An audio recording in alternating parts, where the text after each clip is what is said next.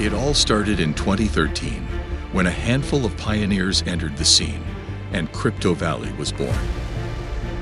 In 2016, the city of Zug began accepting Bitcoin as a form of payment, bringing in a flood of new blockchain and crypto businesses. In 2019, Switzerland's first two crypto banks emerged, and 2021 saw the birth of the Swiss DLT Act. Now, 10 years later, Crypto Valley has grown into the most mature and prolific blockchain ecosystem globally. And in the heart of it all, where ideas collide and possibilities ignite, is CV Summit 2023. This is the gathering of visionaries, pioneers, and disruptors from across the globe. A convergence of minds pushing the boundaries of blockchain and beyond. Join hands with the brightest minds, forge connections that transcend borders, and be a part of the fourth industrial revolution. Get ready for a journey beyond imagination. CV Summit 2023, where blockchain meets the world.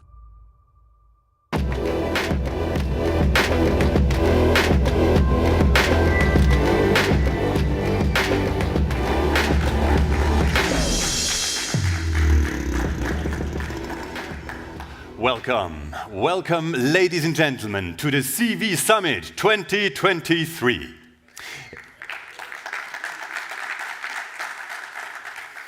Et puisqu'on est en Suisse, certainement aussi un chaleureux bienvenue à vous tous, ici et d'aujourd'hui pour le CV Summit 2023. Ed anche, siamo in Svizzera e dunque anche in italiano, un calorosissimo benvenuto qui per lo CV Summit 2023. Und ich nehme an, der eine oder andere von euch hat es schon fast ein bisschen erwartet. Herzlich willkommen auch noch auf Schweizerdeutsch, heute auch hier zur Eröffnung vom CV Summit 2023.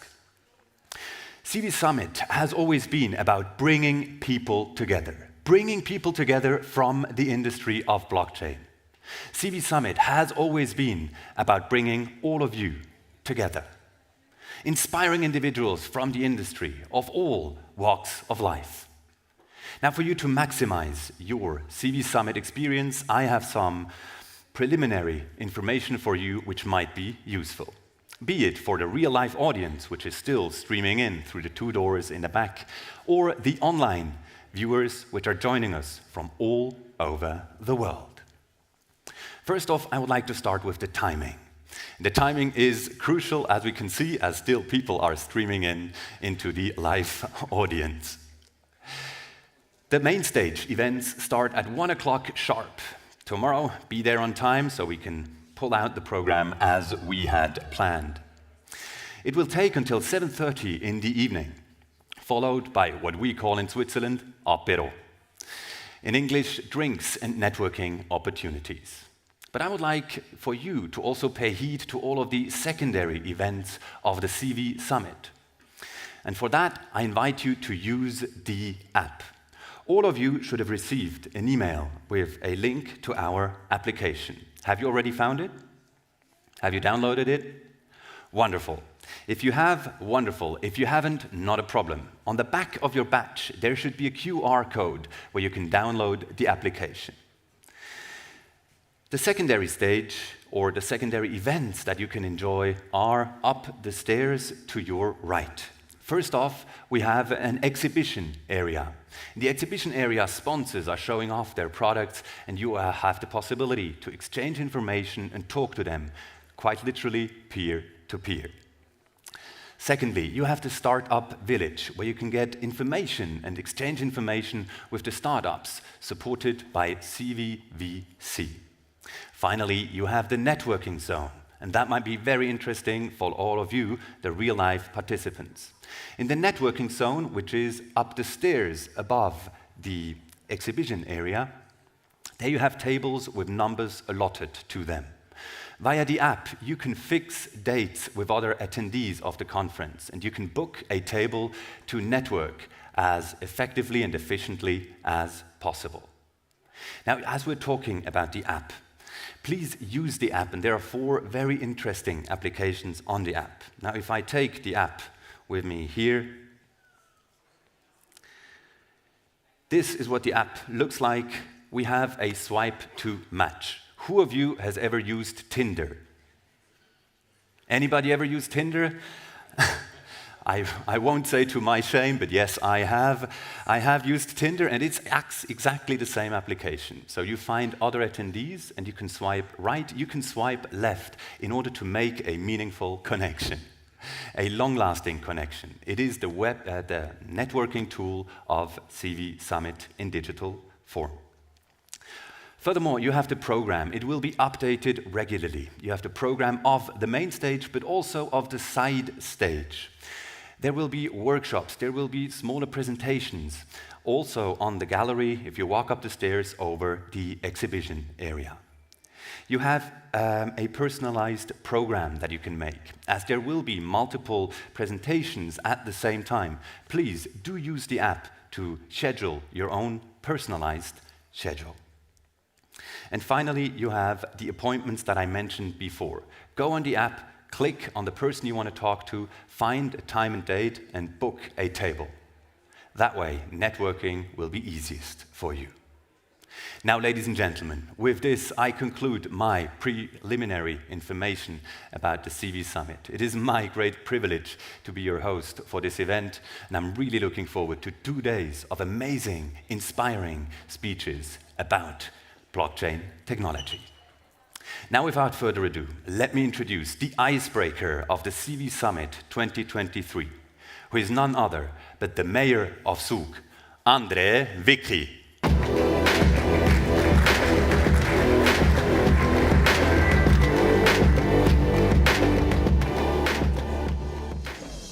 Yeah, good to have you here in Zug. Dear guests, welcome to Zug. Welcome to Switzerland's Crypto Valley. Today we are standing here in the middle of Crypto Valley and in a building that was built in 1909, and the extension building, this one here, was opened in 1981.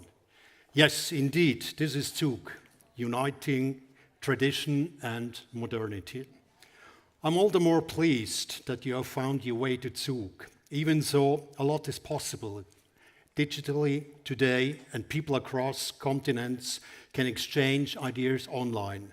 Nothing replaces personal exchange and face-to-face conversation. Here in Zug, we love personal contact, as well as all things digital. The fact that you have come to Zug today shows that this personal touch remains important, even in a digital world. We are very happy to offer you a platform for this in Zug. Yeah, in fact, why are you here today? Maybe also a little because of this story. Many years ago, a young student I know wrote his bachelor thesis on blockchain and crypto at the University of St. Gallen. I asked him if he could explain to me. He tried, but I didn't quite understand what he was saying to me. So I felt, however, that it should be presented to the city council as a whole. He agreed and came to our former townhouse, a building from the 16th century. As often happens, the beamer did not work and we were annoyed. He asked if he could fix it, and after 30 seconds, the beamer worked again. So he already almost won. The obstacle removed, he gave us a presentation on blockchain technology and crypto. We felt just like being in a boxing ring, thrilled but somehow exhausted. We hung on the ropes and thought, wow, this is cool and innovative. Let's accept Bitcoin as a means of payment and create a media release that we, the city of Zug, are the first to do so. An incredible impact hit us. We had a worldwide media presence with an advertising value over 20 million Swiss francs. We had dozens of international TV stations with us and countless interview requests. Yes, Zuger relies on trying things out, innovating, trying something new, all the while not forgetting our roots, our tradition. The City Council recognized further opportunities that arise for a public organization like the City of Zug and its customer. For instance, the population, of course, the economy and trade. From this, we developed, to name just one example, the eZug app. With the eZug smart government solution, you can use personalized services such as a home pass or certificate of residence and much more. And parents can have direct contact with the teacher via the app, for example, if their child cannot go to school. In other words, you can quickly and conveniently request, save and manage documents, pay, identify yourself, and sign legally online. Quite handy. Simple and fast using your smartphone. More than 10 years after the students' presentation to the City Council, I'm pleased to welcome you today to Cryptos Valley. And we are once again talking about groundbreaking developments, Web3 and more to come. Once again, in connection with these developments, the City Council asked itself now how we can contribute to ensuring that the brightest minds in the industry continue to work there for the first time. But also, how can an organization like the City of Zug use Web3? As you can see, our interest and questions do not end with the CME Summit. So our credo is very simple. The best way to predict the future is to invent it. So let's go for it. Thank you for being here. Thank you for being so innovative. Stay tuned. Rest assured that we will definitely stay tuned too. I look forward to a lively exchange, many exciting conversation, and welcome you once again to the Zug City Crypto Valley. Thank you.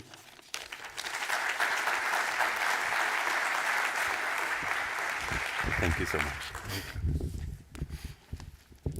Thank you very much, Andre Wikri from the City of Zug.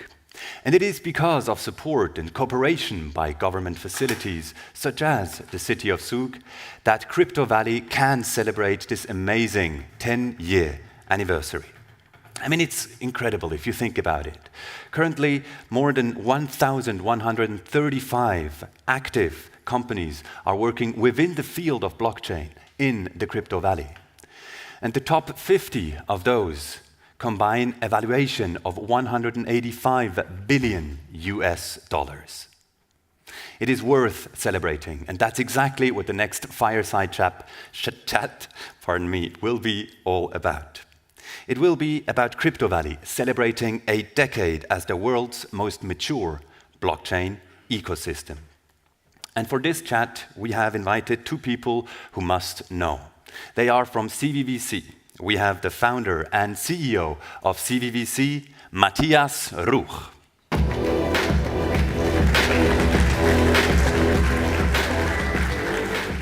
And he will be talking with one of the members of the board of directors of CVVC and the former vice chancellor of Germany.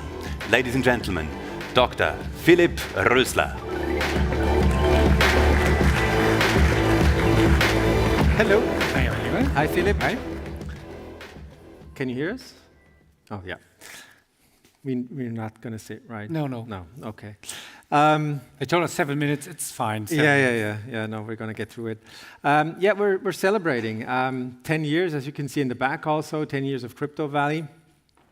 Yeah, quite a ride. For us, it's 7 years now, so we started our activities in 2016. For some of you, it might be even more or even less maybe, but I think what we all share here is really the passion for this ecosystem, for blockchain technology. And I think it is a special place here in Zug, which really is the heart of Crypto Valley. It started small. If you at the very beginning of this journey, it was only a couple of pioneers that settled down here, but it has grown to one of the largest blockchain hubs globally. And I think what's maybe unique is maybe also because of the size of Switzerland that really people get together, like you prove basically that this ecosystem exists and you really exchange ideas. And I think that's what makes it really special if you compare it to other hubs globally. Now, Philipp, you're not only a board member with us, but you live and work since many years in Switzerland. How come? What has you so profoundly engaged in Crypto Valley and with this topic? Okay, to be honest, first the voter brought me to Switzerland. They've fired me in Germany. That can happen in democracies. So they brought me to Switzerland, and ever since I'm living then here. I've opened an office here in Zug. And I really like, as you mentioned, the community. They are really passionate, well-informed, and I think despite that we have even some competitors here in the community, they are working on one goal to push forward blockchain. And that's what I really like. And you have even influenced the politicians to create the right legal framework. And it's a great cooperation, and that's what I truly like. I mean, the ecosystem is developing. We are now at roughly 5,000, more than 5,000 people that are working in the space. It's almost 1,200 companies. I think there's only few industries that have a similar track record in such a short amount of time. We at CVVC, we screen roughly 200 to 300 startups per month. And of course, you can see the financial sector that is probably dominating from a numbers perspective. Luxury goods is catching up, but basically all the sectors are there. And now you can also see that the United Nations in Geneva is becoming active. There's many use cases that can solve or tackle these challenges. Identity, assurance, financial inclusion, and the UN is also participating in the summit. So that might be a sign that the broader adoption is happening now. Those examples and what we see when we screen the startups, that keeps me confident that this technology really can make an impact. The possibilities seem endless. How do you see, maybe also in the context of the rise of AI, the importance of blockchain technology? Now, first, I think it's clear, particularly for the people outside, they only have a look on Bitcoin and other coins. And certainly there's currently some challenges and even ahead. But we all know here in Zug and beyond that blockchain is way more than only having coins. It's a fully fledged new technology. In one sentence, it brought back the authenticity to the internet, to the digital world, and that opens the universe for coins, but also for payment system, for smart contracts, you name it. So all the things now switching in towards the incumbent industries are based on blockchain technologies. On top of this, we have now a new trend, which is AI. And my dream is to put this all together and have solutions, and I think that will be maybe the next big thing, to have blockchain and AI, and even if I could have a wish for, on top of this, having sort of sustainability. And it's not only an idea, there are some concrete solutions on the horizon when it comes, for example, for certificates, CO2 certificates. Thanks to AI, or at least big data, machine learning, you can identify several industries and you can assess what is really the reducing of CO2, for example, and then you can put it into a certificate based on blockchain, and then you can have it all over the world, and that gives back the question of authenticity in not a simple CO2 certificate made by yourself, but really by AI, proven, and it's working on sustainability literally, so that could be maybe the next big thing. This intersection of these technologies, AI, blockchain, IoT, and many more, of course, I seem really interesting, and a lot of people are talking about that. I guess we're going to hear more about that this afternoon. But maybe coming back to Switzerland, roughly 2 years ago, when we were at the World Economic Forum, we spoke with Willy Maurer, and he compared the situation in Switzerland to a hockey game. He said, we've just won the first period. There's still 3 to come. Anything can happen, and we should not rest on our laurels. And he meant we as the Swiss ecosystem, Switzerland. I think the position, if you look at that, and the number of companies and the activity here is great for Switzerland. But then again, on the other hand, regulators, administrations are tightening up also because of the fraudulent events last year, the macroeconomic situation, the banks. And then you have other countries, of course, that are catching up. In Asia, France, the president of France is inviting companies from our space to come to their country. I mean, you know Switzerland, but on the other hand, with your vast experience, you travel extensively, also to Asia, maybe from an outside perspective. How are we doing? So I think we're doing truly great. And it starts really in 2018, 2019, where the community here in Zug, they invited the politicians from Bern, explain all the opportunities and the mindset behind blockchain technologies, decentralized, self-regulated, and so on. And they could convince the Swiss regulators and the politicians that this is the future also for Switzerland when it comes to digital economy. And based on this, they created the 2019 the Blockchain and Distributed Ledger Act here in Switzerland, which is still our basis and license to operate.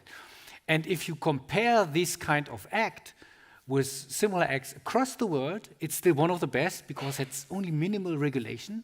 Because unfortunately, every new technology can be killed either with bureaucracy or if this is not enough with taxes, right?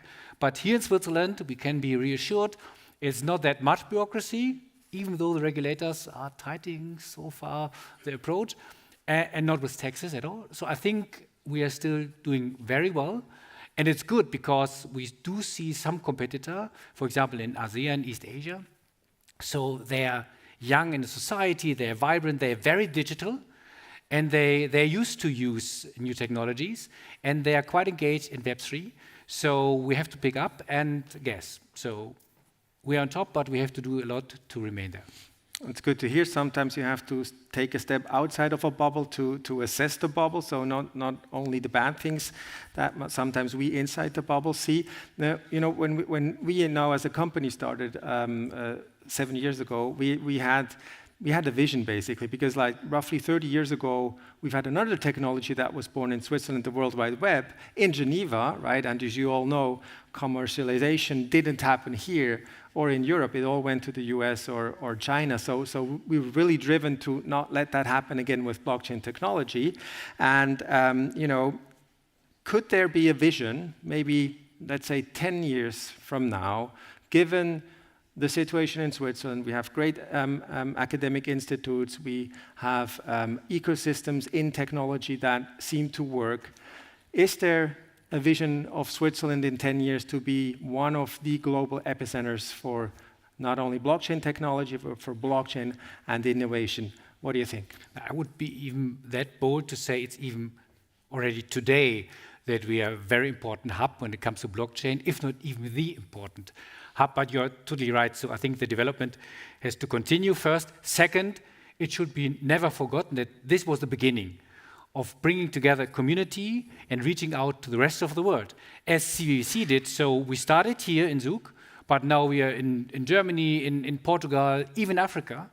And I think we should raise the flag all over the world and make sure that we can be always ahead of the curve of the latest cutting-edge technology when it comes to blockchain technology. And it's always coming from Switzerland. I know that there's a big US with all the VCs with a lot of money, but in the era of the fourth industrial revolution, we always say that not the big fish is eating the smaller ones, but the fast fish is eating the slow ones. And we should be always the fastest fish. And I know that Switzerland is known for many good things, not always for speed, but Zug here, the blockchain hub, that should be known for very fast development and reaching out to the rest of the world. All right, let's increase our speed. Thank you very much, Philipp. Thank you for coming today and have a lot of fun. Thank you.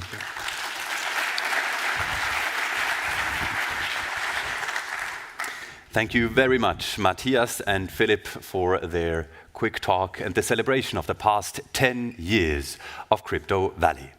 Without further ado, we are continuing with our next keynote speech, which will be about startups. Startups, one of the key drivers of the development of the Crypto Valley and blockchain technologies all over the world. Our next keynote has the title Startups, the Web3 Ecosystem's Pulse. And it is the mission of CVVC to support said startups, to build them up, to create them, and to make them viable in the marketplace. Who better to talk about that but the co-founder of CVVC? Ladies and gentlemen, welcome with me, Olaf Hannemann.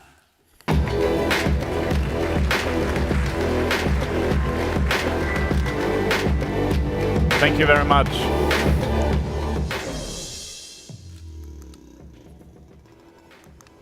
So they give me a keynote, and I got 3 minutes.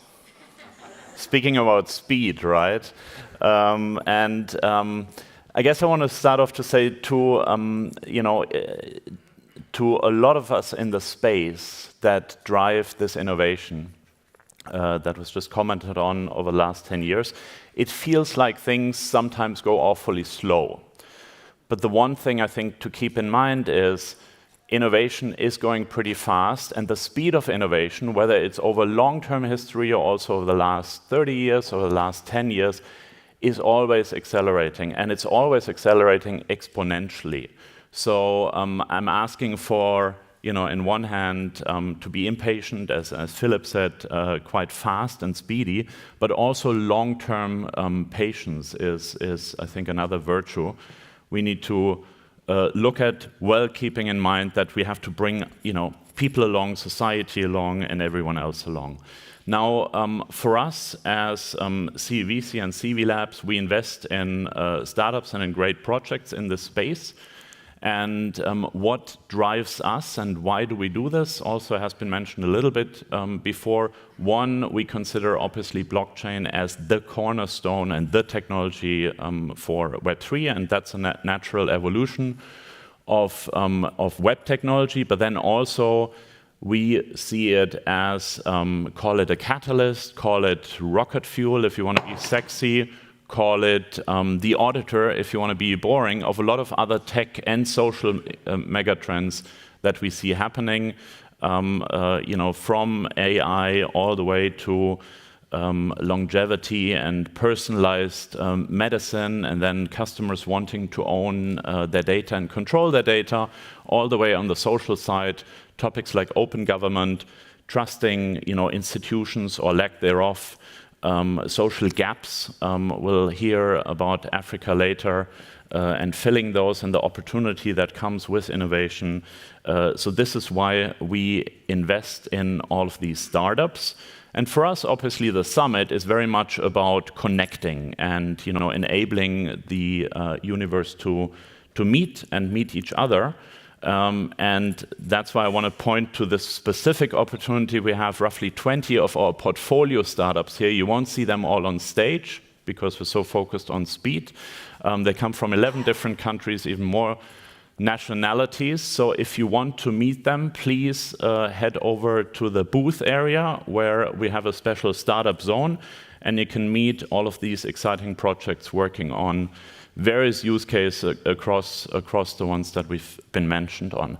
Likewise, if you are a project looking for investors or funding, or if you are an investor wanting to speak to us about how we go about investing or co-invest with us, these are the people to look out for in the area in terms of the CVC CV Labs investment and acceleration team. So meet these people also for startup introductions. The way we always look for great startups and opportunities, obviously you also look for capital to enable us to do that. We do that through two different approaches. One is a global approach, and the other one is a dedicated Africa strategy, because we truly believe in the power of this technology for this continent. More about that again later. And with that, I want to leave you with the opening remark, and I'm done with my 3 minutes. Thank you very much, and have a great conference.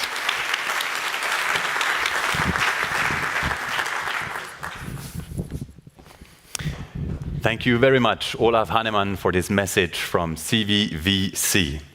Now, next up is a panel, the first panel of this CV Summit 2023. And with this panel, we're taking Crypto Valley global. It will be about the topic of Crypto Valley's strategic value within the global blockchain space. We have an esteemed assembly of panelists here for all of you today, and they are the Chief Product Officer at Bitcoin Swiss, Armin Schmid.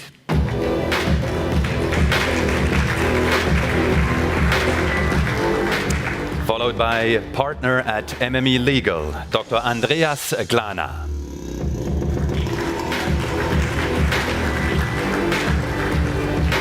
And finally, the CFO at Near Foundation, Yesin Sheikh. And the panel will be moderated by none other but the Managing Director of CV Labs, Tracy Traxler.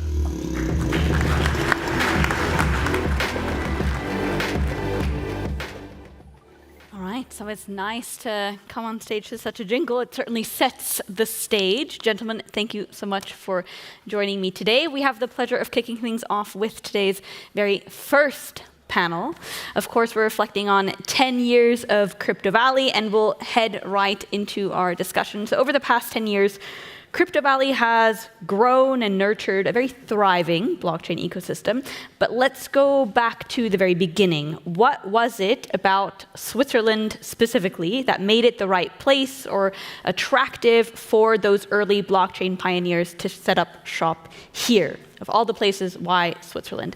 Armin, as I think the oldest project out of the Swiss ecosystem, would be keen to hear from Bitcoin Swiss. Look, I think back in the days in 2013 when Bitcoin Swiss started, it was just an idea. It was a vision to bring something live. And our founder, Niklas Nikolaisen, together with his co-founders, they said, let's bring something to the people. Let's bring something to life. And I think the beauty about Zug was that there was somehow a place to be. There was also then soon a community. And we had a couple of nice projects started afterwards. So I think this nourishing field here, the nucleus of doing something was actually here in Zug. So we are really, really thankful for this opportunity here. Andreas, you guys, of course, were the first stop for many projects. What was the feedback that you got? Why Switzerland? Well, actually, looking back in those days, 2013, 14, early Ethereum days, I think Ethereum was very important to have this project here in Zug. That was the key to the success, of course, Bitcoin Swiss as well, and then many others to follow. I think the advantage really was kind of a chicken and egg thing. You had the first project here in Switzerland, but in the same time, the regulator had to look at those projects in a very early stage prior to anyone else around the globe making thoughts and kind of thinking how regulations in a token digital asset space could apply. And so I think we relatively fast gained a lot of traction and speed in legal certainty. Yesin, you've, let's say, helped a lot of different projects during your time in Crypto Valley. Now with Near as CFO, what was it that brought Near to Switzerland? Well, no doubt, Switzerland offers fertile ground with its neutrality, innovation friendliness, tax friendliness, regulatory friendliness in that sense. But there's one outstanding factor that attracts success, and that's the success by itself. It's projects that successfully set up in Switzerland and created these precedents. And so Ethereum was definitely a star in that, and many projects, layer 1 protocols, followed suit of that very good example and profited by the path that have been prepared by excellent service providers and the project itself showing this stellar example. All right, so we are going to take a look at some of the key ingredients, let's say, that are essential for the success of an ecosystem such as ours. A lot of the terms have already been mentioned now in your answers, reflecting on the last 10 years, but we'll look at each of them in turn, starting with regulatory framework and taxation, everyone's favorite topic. Now, legal certainty and taxes are, of course, often raised as major factors in determining where a project will set up shop. What does the regulatory and tax regime look like in Switzerland today, and what impact will external regulations such as MiCA, etc., have on Switzerland? I think, Andreas, this is screaming to be your question. Yeah, of course. Very happy to try to comment on that without spending the rest of our remaining panel time in detailed discussion. But what does the framework look like? I think in a nutshell, now without diving into regulations in a specific way, we have many other panels covering that after that. I think we have a high degree of legal certainty around the primary market on token issuance, being that security token, utility token, payment token. I think there's probably little uncertainty around this issuance related to digital assets. And the same applies on the secondary market activities, being that trading, being that brokerage, custody. I think there are only a very few unsolved questions. So I think contrary to many other jurisdictions, on those topics, there's a high degree of legal certainty. The same applies on tax questions, particularly on VAT questions, which can be a killer argument when you look at digital assets to know for which type of trading and services VAT applies, for which ones don't, depending on the token. I think it really can become a nightmare, and having this certainty helps a lot. Of course, having said that, there's still a lot of ambiguity in certain questions around DeFi, decentralization. That's a big topic area where discussion still continues. I think the same applies in one particular topic is staking services, currently the hot topic in the regulatory framework in Switzerland. But beyond that, those issues, I think the framework has been quite established. Yes, and from a protocols perspective, right? Obviously, these are things that you have to actively discuss and take a look at in sort of the foundation setup process. How was that experience for you? Did you feel like you had sort of a very clear guideline with a sense of what is expected of you as a foundation in order to make that setup possible? Definitely. Switzerland has a very long tradition around financial markets, and the laws have been tailored in a way to accommodate for financial markets, and crypto is financial digital assets, so the laws are sort of have been aligned in some sense to embrace crypto. But what beyond like the written text, what has been very, very helpful in Switzerland is the dialogue between us as a protocol and the authorities to really mutually go through the cases and find solutions that are aligned with what the law targets, as well as gave us the opportunity to be successful in Switzerland as well. Of course, this feeds right into our next sort of key ingredient, and that is government and regulators. So not just the regulation they put out, but the government themselves. What does healthy collaboration between industry and government/regulators actually look like, and who should take that initiative or drive that engagement? Armin, again, Bitcoin Swiss has been here for 10 years, right? You were a fundamental building block, let's say, in forming the discussions that have taken shape in, let's say, educating the different components within governments and regulators on this, this world that we are building. What does collaboration look like, or what should collaboration look like from your perspective?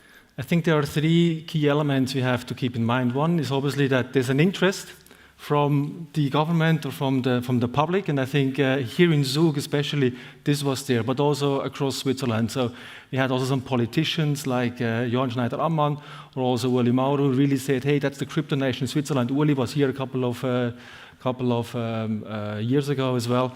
So I think he was part of this DNA, and I think that's one. Two, there must be also the discussion related to the technology itself, also the idea to bring this across, and I think the willingness to understand it. I think that's definitely something. And then the third, in my view, is this open dialogue. The dialogue to have somehow ideas, visions, potentially somehow the regulatory framework, the legal framework, and I think this was back in the days very much in balance. So there was an interest on any side and any parties, and this is something which personally I would love to see a little bit more going forward as well. Andreas, as MME, obviously you end up consulting a lot of projects with regards to what that engagement can look like. How do you guys actively participate in that discussion? Yeah, I think it's on different levels.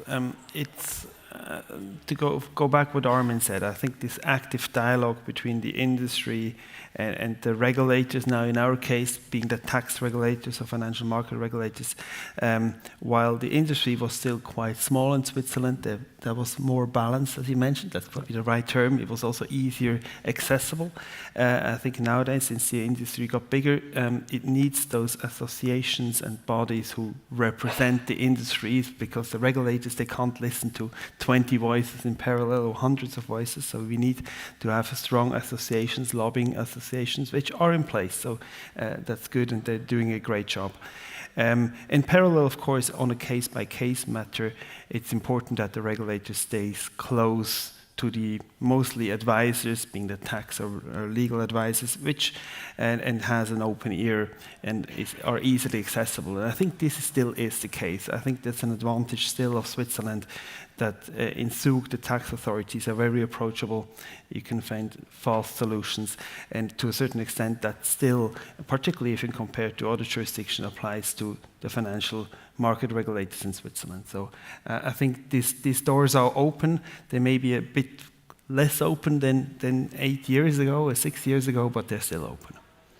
Yes, and from a protocol perspective, maybe from a more technical perspective, do you think your burden of education, if you want to call it that, is different or similar in any way to those looking to provide financial services, let's say in the digital asset space?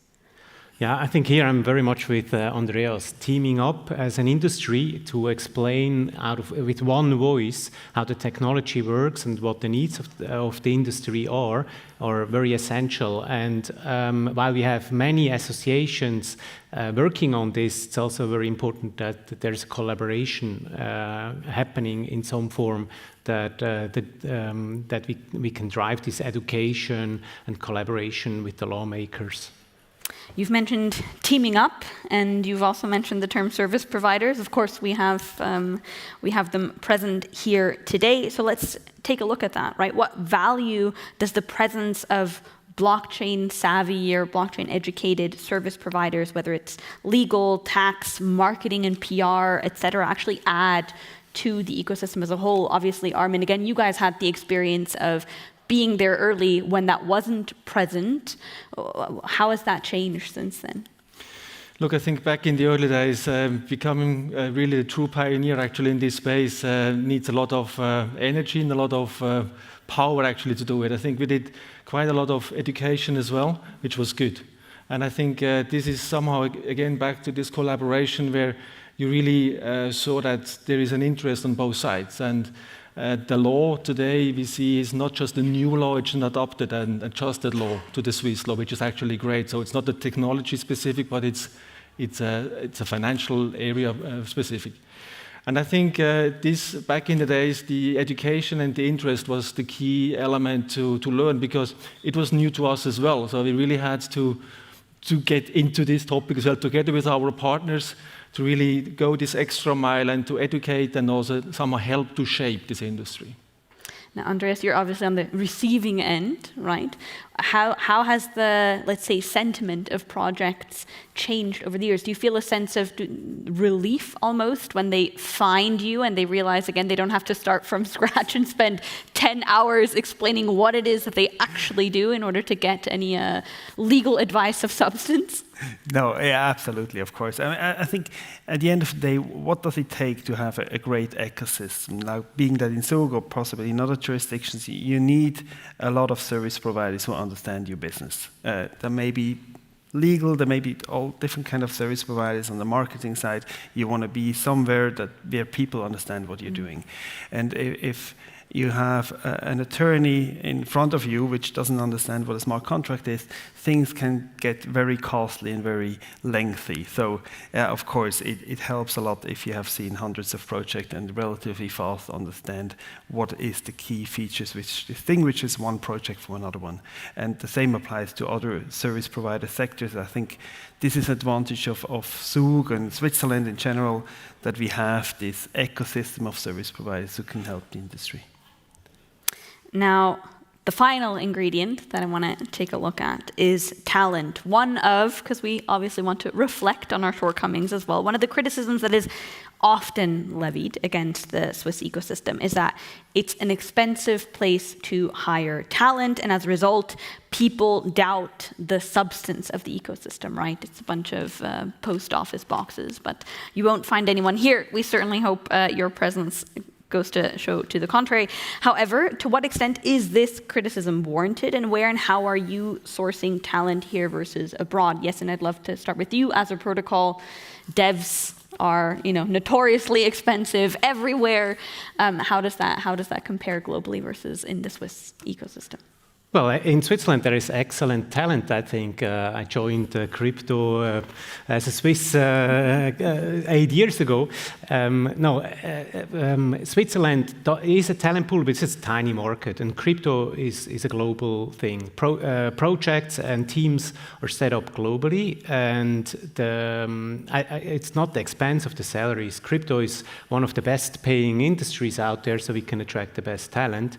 And yes, it doesn't make sense to get all the developers in Switzerland, but Switzerland is it's a great place actually for people that are coming from abroad and bringing substance to Switzerland. We have 15 people now on the ground with Near Foundation, and that's out of 80, and so that's quite substantial for a small country with a global reach in crypto.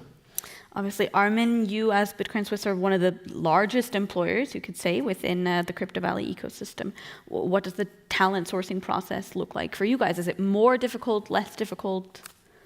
I think we still find the talents we're looking for. I think Switzerland, as a general, still has an attraction also to foreigners to come to Switzerland. I think it's a question of the politicians to make this more or less viable and also more or less attractive as a Swiss nation. I think having said this, I think the ETH Zurich is definitely a nucleus again of some good talent, and we also saw Google and other big international players being here in Zurich, helps to help someone to make this industry, this technical industry, grow even further. So talents are there. The question is for me a little bit more from a crypto blockchain perspective. We are so decentral, so there's no need actually to stay in Switzerland. And I think I would just warn a little bit that we should be careful. I think we should go ahead and really make sure that this place here stays like this, and we can really attract the great people we have internationally. Now, Andreas, you guys, of course, are a bit more of a local talent case, if you could say. There's very specific, I guess, knowledge and expertise that you require in the people that you hire. What's your experience? Yeah, of course, our talent pool is a bit not too global, I would say. That's correct. But nevertheless, I think also on digital assets regulation, that's an international phenomenon nowadays. Luckily, we have MiCA in front of our door, which is about to enter into force in a year, more or less. And so we also need in our team attorneys who have a European education, European legal backgrounds, which we hire abroad as well. So I think for us it has not really been an issue to find the talent yet. The good thing, and that probably applies to both of you, it's a great industry. It's a promising industry. It's for many people very attractive to be part of that. People are certainly eager to join the space. I want to close with a final thought. Again, we want to make sure that we self-reflect on a constant basis. It's been said that comfort is the enemy of progress. So as we look forward to the next 10 years ahead and what the Swiss ecosystem needs in order to sort of make sure that we sustain ourselves for that next 10 years, what do we need to do as an ecosystem in order to ensure that we actively maintain our community and its place within the global blockchain scene? And what can or should we learn from other hubs? I'd like to give each of you a closing opportunity to respond. We'll start with Armin. I think the open dialogue with any involved stakeholders are essential for me. I think that there is the government, there is the regulatory area, there is obviously the technology side, that this needs somehow to work together. I think that's key. That's one. Two, to still go the extra mile. Don't be lazy. Just get up and do things. I think this is where I just also try to push myself further and further to make sure that we are there every morning, that we do something, and then somehow keep the community. Also the local community here in Zug, which is excellent, that we can talk to each other. Once in a while we say we are competitors or whatever, but in the end we are a big community and help each other. I think that's really essential. Andreas? Yeah, I very much agree. I think now purely from a legal perspective, I mean, Switzerland has been the first country who has had a federal report on Bitcoin back in 2015. That was. We were the first jurisdiction with a regulatory qualification model for token in 2018. We've been among the first setting up a DLT framework regulation, so like filling up gaps. And I think it would be now the time not just to wait and apply that in the next 10 years, so to already now make a stop and say, okay, what is missing in that? What puzzles are missing? Where did we get things wrong in that process? And where do we need to correct? I think that would be a very important element to do now. All right, Jessin, close us out. Yeah, it's still early days for crypto adoption, I think, and therefore there's still a lot of value and potential that will unfold in the years ahead. And therefore, as Switzerland, we should lead the pack, not think that we have an edge that we need to defend against others. We can lead by example and help the world to drive the crypto adoption. All right. Positive message for us to end on. Thank you so much, gentlemen, for your time. That is our time. Thank you all for your attention. And I get to bring Melchior back on stage. Thank you so much.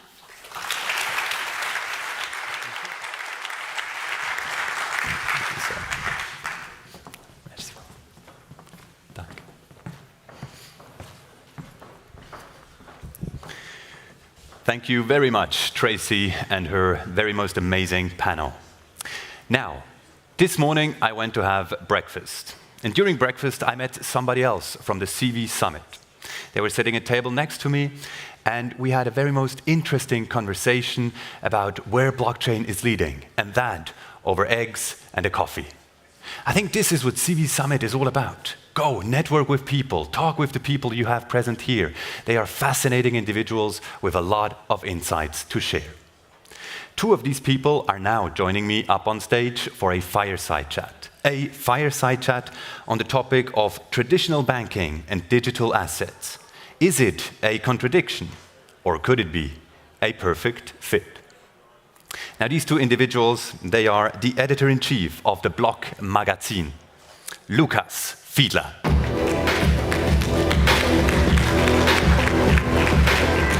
And he is being joined by Jan Damrau, a member of the executive board of Zuger Kantonalbank.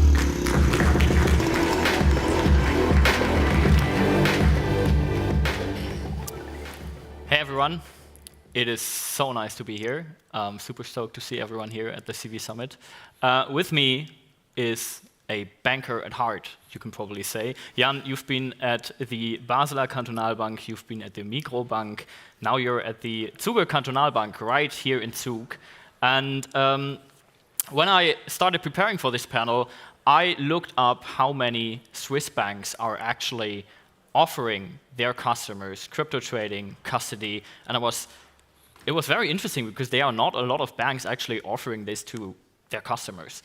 And Jan, I think yesterday you launched a very, very interesting product because the Zuger Kantonalbank actually is now offering crypto trading and custody with limited cryptocurrencies to their customers. So how many customers have asked you actually over time to come up with such an offer for them? And yeah, what exactly do you offer?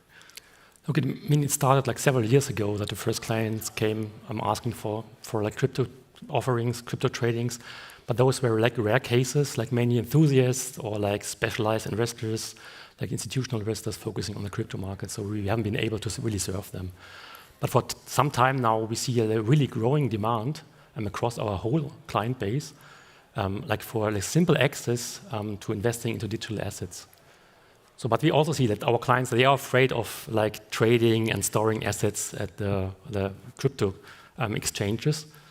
So, and our offering exactly like fills that gap.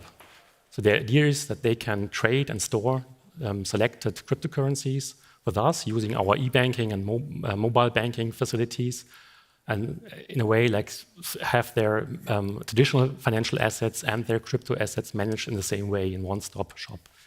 So you just started this offering yesterday, as I understand. Can you tell us a little bit, how did the start go? I mean, it's difficult to say like after one day, but I must say we have been surprised by the demand. So it's well above our expectations. And so let's see how this develops over time. So your bank has a history of over 131 years. How does it really fit together with such a traditional in banking to offer now crypto assets?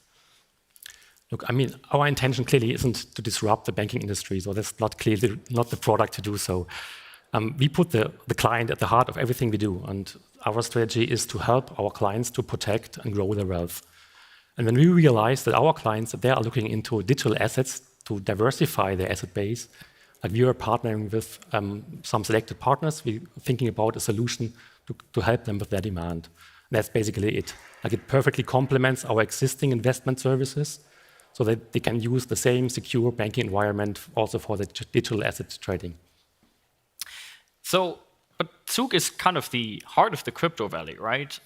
Why did it take a bank, or why does it take banks so long really to come up with such an offer? I mean, the crypto space was obviously... That depends on the perspective. So when I count on the time when we made the decision to have this offering until yesterday, the rollout, it was about like 11 months.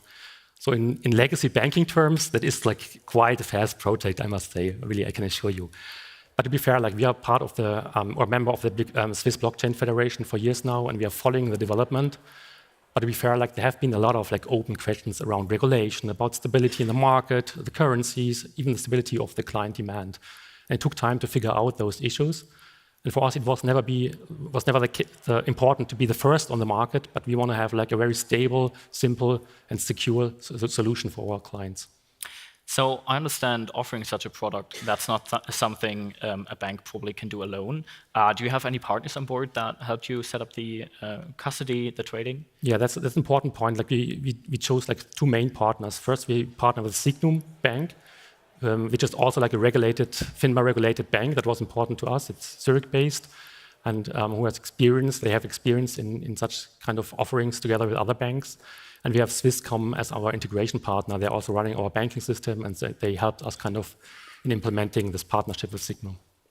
So let's move to the product. Not all crypto assets are obviously available for trading with the Zuger Kantonalbank. Which currencies am I able to buy as your customer now, and how were they selected? So from the starting, it's 6 currencies you can trade. Like it's Bitcoin, Ethereum, it's Ripple, it's Litecoin, it's Polygon, and it's Uniswap. And we applied like several criteria. We looked at market capitalization, we looked at liquidity of the market, and we looked at client demand. We actually asked our clients what currency they were looking for, and that's how the list was created. So that said, probably depending on shifts in client demand, we are open to expanding the universe like going forward. When I took a look at your product while preparing, I noticed that it is not available 24 hours a day to trade cryptocurrencies. It's not available 365 days like it is usual for crypto exchanges out there. Why is that so? And do you think it affects the trading volume or the customers? Yeah, look, this is a limitation, I admit, but it also depends on the perspective. When you look at our like traditional client base that trade traditional assets with us, so they are used to trading within the business hours during the week.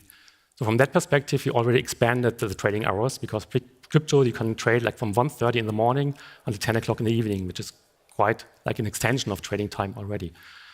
And then the limitation that comes from our banking system, we want to guarantee or provide the same convenience, service level, and security for like crypto clients as well as for our traditional clients. And this is like the compromise we have to do running a legacy banking system. And then from a client demand perspective, like we're not targeting the day trader or the high frequency trader. So really looking at the long-term investor that wants to hold their digital assets for diversification purposes. And at least from our market research, we assume that those clients, they are not affected or they're not really looking for 24/7 at the moment. So it's really a convenience product that is being offered to your customers, right?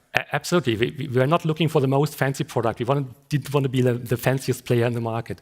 We were looking for a very convenient solution for the client demand we noticed in the market. Yeah. So which challenges did you overcome in those 11 months preparing for the launch of your product? And maybe even tell us a little bit about the regulatory setup. Yeah, I mean, actually also the regulation is quite in the flow, and FINMA sees digital assets as a completely new product class. For that, you really have to file an application to be able to offer that, so we did that. That comes with a lot of documentation. You have to assure that you apply the same compliance standards, the same risk management standards, that you segregate the assets from the client, from your own assets. So basically, but that's kind of the same as is part of our value proposition to our clients, that we apply the same high standards to digital assets as we do with traditional assets. That was not too cumbersome for us. And from the technical perspective, we talked about the legacy banking system, which is not available 24/7. That is one major issue. And there were like tons of really tiny issues that you only like discover in the implementation phase.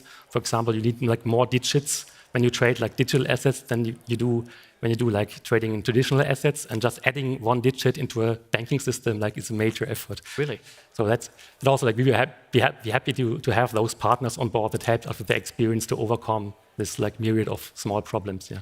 And it probably involves education on a broad level inside of the bank as well, right?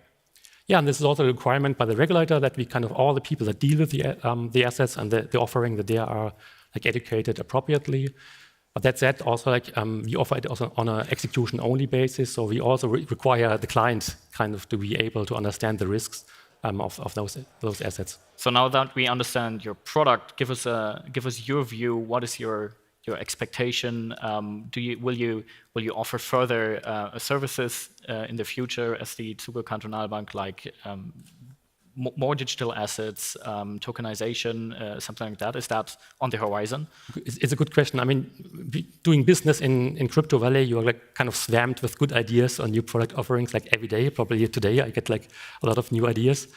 But then again, we're going to listen to client demand. And if there's consistent client demand for extension of our offering or new offerings, we will hear to this and we will react to these clients. So yeah, maybe like adding other asset classes, yes, of course, and extending the universe of coins, tokenization, yeah, that's all on the table. But to be fair, like it's day 2 of our new offering, and at the moment we focus on this new crypto offering, how it develops, and want to make this the best offering on the market. Do you think many other banks will follow suit with offers? Yeah, I mean, there have been some press announcements like a couple of months ago from other banks, also one Kantonalbank, that are supposed to launch their product like in the next few months. So, but that again makes us kind of proud to be the first cantonal bank in Switzerland to be able to offer this. Thank you so much. Thank you for the insights, and thank you for having us. Thank you.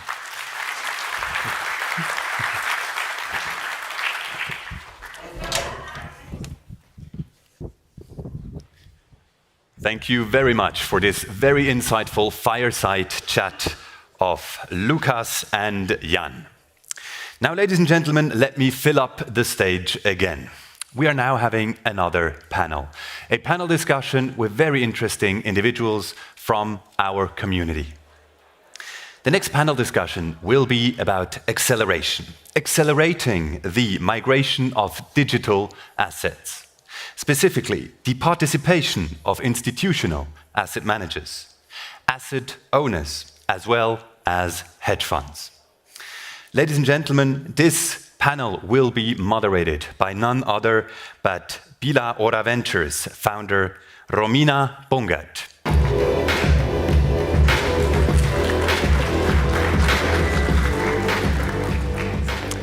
And she will be joined up on stage by her esteemed panelists, Institutional Relations and Solution Manager at EMEA, Kraken, Svetlana Seiler.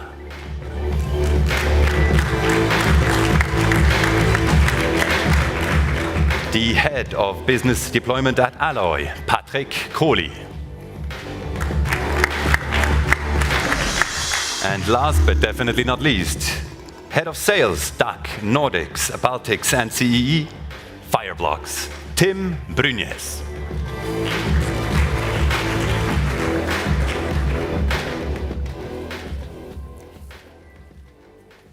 Yeah, welcome everyone. I'm excited that we actually have 3 speakers here today that have extensive experience also in the TradFi industry and can hopefully help us shed a light on their needs and where we stand, and also understand the crypto industry. So let's directly start with a mini controversy, if that's okay for you. So speaking about institutions and especially hedge funds, family offices and asset managers, do you think that they really care about cryptocurrencies, or are they rather interested in using blockchain rails to run their usual financial services on? Okay, it's a bit of a controversial question, so I'm just going to answer in a slightly controversial way, maybe.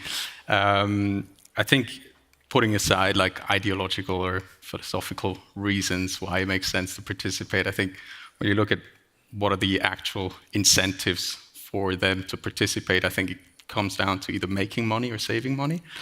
And crypto or blockchain actually can do both. So on the one hand, in terms of making money, it's a way to basically increase the risk-reward profile of an existing portfolio. So it's a really interesting investment asset. And then that also means you can build products around it. So there's 2 ways to make money. And then in terms of saving money, I think it's a way for institutions to basically upgrade their existing infrastructure to something more efficient. Even if it's slight efficiency gains, just from the sheer volume, there's a lot to be gained from it. And then in terms of cryptocurrencies, I think for some they're an interesting asset. For some, it might just be necessary evil to make it all happen. But I think when you think about the fact that like you're using this infrastructure more and more, and then think about that actually what powers this infrastructure is the currency, then maybe the currency is also really interesting. Yeah. Coming to Svetlana, you from your perspective from a exchange, what do you think is currently on top of mind for institutional crypto adoption? In summer, there has been a lot of momentum around the whole institutional narrative when the Bitcoin ETF filings of BlackRock and so on have been made. And yeah, how do you think is Kraken positioned to serve those institutions? Well, while the focus has been naturally on spot Bitcoin ETFs, I think financial instruments on other large cap coins are likely to follow. So the parallel would be here CME launching its contract on Bitcoin 2017 and following with ETH contract 2022. So we see large-scale financial institutions, companies coming into crypto space. With that, they file on spot and futures, Bitcoin and ETH ETFs. It's like one ETH ETF example, which likely to be launched soon. And well, how Kraken utilizes that? I mean, Kraken has a stake in this development through its own subsidiary CF Benchmark, and that is the CME FCA-regulated Kraken subsidiary, which provides index reference rates for those ETFs, and it will provide the reference rate on BlackRock Bitcoin ETF. Another topic, there have been a lot of chat around that, is tokenization of real-world asset, and those promise to deliver the same features like what crypto does, like being real-time available, transparency, cost efficiency. So centralized exchanges like Kraken, they have the task of being the gateway, the bridge to those most exciting crypto products. Yeah, I see. Kraken, I mean, it's great to hear that you also be providing the reference rates, and I think it's great to have Kraken and a few other crypto players that have been there in the early days and are also considered competent for major financial products to be used in the value chain. So it sounds like we're also coming out of this whole crazy experiment phase. So, but we also see that, like, all those initiatives, the ETFs filing and so on, it's not really easy for those institutions to get their filings accepted and to also put these products live. It's, I think from the technical side, it's quite a complex challenge. And maybe you can also help us understand a bit better what else might institutions need, like what tech features and what other key pieces to participate?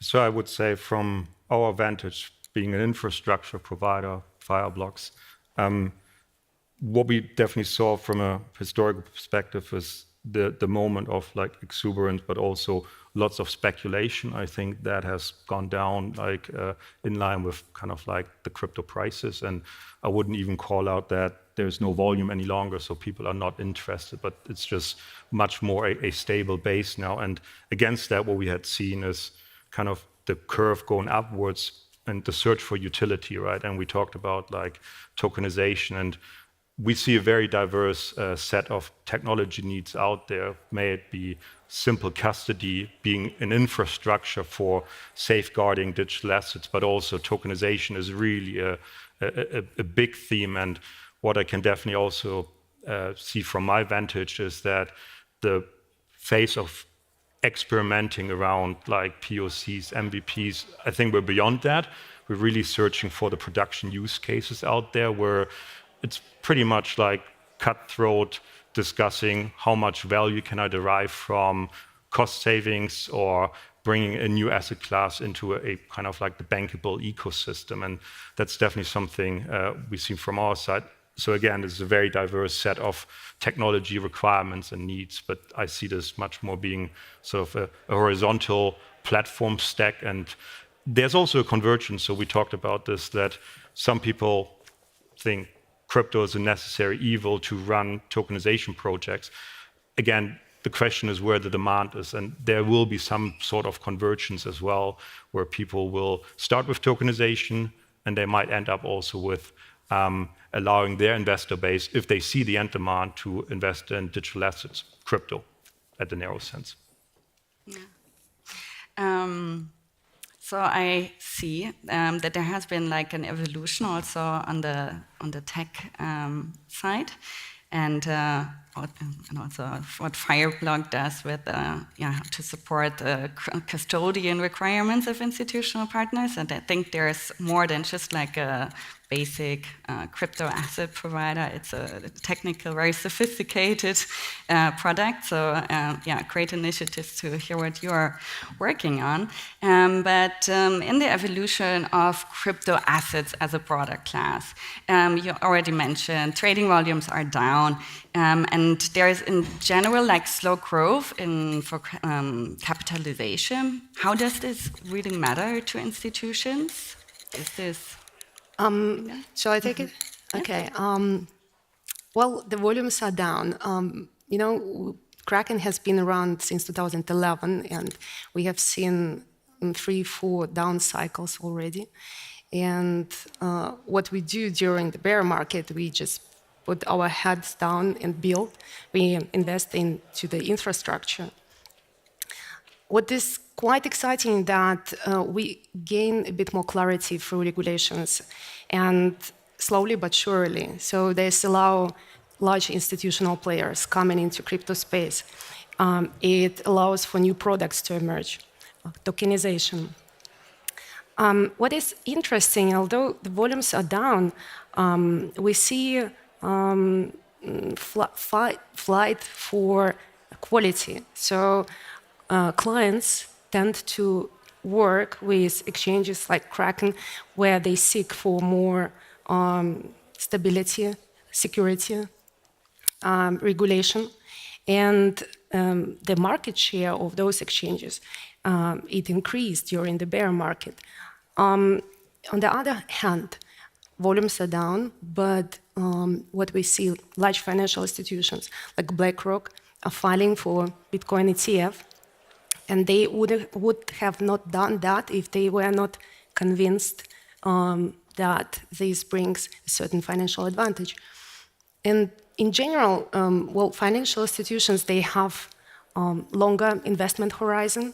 They might shift the market from the short-term speculation into the space which allows for more adoption of the technology behind that. They also manage larger pools of capital, and that would shift the market towards like more liquidity and efficiency. So I see a lot of positive effects coming out of exactly this time of bear market.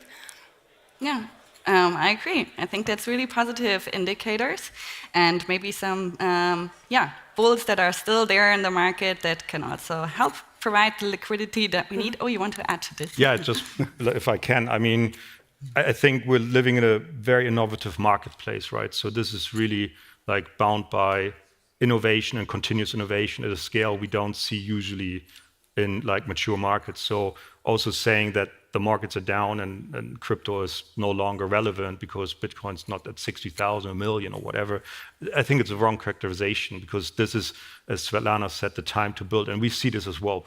Folks are doubling down. Folks are deploying more technology than ever these days, right? And we're also building infrastructure that's not just custodial, but also allows a much broader sense of corporations take ownership of technology, allow their end customers to the tune of millions to participate in Web3 without actually like feeling the Web3 thing, right? It's kind of like still Web3 kind of experience, but I don't really see that as the moment to judge like what we build and what we continue to build by just looking at like where the crypto prices are. Yeah. They're a bit depressed, but you know, obviously interest rates are no longer at 0%, they're like 4 or 5%, so that has also been hugely probably an impact on overall market sentiment. Yeah, I agree. Also, I mean, just today, I think there were a few news released of some TradFi houses, also Swiss players that are getting much deeper into this whole crypto asset game. That's Signum and GRSA that also launched initiatives in Singapore, and I think a third one. So yes, there's a lot going on. People are building.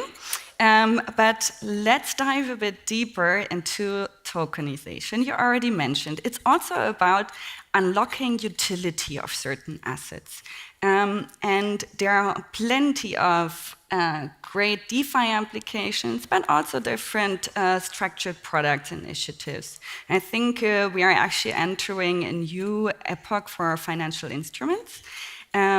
So maybe can you help us, when we dive deeper into this topic, clarify this term around what tokenization means and what you think will be the most relevant in the next, let's say, 12 months to the different types of institutions that we want to talk about today, hedge funds, family offices, and asset managers. Yeah, who of you wants to answer to that? Yeah, I think as you just mentioned, like there's a lot of like possibilities with tokenization, and there's tons of very sexy ideas about what you can tokenize, and you know, art and classic cars and fine wine and whatnot. But I would say I think it's got to be much more boring in the beginning.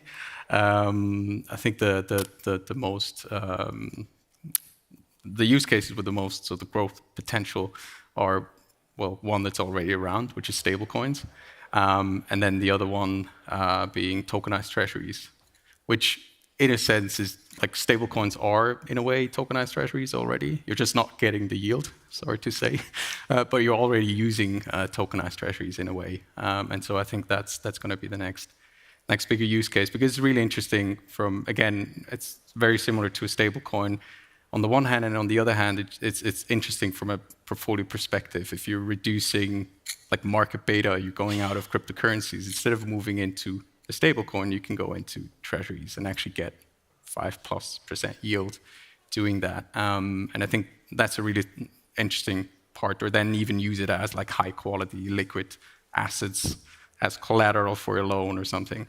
And I think that's more relevant for the players that are already active in the market. So the more smaller specialized houses, hedge funds, family offices. And then I think that then the next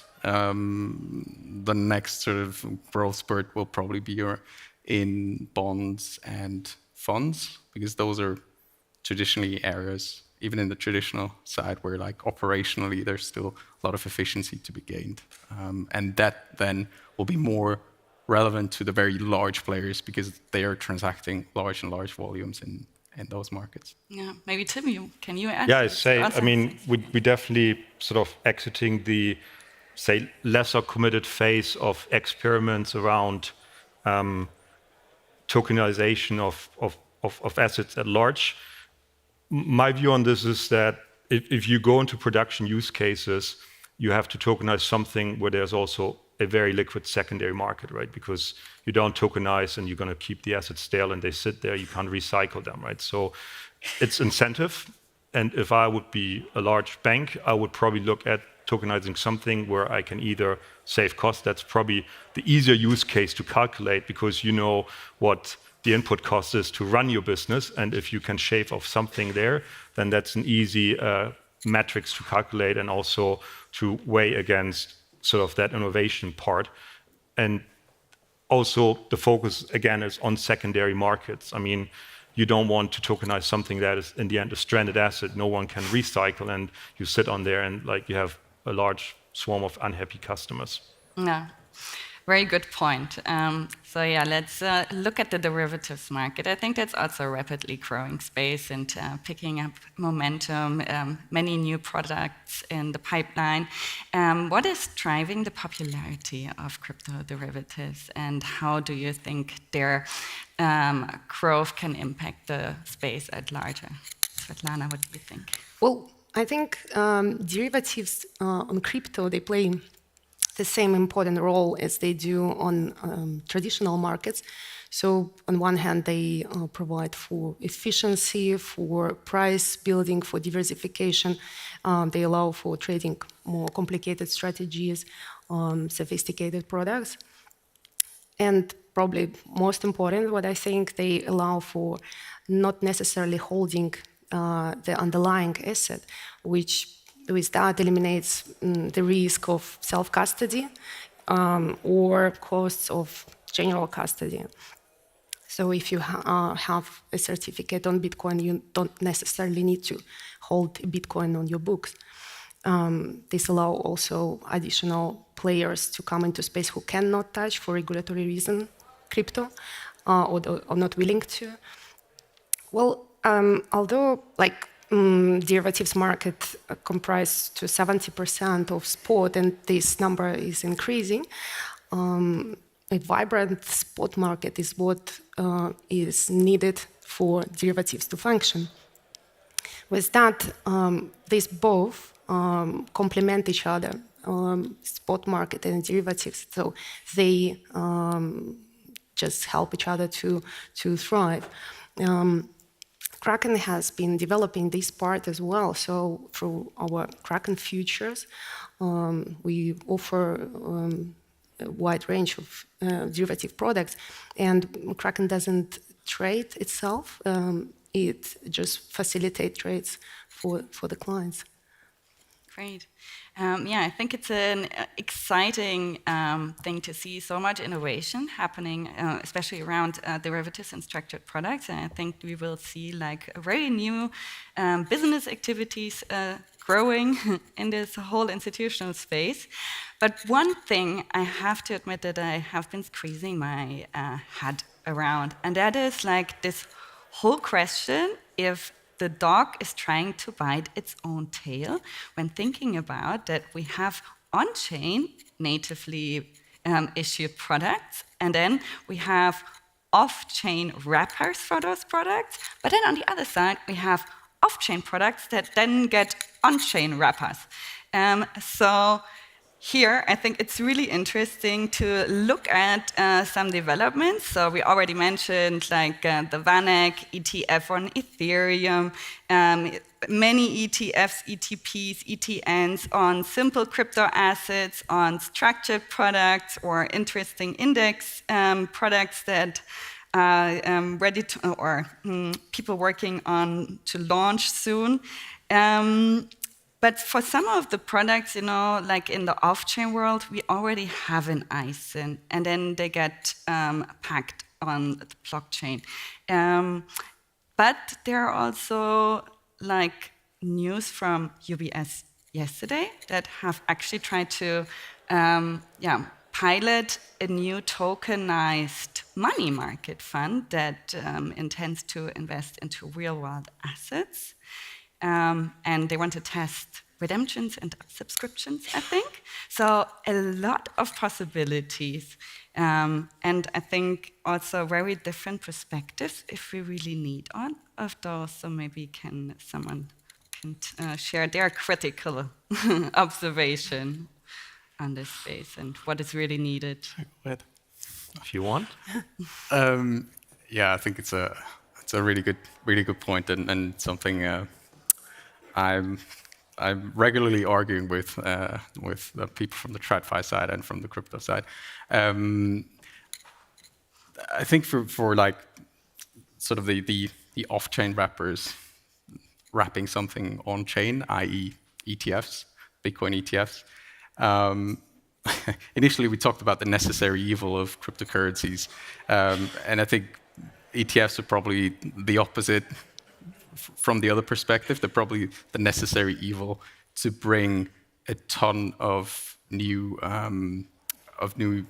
assets basically into the space. Because even when you think about it, once there are actually ETFs that are available to anyone, it's almost like giving everyone a wallet. Like everyone has an online banking, and everyone can buy an ETF. So suddenly you have like tons of people that can buy ETFs, and you have asset managers that can easily put it in their portfolio, and you have wealth managers that can put it in a portfolio and all that. So I think it's just one way of getting a lot of new capital into the space, and I think that's great for the entire space.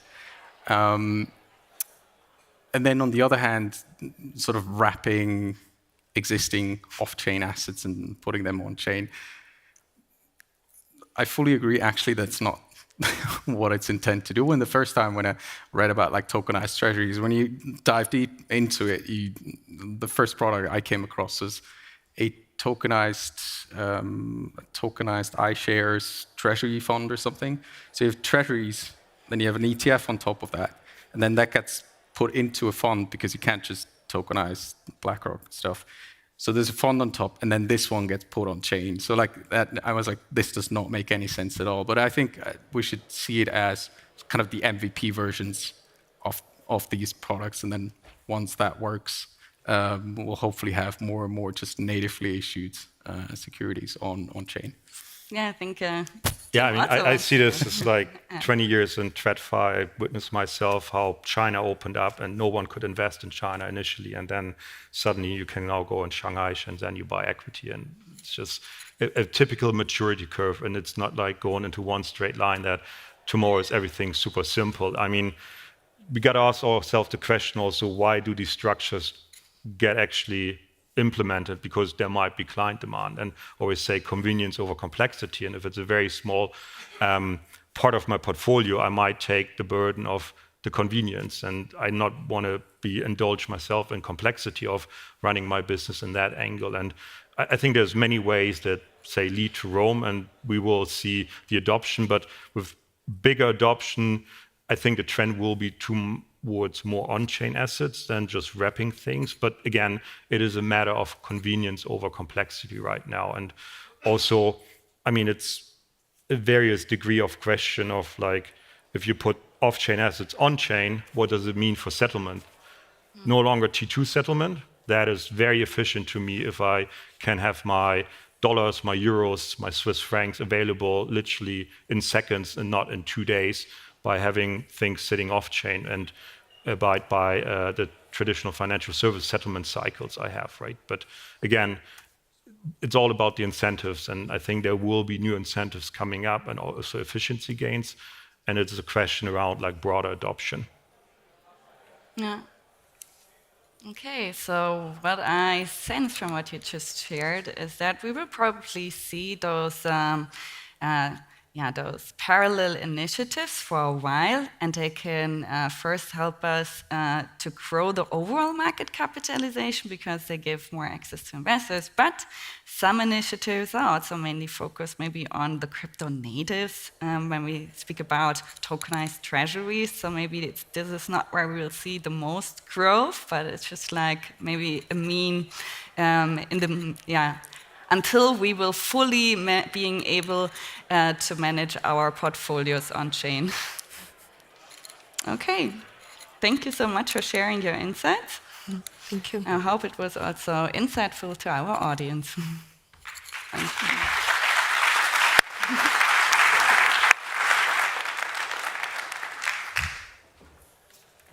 Thank you very much for this wonderful panel. And now I have 2 jobs for you. On the one hand side, I invite you to digest all of the information, the inspiration that you've heard throughout the first block of the CV Summit 2023. On the other hand side, I would like for you to replenish your energy resources. We will have a 1-hour networking break right now. Please find refreshments outside, coffee and things to eat. Also, do use the networking possibilities which we have here at the conference. And I quickly repeat which the possibilities are, what possibilities we have. First off, there's the exhibition area up the stairs where you can see the sponsors and their stands in the exhibition area. Furthermore, we have the startup village where the startups being supported by CVVC do present their products and their companies. We have the networking zone. Please do use the app to make networking appointments, book your tables in the networking zone, and network to the max. And finally, we have the startup and Web3 career stage with various workshops throughout the day. Do check them out on the app and do book them, go there. They are amazing. We will meet again in 1 hour at 3:30. Please be here on time so we can continue the program in time. We will be hearing about DeFi trends, the importance of staking. We will be talking about real-world assets and how diamonds play a role in all of that. And now I have the possibility to thank some sponsors of this event. They are called the the platinum sponsors of this event. And they are Google Cloud, Dynasty Global, and Hashgraph Association. It is not only because of the sponsors, but I do have a treat for everyone who is still attending in the audience and not quite yet in the break. I have with me Bitcoins and Ethereum coins. You can have a voucher, and you could be one of the few winners, of the 4 winners to win such a voucher. What you have to do is to post. Please do post on LinkedIn or Twitter under the hashtag CVSummit. We will go through your posts and we will allot these Bitcoins and Ethereum to all of you if you're one of the lucky winners. So now, without further ado, I wish you the best of breaks. Enjoy the networking, enjoy the food, and see you again at 3:30.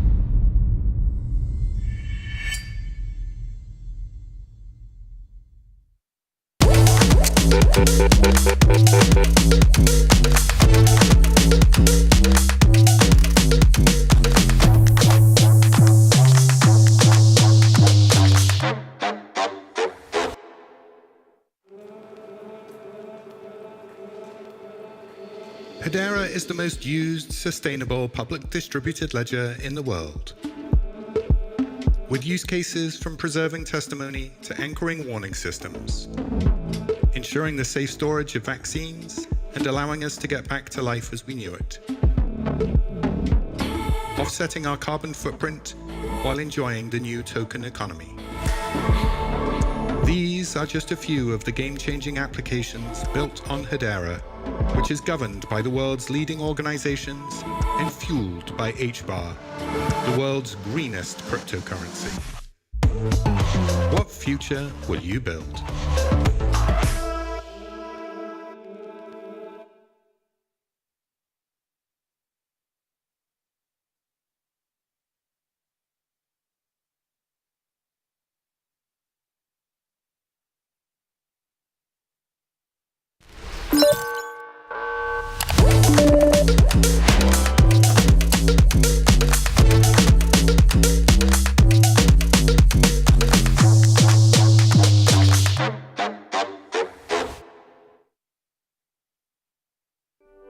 Hi, my name is Tracy Traxler and I'm the Managing Director of CD Labs. And today I have the pleasure of walking you through what we as CD Labs have been up to in the last couple of months. We've spent quite a bit of time investing in the overall redesign of our event spaces here in Zug. And we're proud to say that we were recently nominated and have successfully won the Swiss Location Award 2023 as one of the quote-unquote most beautiful meeting spaces within Switzerland.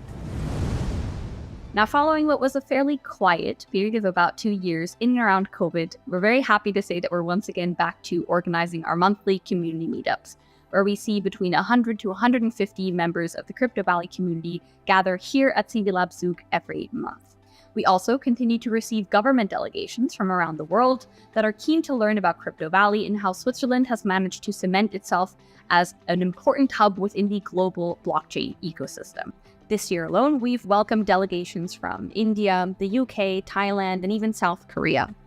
Of course, on the large-scale event front, our focus remains on the World Economic Forum, where we have grown the blockchain hub Davos brand into arguably the largest blockchain-related side event happening during the WEF week, with over 1,600 registered attendees and the likes of CZ of Binance, Anthony Scaramucci, and even Academy Award-nominated director Oliver Stone gracing the stage.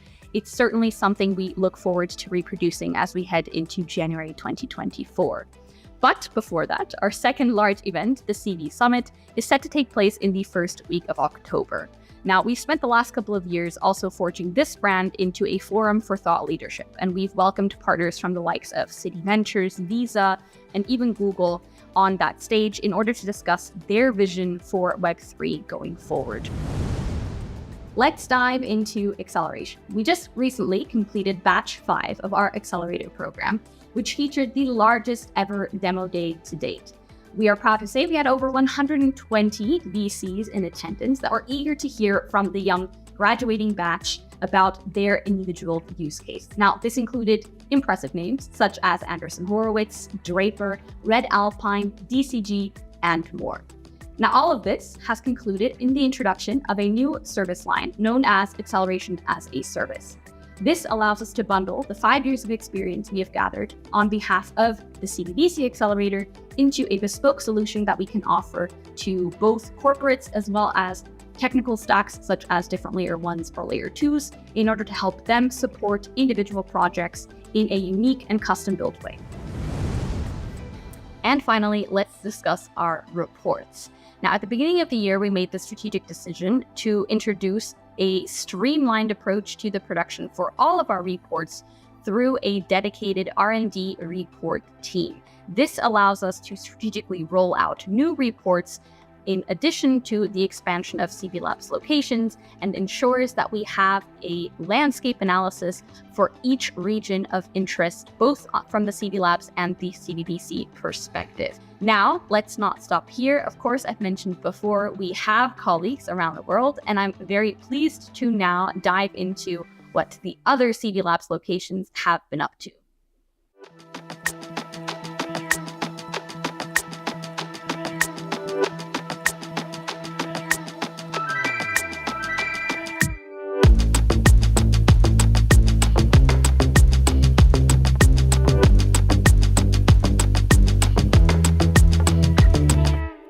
Hi, my name is Gideon Greaves, and I'm the Managing Director of CVVC and CV Labs here in Africa.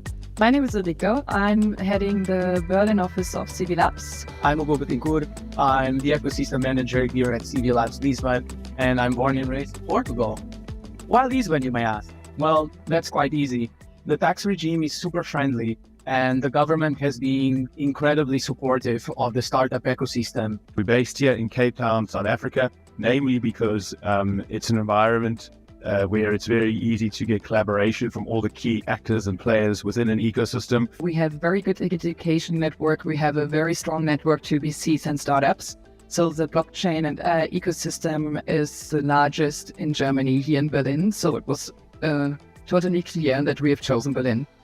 There's two components to our business in terms of what we're focusing on the continent. The one is on the CV Lab side, where we're focusing on ecosystem growth and accelerating adoption in the Web3 space across the continent. We work with the University of Cape Town. We've worked with the University of Johannesburg. We've held events in Kenya, Nairobi, in Cairo, in Egypt. We've had the first CV Summit in Africa. We've also written 2 African blockchain reports, which is co-published with Standard Bank, which is the largest bank on the continent.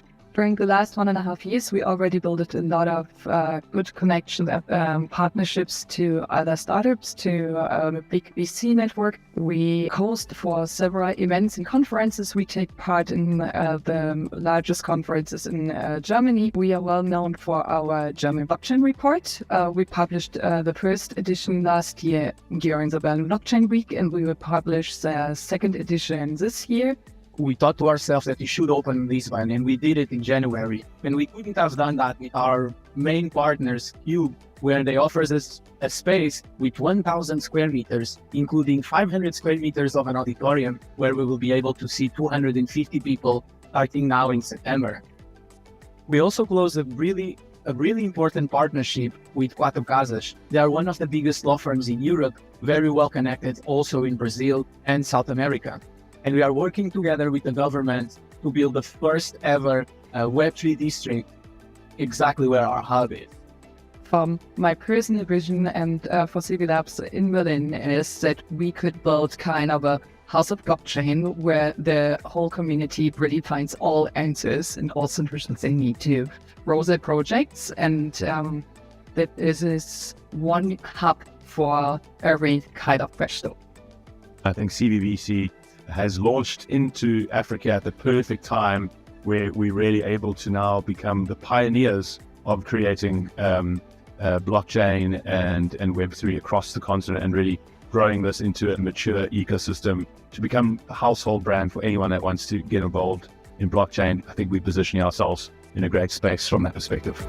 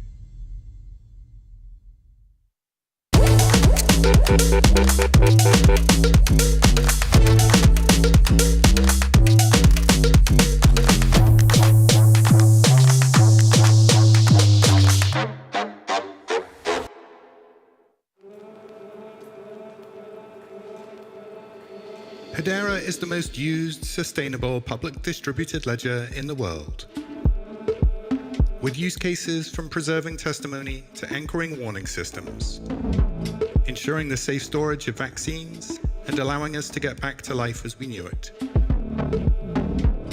offsetting our carbon footprint while enjoying the new token economy. These are just a few of the game-changing applications built on Hedera, which is governed by the world's leading organizations and fueled by HBAR, the world's greenest cryptocurrency. What future will you build?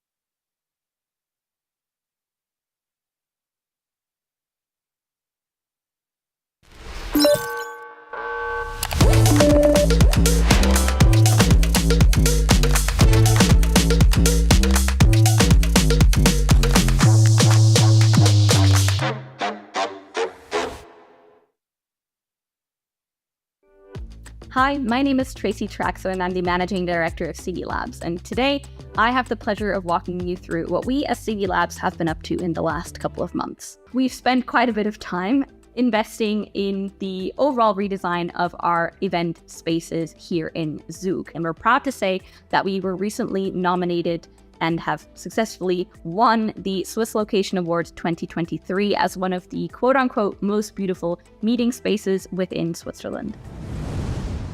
Now, following what was a fairly quiet period of about 2 years in and around COVID, we're very happy to say that we're once again back to organizing our monthly community meetups, where we see between 100 to 150 members of the Crypto Valley community gather here at CD Lab Zug every month. We also continue to receive government delegations from around the world that are keen to learn about Crypto Valley and how Switzerland has managed to cement itself as an important hub within the global blockchain ecosystem. This year alone, we've welcomed delegations from India, the UK, Thailand, and even South Korea.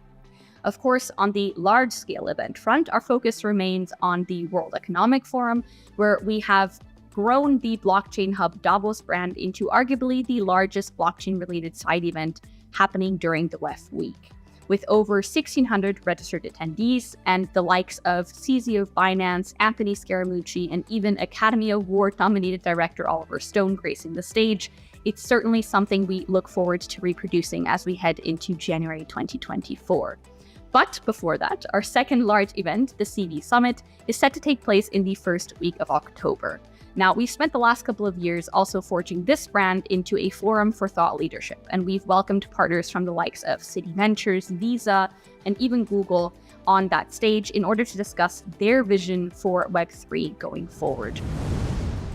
Let's dive into acceleration. We just recently completed batch 5 of our accelerator program, which featured the largest ever demo day to date. We are proud to say we had over 120 VCs in attendance that were eager to hear from the young graduating batch about their individual use case. Now, this included impressive names such as Anderson Horowitz, Draper, Red Alpine, DCG, and more. Now, all of this has concluded in the introduction of a new service line known as Acceleration as a Service. This allows us to bundle the 5 years of experience we have gathered on behalf of the CBDC Accelerator into a bespoke solution that we can offer to both corporates as well as technical stacks such as different layer 1s or layer 2s in order to help them support individual projects in a unique and custom-built way. And finally, let's discuss our reports. Now, at the beginning of the year, we made the strategic decision to introduce a streamlined approach to the production for all of our reports through a dedicated R&D report team. This allows us to strategically roll out new reports in addition to the expansion of CB Labs locations, and ensures that we have a landscape analysis for each region of interest, both from the CB Labs and the CBBC perspective. Now, let's not stop here. Of course, I've mentioned before, we have colleagues around the world, and I'm very pleased to now dive into what the other CB Labs locations have been up to.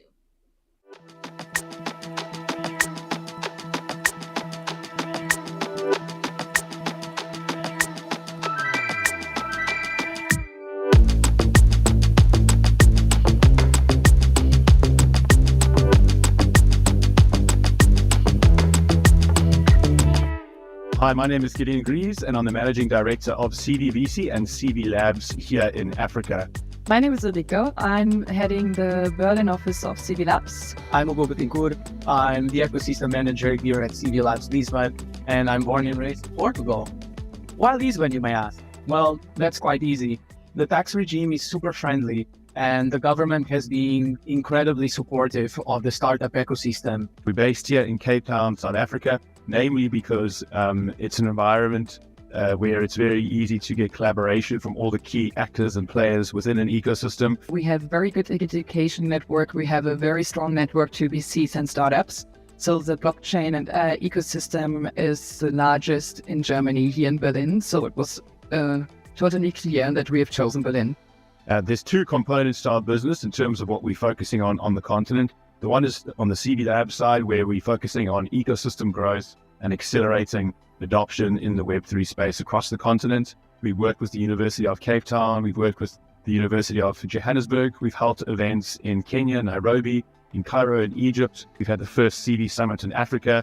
We've also written 2 African blockchain reports, which is co-published with Standard Bank, which is the largest bank on the continent.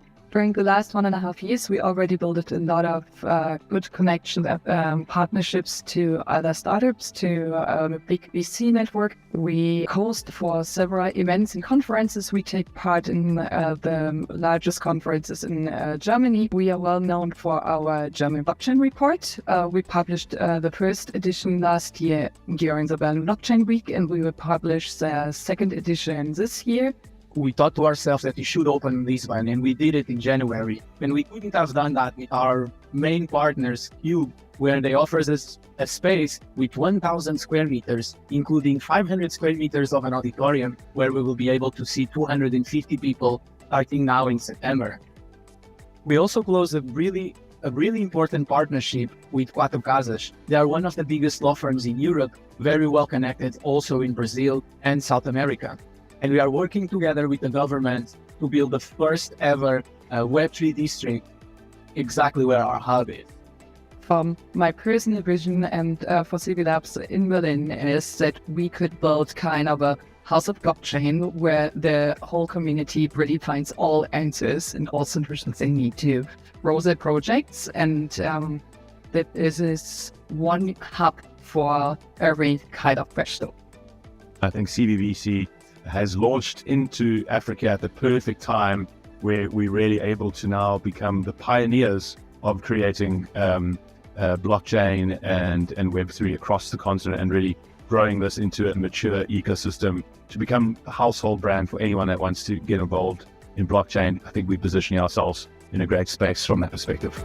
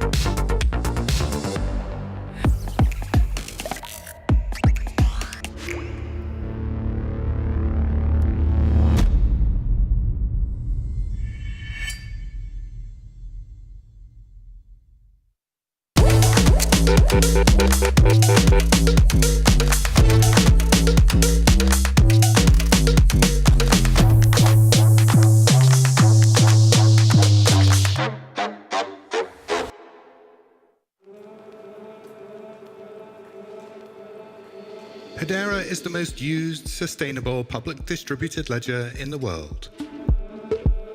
With use cases from preserving testimony to anchoring warning systems, ensuring the safe storage of vaccines, and allowing us to get back to life as we knew it. Offsetting our carbon footprint while enjoying the new token economy.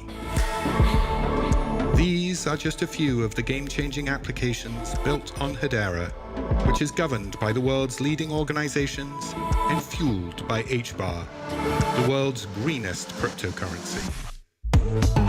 What future will you build?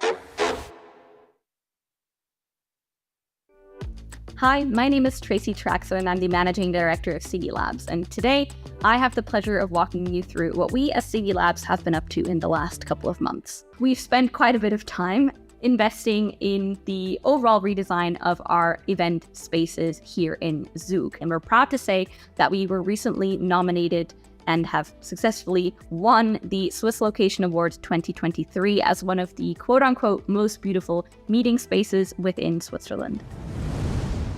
Now, following what was a fairly quiet period of about 2 years in and around COVID, we're very happy to say that we're once again back to organizing our monthly community meetups, where we see between 100 to 150 members of the Crypto Valley community gather here at CV Lab Zug every month. We also continue to receive government delegations from around the world that are keen to learn about Crypto Valley and how Switzerland has managed to cement itself as an important hub within the global blockchain ecosystem. This year alone, we've welcomed delegations from India, the UK, Thailand, and even South Korea. Of course, on the large-scale event front, our focus remains on the World Economic Forum, where we have grown the blockchain hub Davos brand into arguably the largest blockchain-related side event happening during the WEF week. With over 1,600 registered attendees and the likes of CZ of Binance, Anthony Scaramucci, and even Academy Award-nominated director Oliver Stone gracing the stage, it's certainly something we look forward to reproducing as we head into January 2024. But before that, our second large event, the CV Summit, is set to take place in the first week of October. Now, we've spent the last couple of years also forging this brand into a forum for thought leadership, and we've welcomed partners from the likes of Citi Ventures, Visa, and even Google on that stage in order to discuss their vision for Web3 going forward. Let's dive into acceleration. We just recently completed batch 5 of our accelerator program, which featured the largest ever demo day to date. We are proud to say we had over 120 VCs in attendance that were eager to hear from the young graduating batch about their individual use case. Now, this included impressive names such as Anderson Horowitz, Draper, Red Alpine, DCG, and more. Now, all of this has concluded in the introduction of a new service line known as Acceleration as a Service. This allows us to bundle the 5 years of experience we have gathered on behalf of the CBDC Accelerator into a bespoke solution that we can offer to both corporates as well as technical stacks such as different layer 1s or layer 2s in order to help them support individual projects in a unique and custom-built way. And finally, let's discuss our reports. Now, at the beginning of the year, we made the strategic decision to introduce a streamlined approach to the production for all of our reports through a dedicated R&D report team. This allows us to strategically roll out new reports in addition to the expansion of CV Labs locations and ensures that we have a landscape analysis for each region of interest, both from the CV Labs and the CBDC perspective. Now, let's not stop here. Of course, I've mentioned before, we have colleagues around the world, and I'm very pleased to now dive into what the other CV Labs locations have been up to.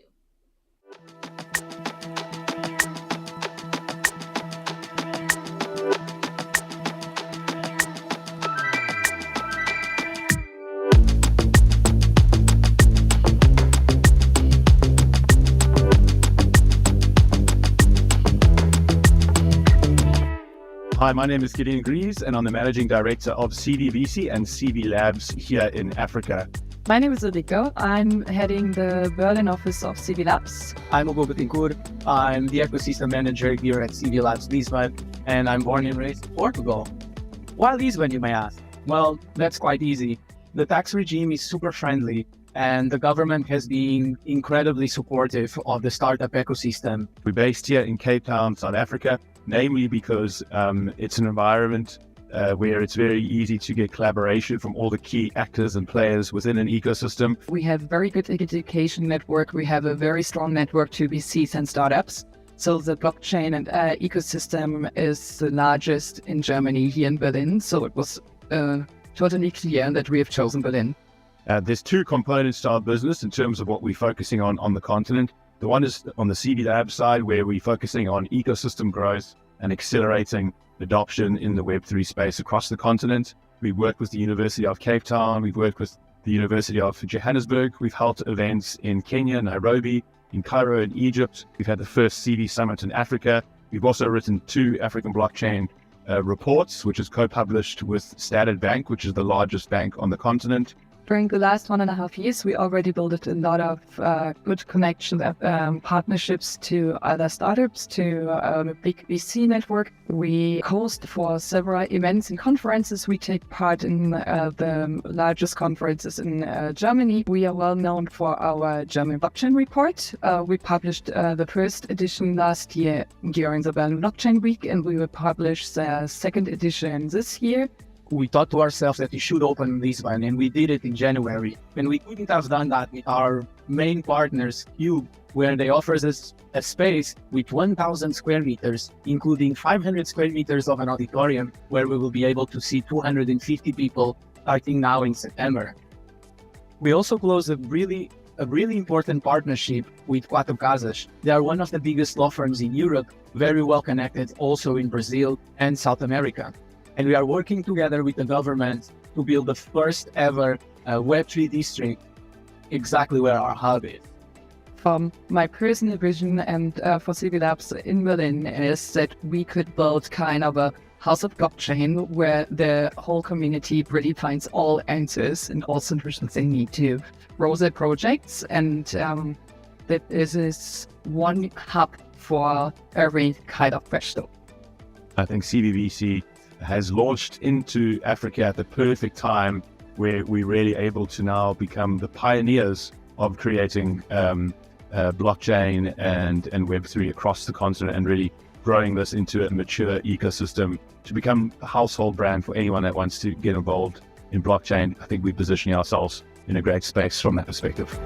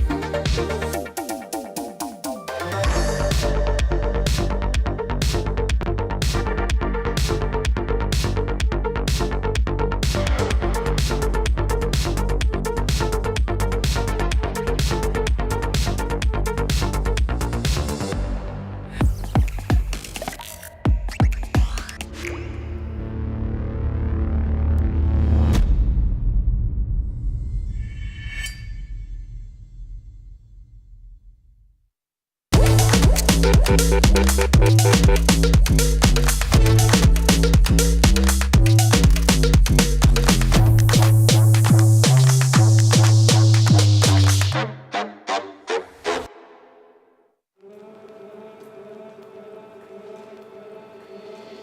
is the most used, sustainable public distributed ledger in the world.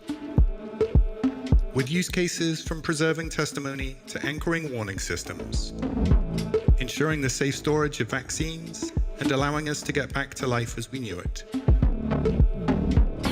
Offsetting our carbon footprint while enjoying the new token economy. These are just a few of the game-changing applications built on Hedera, which is governed by the world's leading organizations and fueled by HBAR, the world's greenest cryptocurrency. What future will you build?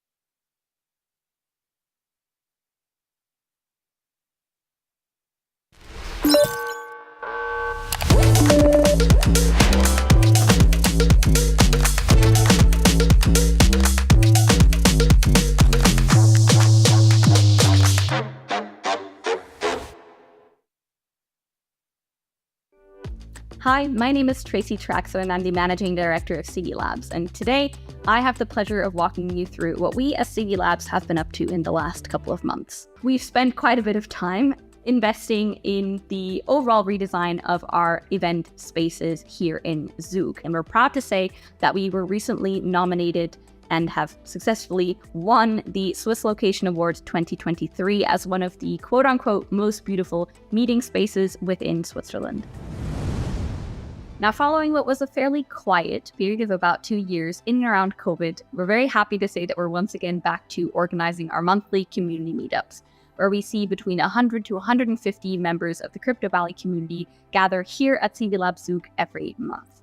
We also continue to receive government delegations from around the world that are keen to learn about Crypto Valley and how Switzerland has managed to cement itself as an important hub within the global blockchain ecosystem. This year alone, we've welcomed delegations from India, the UK, Thailand, and even South Korea. Of course, on the large-scale event front, our focus remains on the World Economic Forum, where we have grown the blockchain hub Davos brand into arguably the largest blockchain-related side event happening during the WEF week, with over 1,600 registered attendees and the likes of CZ of Binance, Anthony Scaramucci, and even Academy Award-nominated director Oliver Stone gracing the stage. It's certainly something we look forward to reproducing as we head into January 2024. But before that, our second large event, the CV Summit, is set to take place in the first week of October. Now, we've spent the last couple of years also forging this brand into a forum for thought leadership, and we've welcomed partners from the likes of City Ventures, Visa, and even Google on that stage in order to discuss their vision for Web3 going forward. Let's dive into acceleration. We just recently completed batch 5 of our accelerator program, which featured the largest ever demo day to date. We are proud to say we had over 120 VCs in attendance that were eager to hear from the young graduating batch about their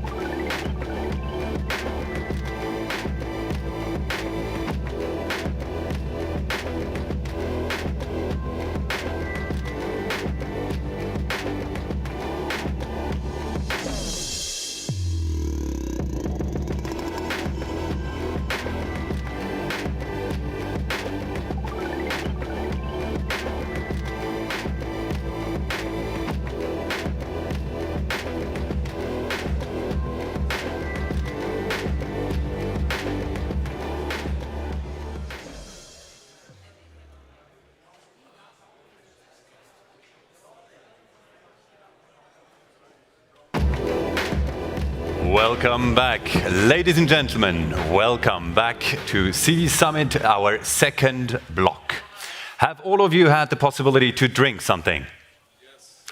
Wonderful. We do have the people in the first row who do answer. At least 2 people have had something to drink. I'm really happy for that ratio. Ladies and gentlemen, fully energized for the second block.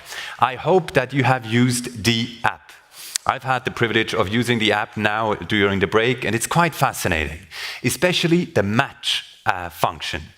If you go and you look at all the attendees, you can match them, you can go through them, and if it is a match, if the other person has already swiped you, green as in positive, then it can be a match. Now, if you do have a match, then you have multiple options to get in touch with this person, which is quite fascinating. Now, I have a match here, which I'm really, really happy about. And now I can go either to the profile of that person. I can start a chat and begin exchanging information with that person. I can request an appointment that would be up in the networking area and then fix and book a table, the specific time, today or tomorrow. Or I can close if you don't want to continue that networking. So I encourage you, use the app, stay in touch. Now, starting us off in the second block will be a very interesting individual. I've had the chance to talk with him before the stage. Now, he is going to talk about DeFi trends and institutional business opportunities, liquid staking, RWAs, and Perps. And his name is Christoph Gogol. He's the co-founder of DeFi AM. Now, he is a person who came to Switzerland. But his decision to come to Switzerland was not an obvious one. Despite having all of the advantages that we've heard about in the first block, he was not quite sure whether he should go to London or to Switzerland. And there was one decisive factor about our country that made him come to Switzerland, writing his PhD at the University of Zurich. And that factor is, you may have already guessed, skiing.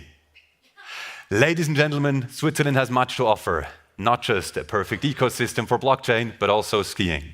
So, ladies and gentlemen, without further ado, let me welcome Christoph Gogol up on stage with his keynote, DeFi Trends and Institutional Business Opportunities, Liquid Staking, RWAs, and Perps.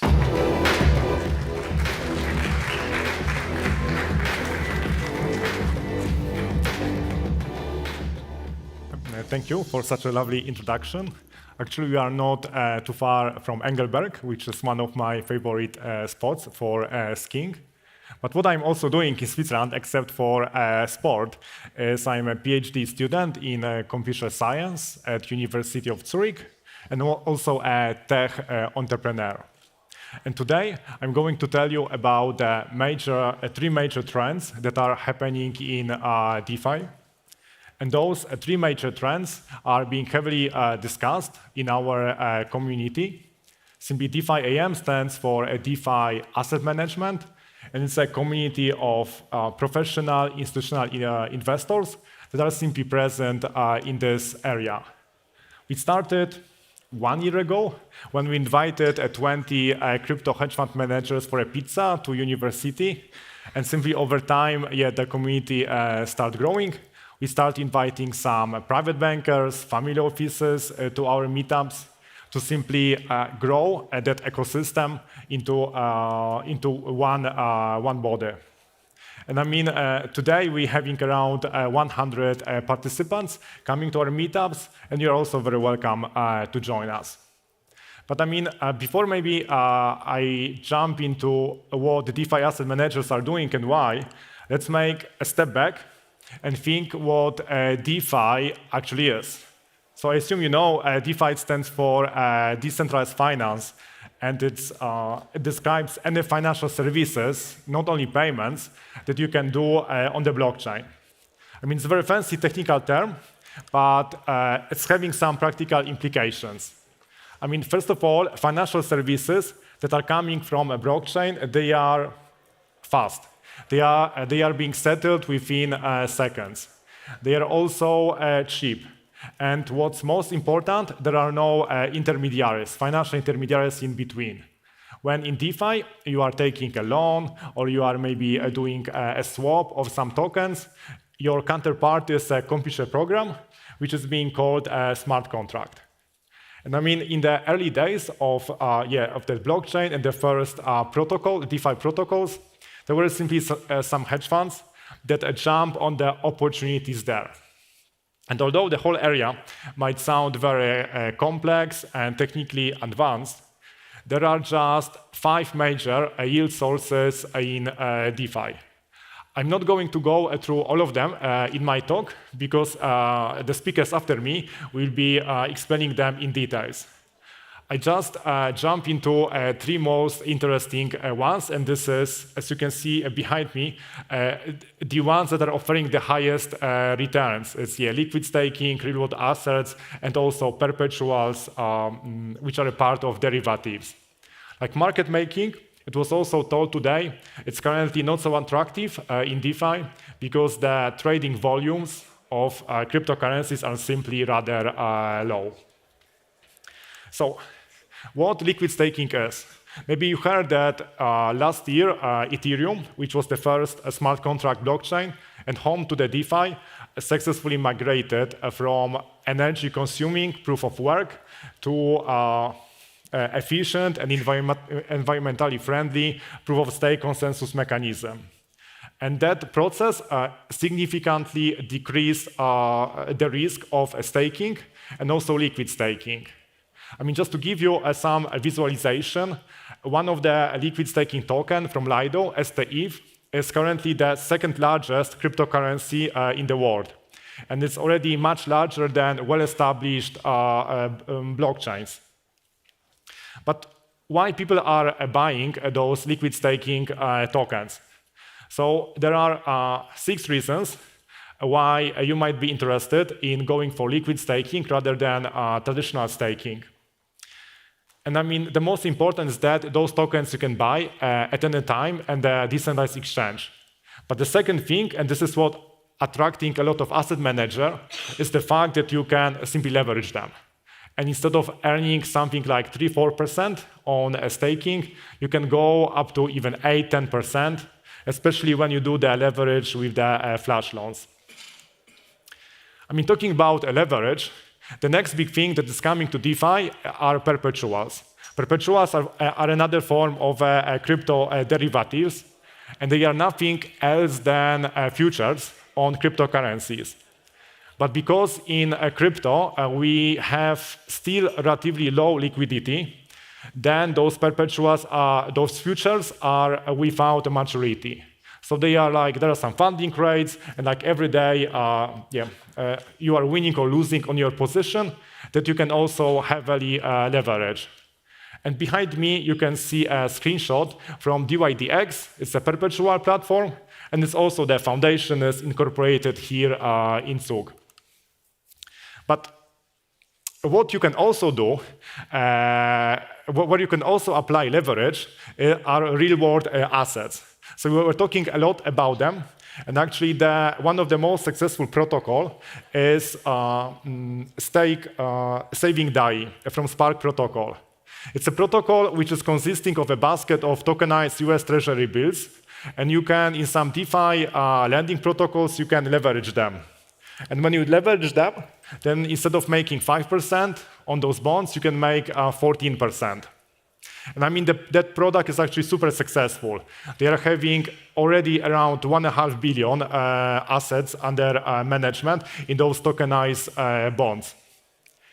I mean, you may say that, okay, it was still possible to do such leverage of the bonds previously in traditional finance with UBS, for example. But what DeFi is bringing and real-world assets is the fact that now it's open to everybody, and it's open to everybody with any amount of money. You can still do that leverage of tokenized bonds just with $100 or even less. And I mean, this is all making those real-world assets growing very quickly. I mean, another advantage is that in their design, you don't have to wait for the coupon payment at the maturity. But you are holding a token, and depending on the design, you are getting some airdrops with the rewards, or the token is accumulating value on a daily basis. But actually, what's the most fascinating about tokenized real-world assets is that the DeFi is bringing liquidity to that market, which means that you don't have to look for a counterparty to buy or sell from you, but you can go to a smart contract. And then, Actionariat is doing, or another application, that smart contract is your counterparty. There is some logic which is deciding how much I will pay you for your token. So you're having access to unlimited liquidity. And Friendtech is actually the latest app. Maybe you heard about it. What they did, it's a decentralized social media, and they managed to tokenize people and tokenize your friends. And they put into a smart contract a 4-line piece of code, which is simply pricing you and also your friends according to that curve behind me.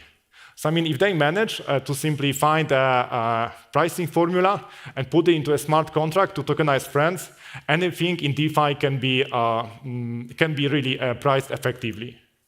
So thank you. And if you have any question, feel free to reach out to me in the apero.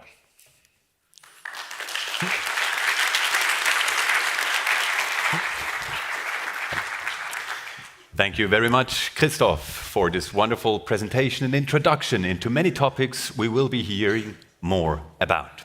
For example, the relevance of staking within blockchain ecosystems and for the Swiss crypto industry. This will be the topic of our next panel. And we have fascinating panelists who are waiting just before the stage and to get on the stage. So without further ado, ladies and gentlemen, we have the head of finance operations at Matter Labs, who will be moderating this panel. Please welcome with me Pascal Neupert.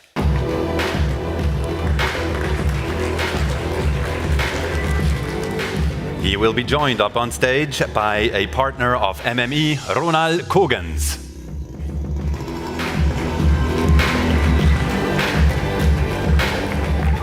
And finally, last but definitely not least, we have head custody and staking at Bitcoin Swiss, Yves Hohenstein.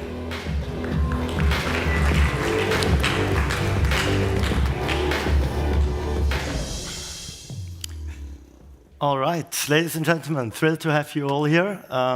First of all, it's nice to have the two experts on stage, and I would like to ask you to quickly introduce the companies you're working for. So we start with Ronald. Yeah, hi everyone. My name is Ronald. I'm a partner at MME Legal and working in the DLT Web3 space. My name is Yves Hohenstein. I work with Bitcoin Swiss. We are a broker, custodian, staking provider, and some other financial services, which have been around for 10 years in the Crypto Valley. Amazing. So let's dive right into it. To set the scene, if may I ask you to shortly lay out the importance of staking in general and its interconnectedness to different stakeholders? Maybe staking has a technical function to secure the blockchain networks of POS networks.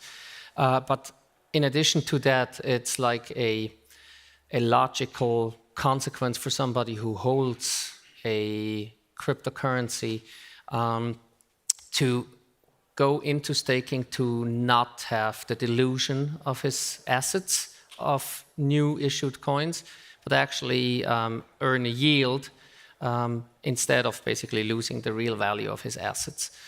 However, that's for most people rather a challenging technical task. That's why there's a number of technology and financial service providers that have emerged on the market that help holders of cryptocurrency to go into staking.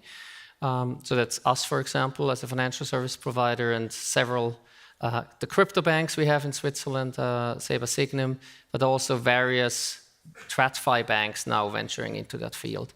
And that has basically led to also being very attractive for protocols that are here in Zug, in the Crypto Valley, because they find service providers that offer them all they need, whether it's custody, whether it's trading, whether it's staking, whether it's other services, legal services, etc. And that all adds to attracting a lot more potential and companies to the crypto valley. Awesome, thanks a lot. However, as we all know, everything, or pretty much everything, takes place in a legal framework, if we like it or not, so it's always good to have a lawyer by your side. And there have been some recent developments emerging from FINMA, the Swiss Financial Market Authority. So, Ronald, how does the current regulatory environment and the FINMA practice look like? Yeah, I mean, I think staking has well established in Switzerland, as just Yves said, and I think it would have been too nice if it just continues as it has, because I think it started at a time where also the interest rates were very low, so there was a lot of money on the market, and it was like a new opportunity for banks to offer a service where they actually not just charge back office fees, but really do a service. And that's why I also saw this as a big opportunity for the whole industry, and I think still it is a big opportunity. But of course, you have the different stakeholders in ecosystems as regulators, but also as tax authorities, which also have their concern and looking at what's going on the market, and also they will look to complete their task they have. And currently, what we've seen is that FINMA has, on various occasions where they held presentations, that they have stated that staking could be qualified also as a deposit under the Banking Act, so it means it's a banking activity under certain circumstances. So they said, for example, if the lockup time until you can withdraw from staking is very long, or if the slashing risk is very high, these are indications that this could result in being qualified as a deposit. And so far, it was always the opinion on the market, so I never seen a different opinion, basically that staking is something which is seen as not deemed as a banking deposit, because the law has been adjusted, banking laws, where it says basically if you offer custody services and segregate the crypto assets either on-chain or collectively, but make them at any time available, you just need a financial intermediary license if it's on-chain segregated per client, or if it's collective, a fintech license. And there has never been any doubt around that staking could not be seen as at any time available. And now this will be a bit questioned by FINMA. I mean, some of the regulated players may already have received some mail by FINMA where FINMA has informed about this potential new practice, but there has not been any public statement yet, for example, a circular from FINMA where they actually said this is now the practice. So in my opinion, it's not that in Switzerland now staking is over, you cannot stake. I think it's just another round of reviewing what has been done, reviewing whether it has been done right, whether it makes sense or not, and I'm pretty sure there will be a good solution coming out where, of course, FINMA is looking for the protection of the people that participate in the financial market and the quality, but also on the other hand, where high-quality service provider can offer their services. And I mean, it's an interesting time, especially for lawyers, always when it comes to reading the law and how you can read the law. But yeah, I'm positive that we will find a good solution there. All right. But could you also help me and also the audience to understand a little bit what would be the implications and the time frame if that FINMA practice kind of will change in the worst case? Right? Yeah, I think the first point that you have to understand, so it's only relevant for tokens or native assets which also qualify as a payment instrument. And the payment instrument means if something is used on the market to buy goods or services. And if you look at the current protocols which offer staking, I would say if we could talk about the payment instrument, it would be Ethereum. But likely Tezos or DOT are not payment instruments in the sense of the AML Act. And that's why if you offer these kind of staking service, these are not subject to question of the current practice. Of course, it can change over time, but also it can be a discussion on whether ETH is actually a payment instrument or not. So I think there are multiple ways on how you can solve this issue, and it's going to be an interesting time. Okay. I mean, of course, for you, likely it's going to be an unsecure It's also time, interesting, yeah. Exactly what I wanted to refer to. What I perceive is that at the moment it creates uncertainty. So we get a lot of customer inquiries. What does this now mean? And the whole industry is actually talking a lot about this going on now. And I'm very positive that everything will come to a good end, that there's some proper regulation where professional service providers that follow prudential rules will be able to continue the services. But that uncertainty naturally is poison for markets and investors. Okay, very interesting. Maybe let's also dive a little bit into technical details, meaning what actually happens when you delegate coins to a validator. What does that mean as a consumer? Does it mean that it's locked on my wallet? Does that mean that it's somewhere locked in a smart contract, or is that also dependent on the protocol? That's already like at the center of the actual issue.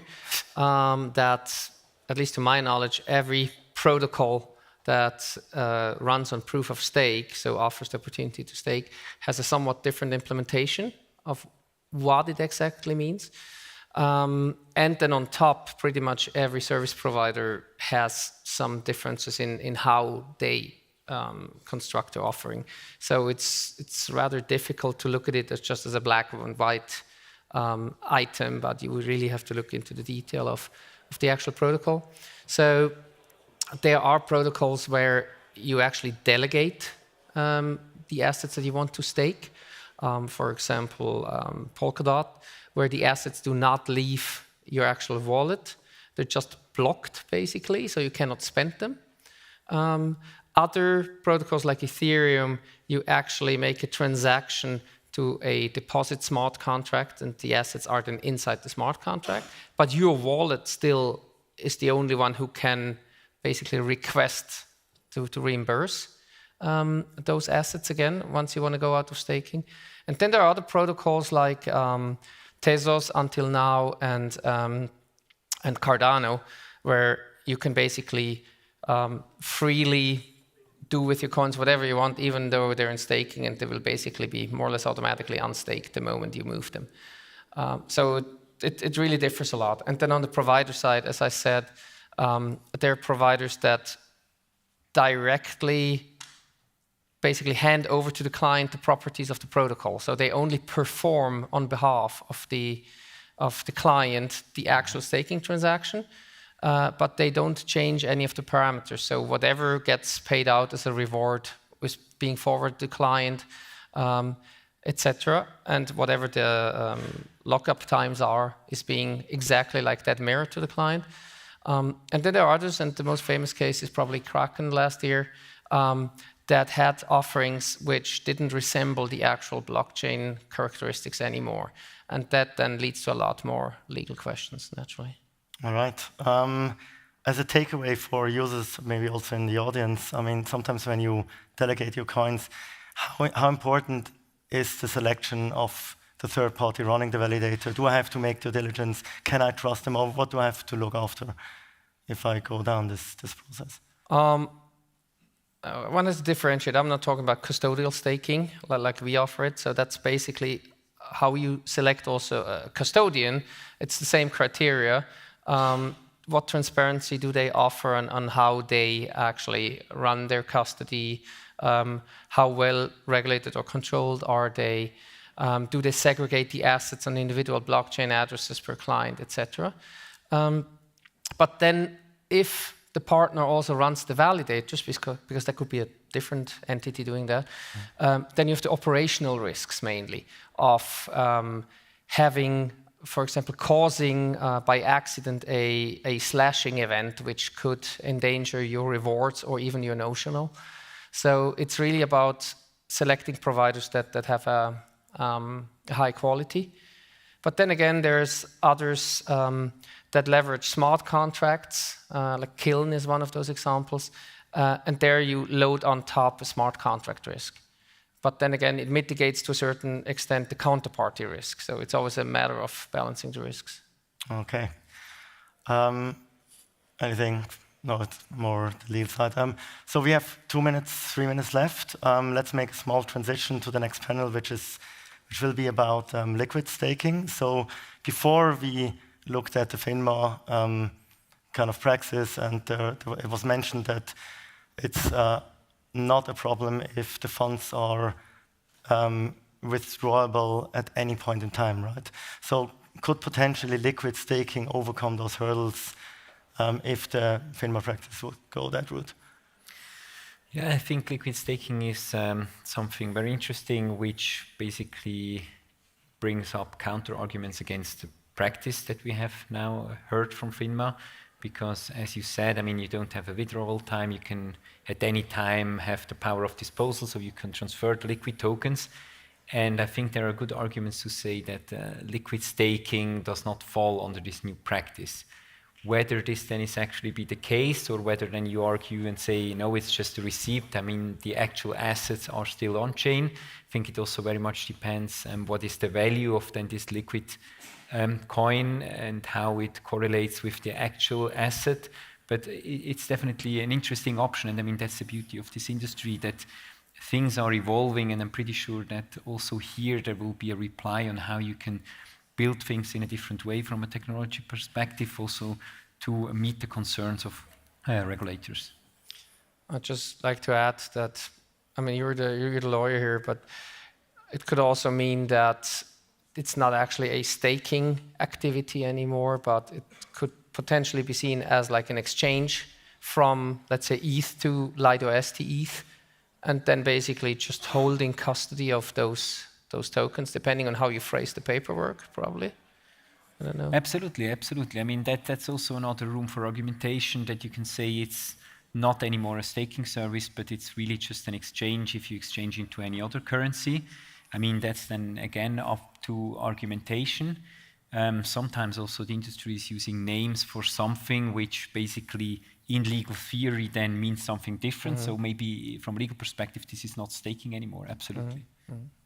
Amazing. So to round it up, we see it's a very interesting, it's also a very complex topic, and there are a lot of development in that field. And thank you a lot, Ronald and Yves, for joining me on the stage. And enjoy the next fireside chat about liquid staking. Thank you so much. Thank you. Thank you. Thank you so much for this panel on the relevance of staking. And from staking in general, we are diving right into the importance of liquid staking. Our next panel is called Liquid Staking, Market Overview and Opportunities. And the moderator of this panel is, he's already here, Sham Duraiswamy, Web3 architect and strategist. Please give him a hand. Thank you. That is an interesting fact that he absolutely wanted me to share with the entire audience, because his friends don't only call him Sham, they describe him as the real-life brains from Thunderbirds, a British science fiction teleseries. So if you want to talk to Sham, you may look for brains. He will be joined up on stage by none other but the co-founders of Diva Staking. Ladies and gentlemen, please welcome with me Dr. Miguel Prada and Raúl Calvo.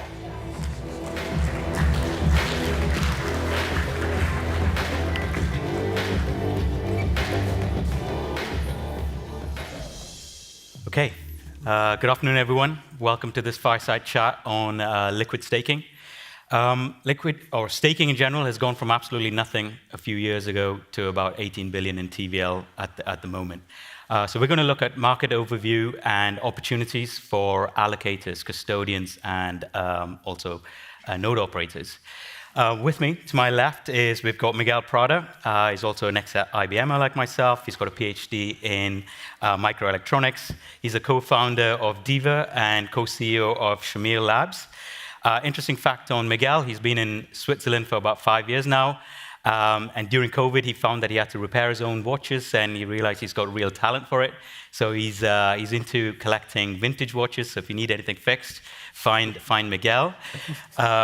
We've also got Raúl, his friend and colleague. He's the co-founder of Diva Staking. He's a lawyer by trade, and since he fell into crypto rabbit hole a few years ago, he's still here. On the weekends, you'll find You'll find Raul in Madrid with his 3 kids running around and playing football. So yeah, that's our guest that we have here. So why don't we get started? And how has staking grown so much over the last 3 years? What's happened? What has brought us here? Well, actually, I think in terms of growth, is the only option within DeFi or maybe within the kind of economic system within Ethereum, which is actually linked to the core infrastructure of Ethereum itself. So actually, we have seen all around Ethereum, the blockchain, that people are trying to create layers of financial products. And actually, this is an economy within Ethereum itself. It's something that is embedded within Ethereum. It affects its core infrastructure. So I think that is the main reason why it has grown that much. Okay. I mean, staking is now used across many chains, and it seems to be like the default way that security is provided to the chains. And why did it go from experimenting with so many different types of consensus mechanisms and security to now proof of stake is the way forward? What happened there? So basically trying to reduce the complexity of proof of work, the energy consumption, and the requirement of having hardware that consumes a lot of power, the storage of that hardware, basically, yeah, using all that hardware to produce all the value when it can be done through cryptography, through other mechanisms, like in proof of stake. So I think it's the normal tendency to reduce everything that can be done through these random algorithms that use proof of work to other type of random algorithms that consume way less energy and are way more efficient, like the proof of stake ones. So it's going to be a normal tendency. So this is now the way forward. Okay. And since we've had staking, we've also now got liquid staking. So can you explain a little bit, because we're going to go into different types of liquid staking. So why don't you set the scene on what is liquid staking and how is it different to regular staking? In liquid staking, the main difference is that you get a receipt token from the ETH that you're depositing or from the token that you're depositing within the network. So actually, you're getting all the capital efficiency of having that receipt token because you can take that token and use it somewhere else. Okay. And what are the big benefits of liquid staking versus staking? I think, okay, so you've kind of... Yeah, I think I touched a little bit that one. I mean, it's capital efficiency mostly. Yeah. Capital efficiency, okay. And what are the major protocols out there? How do they do staking differently? What's the differences between them? So let's take Lido, for example. Okay. How do they work? Okay, so yeah, we have basically a few examples already on the market that are trying to push for these solutions. We are one of them, of course, as well. So the major one is Lido. You may be familiar with it already. Lido is the major player on the liquid staking market, and they were the first ones, so pioneers there. Congrats to them, they did a great job by doing a non-custodial staking, which means you have smart contracts where people can deposit ethers, and those ethers are assigned to some operators that run the validators. So you have basically a set of operators that are whitelisted through a KYC, and then stakers that just deposit ethers and receive the liquid staking token for accounting for the rewards of those ethers. But that has some drawbacks and some problems that maybe we can discuss now.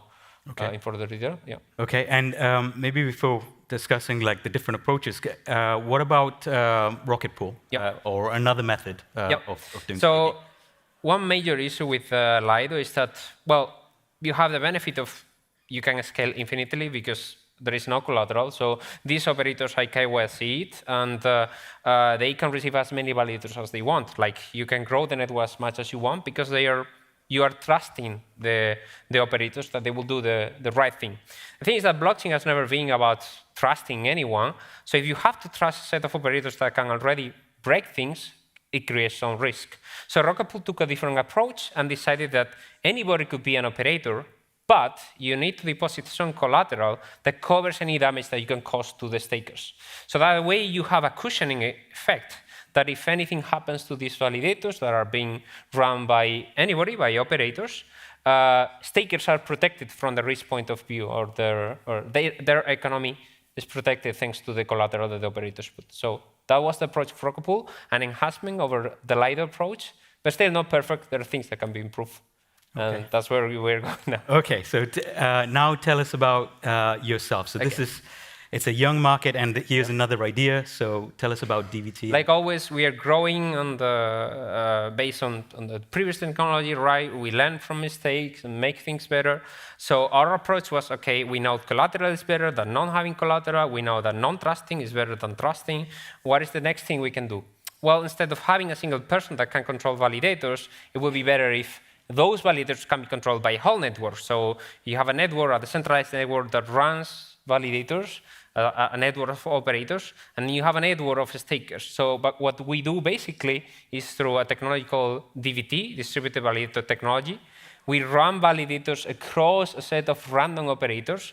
So no one in particular is able to damage a validator at a single point in time. So no one has the power to create damage to the network unilaterally, but it's distributed across a network. So then you have both networks connected, stakers and operators, and that's basically the connection between both networks that we are. But you're not running them. You're helping. Exactly, we are helping connecting the two networks. The two networks are created trustlessly. Like anybody can join any of the parts as long as they comply with the rules of the network, depositing collateral, running this way or the other way, and each one has different properties, different risk management, and different. So just to like play it back, so Lido, anyone can, with a small amount of ETH, go in and join and get ETH in return. They get a LST in return, but they have a very specific set of node operators, if you like. They're permissioned and they run them really well. Then you have the second group, which has a larger set of node operators and validators, which is the collateral-based approach. And then you're taking it another step further, where any network operator can be matched with any staker, and therefore it's like fully decentralized end-to-end. Okay, and we're let's say 3 years into this journey, starting mainly with this switch from proof of work to proof of stake. Now the landscape is kind of setting and it's settling, and it's clearer who is like dominating and who is winning. So if we take Lido, for example, they have a very good brand name, and they continue to grow market share. They've gone from like 22% to 33%. Why specifically, despite like technologies like yourself and iterative improvements, why are they continuing to do so well? You want to take this? Well, actually, I think there are several reasons. I mean, the first one is they were one of the first in the market. Also, there is a dynamic of kind of the winner takes most, if not all, because at the end of the day, staking is kind of a conservative approach of investing within the crypto ecosystem. So you always try to follow the leader. So if somebody gets a higher market quota, normally the stakers will tend to deposit their ETH with that market leader. And it's kind of a dynamic there that self-sustains itself. But I mean, there are several reasons. I mean, they did well. Actually, they are trying to diversify their set of node operators, and they are trying to get more decentralized. But I think it's just a thing of market dynamics in my mind. Okay.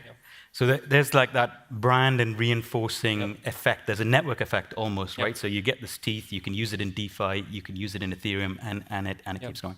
I recommend to people also to take a look to a tweet that was posted just by Vitalik a few days ago before the conference. And he was mentioning that we need a random selection of these operators and validators. So instead of having someone that you trust, in the end, a brand brings centralization. It's like a centralizing force. So if you know that there is already a big one, that is getting a lot of traction, that it has a lot of power, the natural tendency from humans is, okay, I'm going to go with the big one. So we want to have mechanism on chain that avoids that and still creates a resilient network that can last for longer. Vitalik suggested this kind of thing, and it's exactly the type of approach that DeFi is taking, trying to create a decentralized network of staking. Yeah, and think that we are kind of coming back again to one of your first questions, which was why LSC is kind of more positive, or it brings, what is the positive thing about LSCs, and is that economic efficiency. One of the things that brings you that economic efficiency is integration with other protocols. And if you are the biggest player, obviously you are the player that has more integrations with other protocols. So actually, the economic efficiency that you can get using that protocol is way higher, because you can use that receipt token somewhere else. Yeah. So do you see that it's possible for many solutions to coexist, in the sense that almost asking the question, if they're going to continue to make market share, why should anyone else get up and innovate and keep going? So do you see a future where there's a place for everybody and they bring different solutions? I think so. I believe in diversity. People will want to still run solo operators, so they will want to run nodes at home, and that's fantastic. Some people will prefer a centralized solution where someone very professional runs their nodes. That's also okay. Someone will want to be just not having to trust anybody, delegating into a trustless solution on chain like Diva. So there will be needs and solutions for each one of the let's say, users of the network. Yeah. And I think there is space for diversity and for all different solutions. Ethereum in the end is a trustless network. Anybody can join, anybody can deploy whatever they want on top. So no one is forbidding competition and diversity. And could Lido themselves, for example, decentralize? Could they go down that road? Yes, I mean, they can try, and actually they are trying to decentralize themselves, although that implies to decentralize governance and to spread out more kind of the token holding of that governance, which is something that is hard to do, because, I mean, he's asking the owner of those tokens to sell those tokens or to give those tokens to somebody else. Because, I mean, decentralizing at the not operator level is a totally different thing. Yeah. And the key thing here is that even if Lido decentralized, it will be kind of a middle layer on top of Ethereum. And I think nobody wants that. At the end of the day, Ethereum is a protocol. I mean, it's a base layer. And you don't want anything out of Ethereum embedded within the core infrastructure of Ethereum. You want to have that option or that optionality to use different things. Yeah. And even the biggest players within the Ethereum ecosystem, they need some degree of some level of diversification, either within Lido and centralized solutions or other Lido competitors. Okay. But nobody wants just one option. All right. So there's basically competitive forces like yourself are innovating, bringing new solutions. There's also Ethereum who are thinking about, they don't just want one provider taking market share and becoming like a natural monopoly. So basically, there's a lot of healthy tension to innovate and go forward. Yep. So wrapping up, maybe are there any other? I think we spoke a lot about Ethereum, and Cosmos, of course, has this staking heritage. Any other markets that you're thinking about staking that will emerge going forward? Maybe the L2s or? In the future, we are thinking about using this type of technology potentially for other networks, but that's not something we are thinking right now, because the solution of Diva is very tailor-made for Ethereum and created as a layer 2 over Ethereum. So for the moment, technology can be used for many other things, but for now, it's Ethereum. Yeah. Okay, all right. We're almost out of time. So last question. So if we came back here in 5 years and had you guys on the panel, how big would liquid staking market be? I hope that as big as, I think it will be very connected to crypto in general. So let's see how crypto it is in 5 years. That needs to be seen, especially in this bear market. So hopefully big enough and ossified. You need to give a number. Okay. In billions, market? dollars, whatever. In billions. Hard to get. I mean, now it's 25 million ETH, I think, no? Yeah. Staked. I mean, maybe 3 times that in ETH. What I don't know is what is going to be the value of that. Based on Cosmos, which is around the 67, 70, 80, Could be. I asked a lawyer and a mathematician that question, so this is it's hard to predict. Didn't give a number, but it's going to be big. All right, brilliant. Well, that's the end. So thanks so much for coming on and talking about that. And we'll be around. So if you want to know more about liquid staking and all the innovations, then come and find us. So thanks, everyone. Thank you very much. Thanks.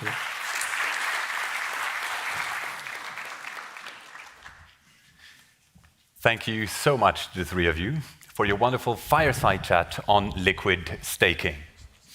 I'm really excited to announce now the next keynote speaker. And he will be speaking about tokenizing real-world assets, or as they are called, RWAs. He will talk about tokenizing RWAs, the disruptive ecosystem around tokenized shares. And it's now nobody else but Nicolas Plain who will be speaking to us. After working for the automotive industry for about 5 years, he was disillusioned by the resistance of large companies to switch up, to change. And he now works for the CEO of Aktionariat AG. On a personal note, Nicolas would like to let us know that despite having worked for 5 years with cars and automobiles, he now drives what he describes as, and I quote, the ugliest vehicle between a car and a motorcycle. So if ever you see on the road a car that describes or that fits this description, it might just be Nicolas driving by. Ladies and gentlemen, welcome with me, CEO of Aktionariat AG, Nicolas Plain.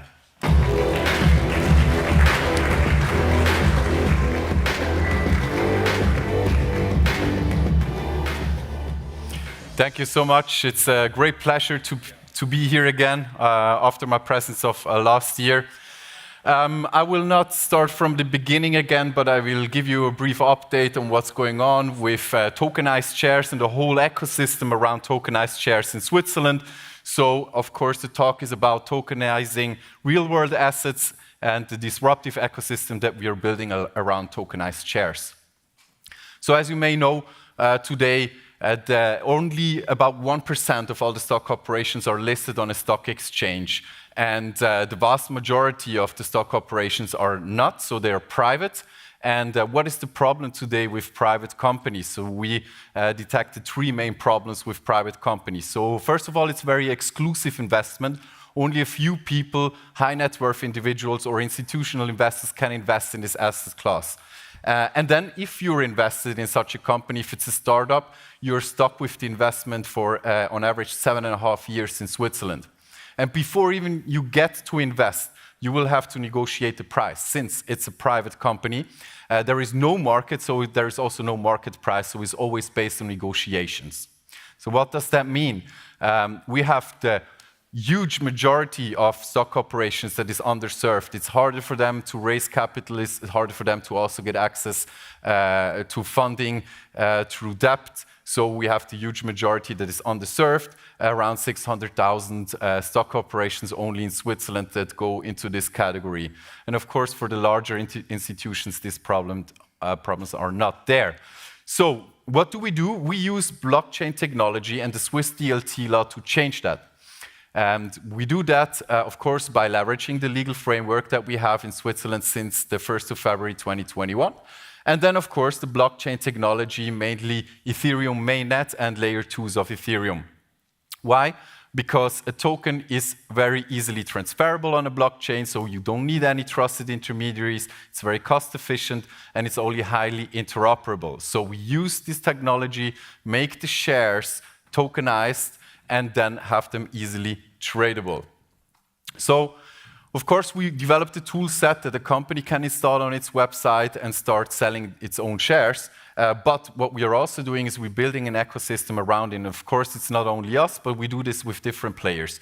So as you can see on the slide, we try to marry TradFi with DeFi. So we take the best of both worlds, like bank custody, for example, for all of those people that don't want to have the power of disposal over their own assets, but want to give away the responsibility, but also crowd investing platforms, startup organizations from the TradFi space, on and off ramps for crypto, of course, is a huge topic.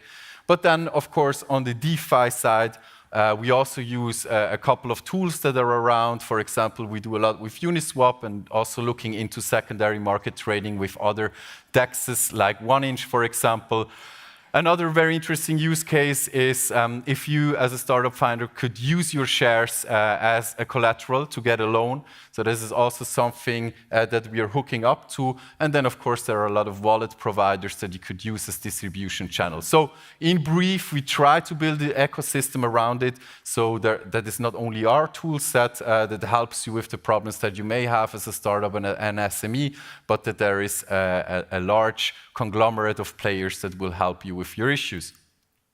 So what does that mean in the end? The fact is that you could use our tool set from pre-seed stage to an IPO and always leverage not only the advantages of blockchain technology, but also the ecosystem that we are building around it.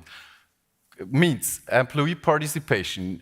You can set it up and do it with real shares or with PSOPs. Financing, of course, can do a traditional financing round, or you can do it in a continuous way, as we usually do. Can do a private round, but also a public round is possible, of course. And there we are adding a lot of distribution channels like crowd investing platform Omnium, some wallet providers. So also these distribution channels are increasing in the meantime. And then when it comes to shareholder management and custody, of course, our tool set helps a lot. You can also conduct a digital general assembly. But then many people, many users struggle with the self-custody. They write down the seed phrase and then lose it again. So what they wish for is bank custody. And why don't we give them bank custody if they want it? So we are on a couple of projects with banks and also SDX, Six Digital Exchange, in order to bring that to the blockchain so you can have your tokenized shares at your share deposit with your bank that you usually have your shares with. And then, of course, secondary market. In the first step, we would advise you to use our tool, the BrokerBot, for a very simple way of creating a secondary market. But then, as the company grows bigger, you might want to move over to an order book-based market. And there we are hooking up to different players, as I said, mainly through SDX, but also other players that are more in the DeFi space.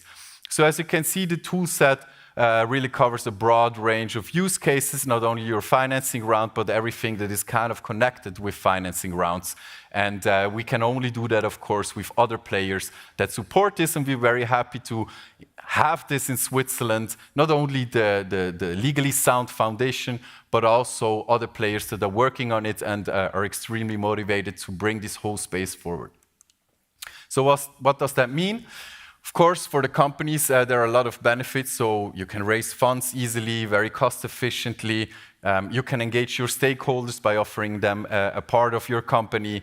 You can unlock part of the liquidity premium if you can have a market for your shares, and also investor relations is much easier with the tool set that we provide. And for the investors, on the other hand, they get access to promising ventures. They buy an asset that is more liquid than it was before. They have more price transparency and certainty about the price. And of course, what they get at the end is real shares with voting powers of Swiss companies. Some metrics to conclude. Total market cap of all the companies that we tokenize is around 650 million.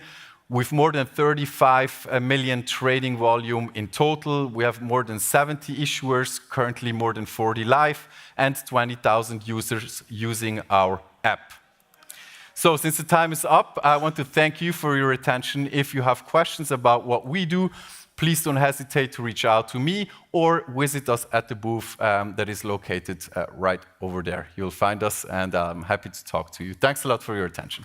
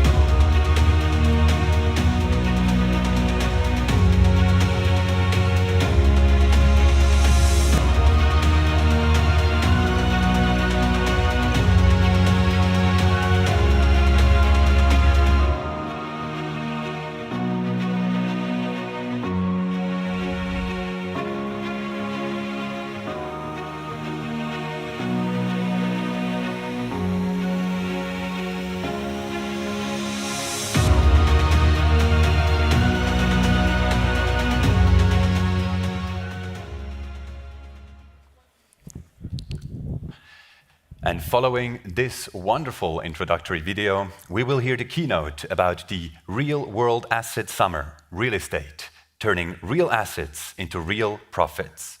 Ladies and gentlemen, welcome with me the new keynote speaker, or the next keynote speaker, the founder and CEO of Dynasty Global Investments, Eduardo Carvalho.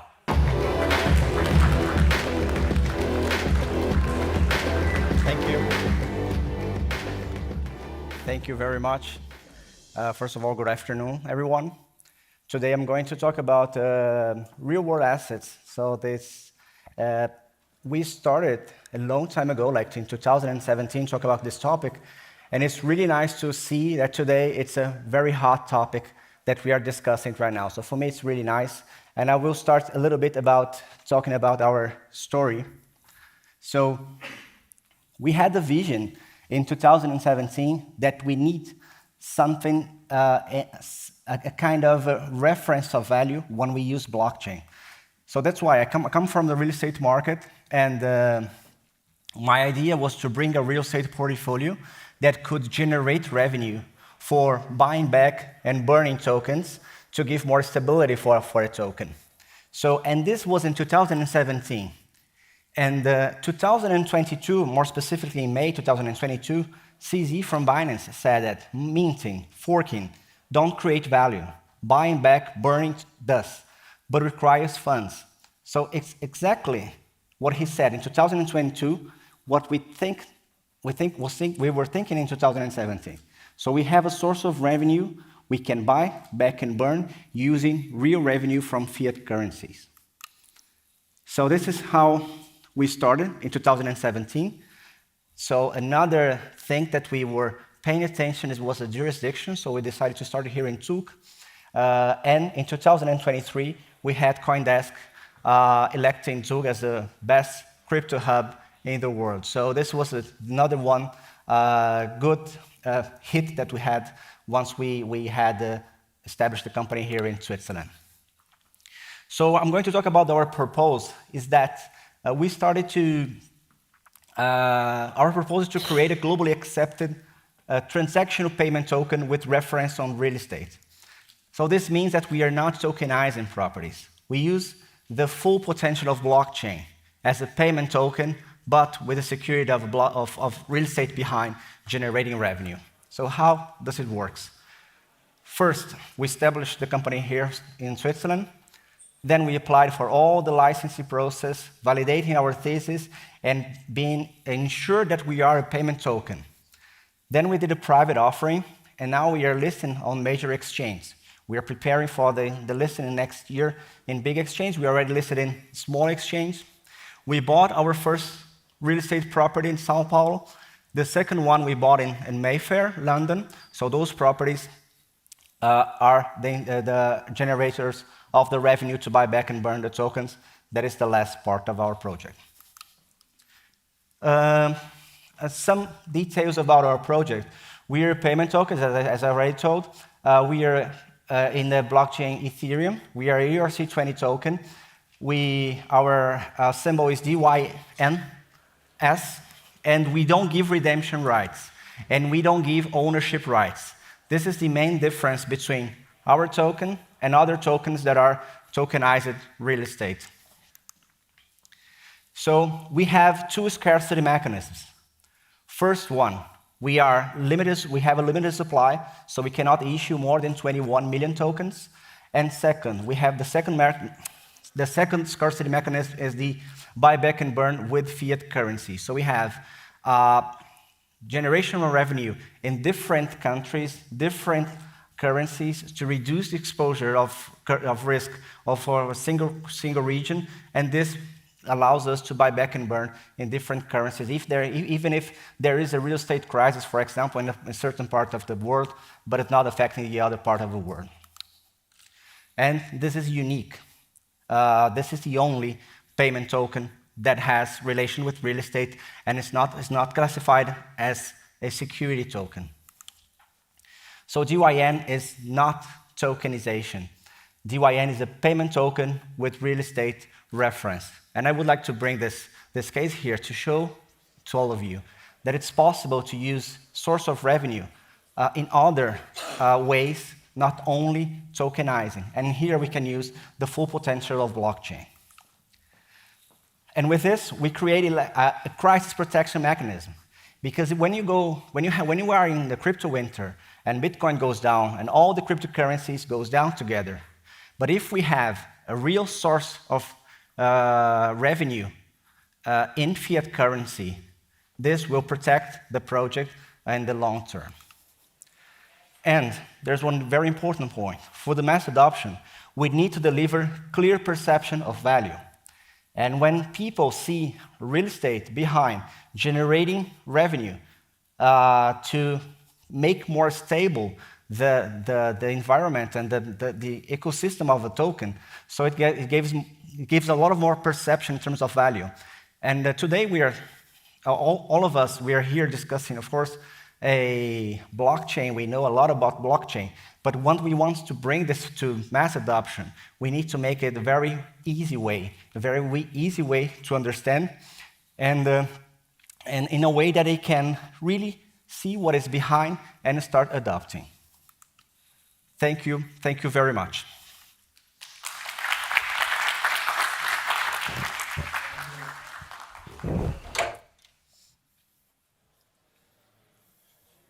So much for this keynote, Signor Carvalho. Now, he is waiting up on stage because he will be needed for our next panel. The panel will be with the RWA Summer, the RWA Summer, the use case of real estate. And this time, I have the pleasure of welcoming the chairman of the Crypto Valley Association, Benedek Orban, as the moderator.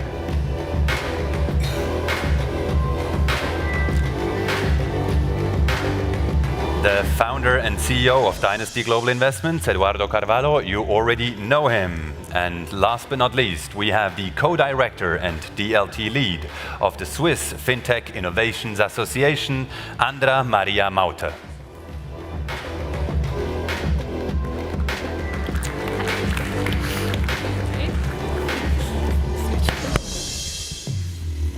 So, amazing keynote. Thank you very, very much, Eduardo. I enjoyed it a lot.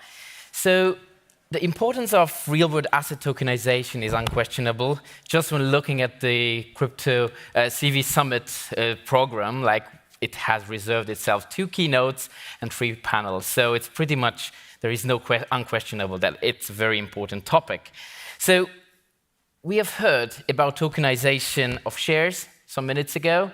Then we have heard your speech, and later on we'll have a very interesting keynote on tokenization of precious metals and diamonds, so stick around if you like the topic.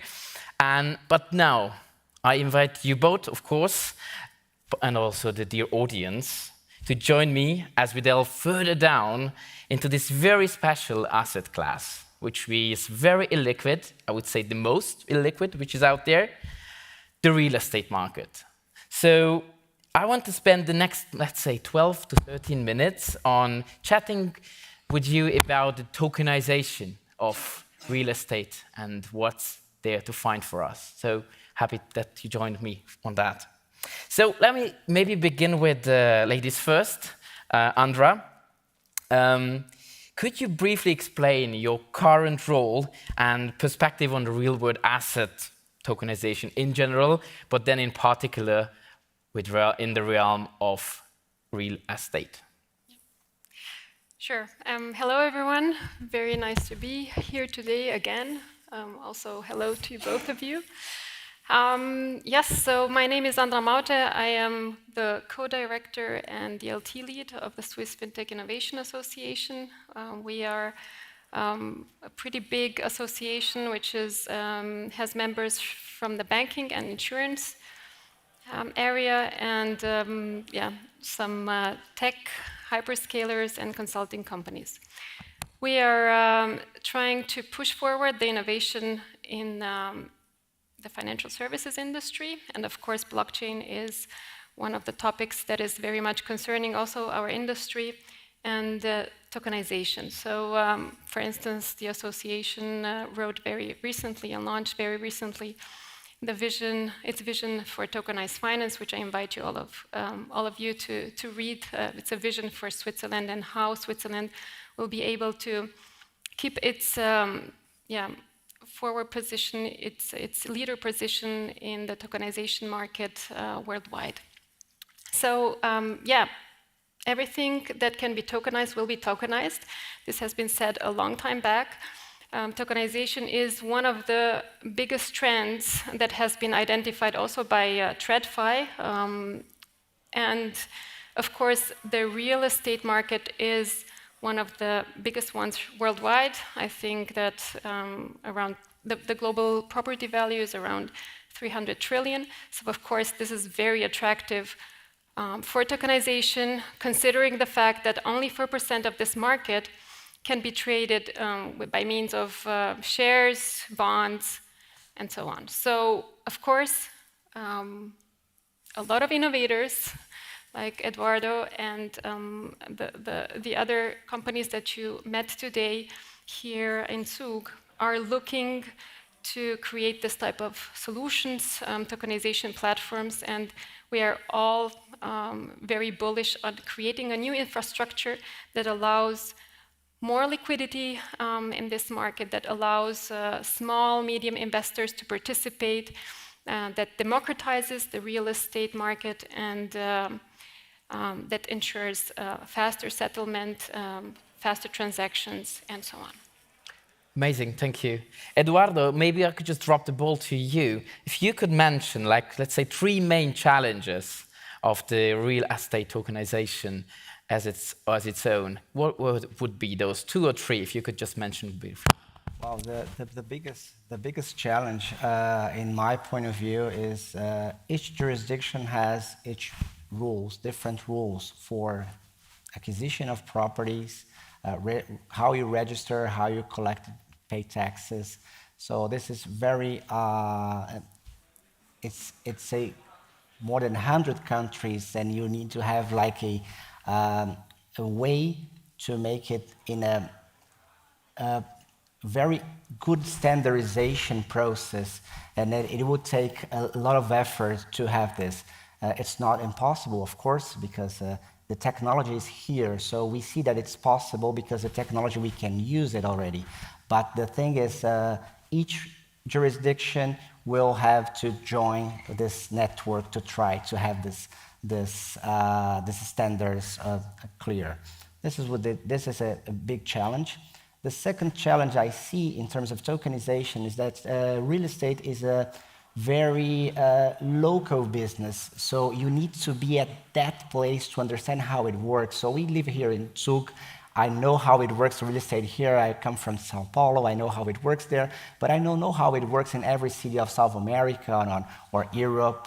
So this is once you tokenize one property that you don't know how it works, so the perception of how much it's worth, it's very difficult. So this was the second challenge. Of course, if you go to the main cities like New York, London, you talk about very specific addresses that everybody knows the price and how is this value. But if you go to the other regions and trying to scale in terms of tokenization, I think the perception of value for each city or each location, it's a challenge.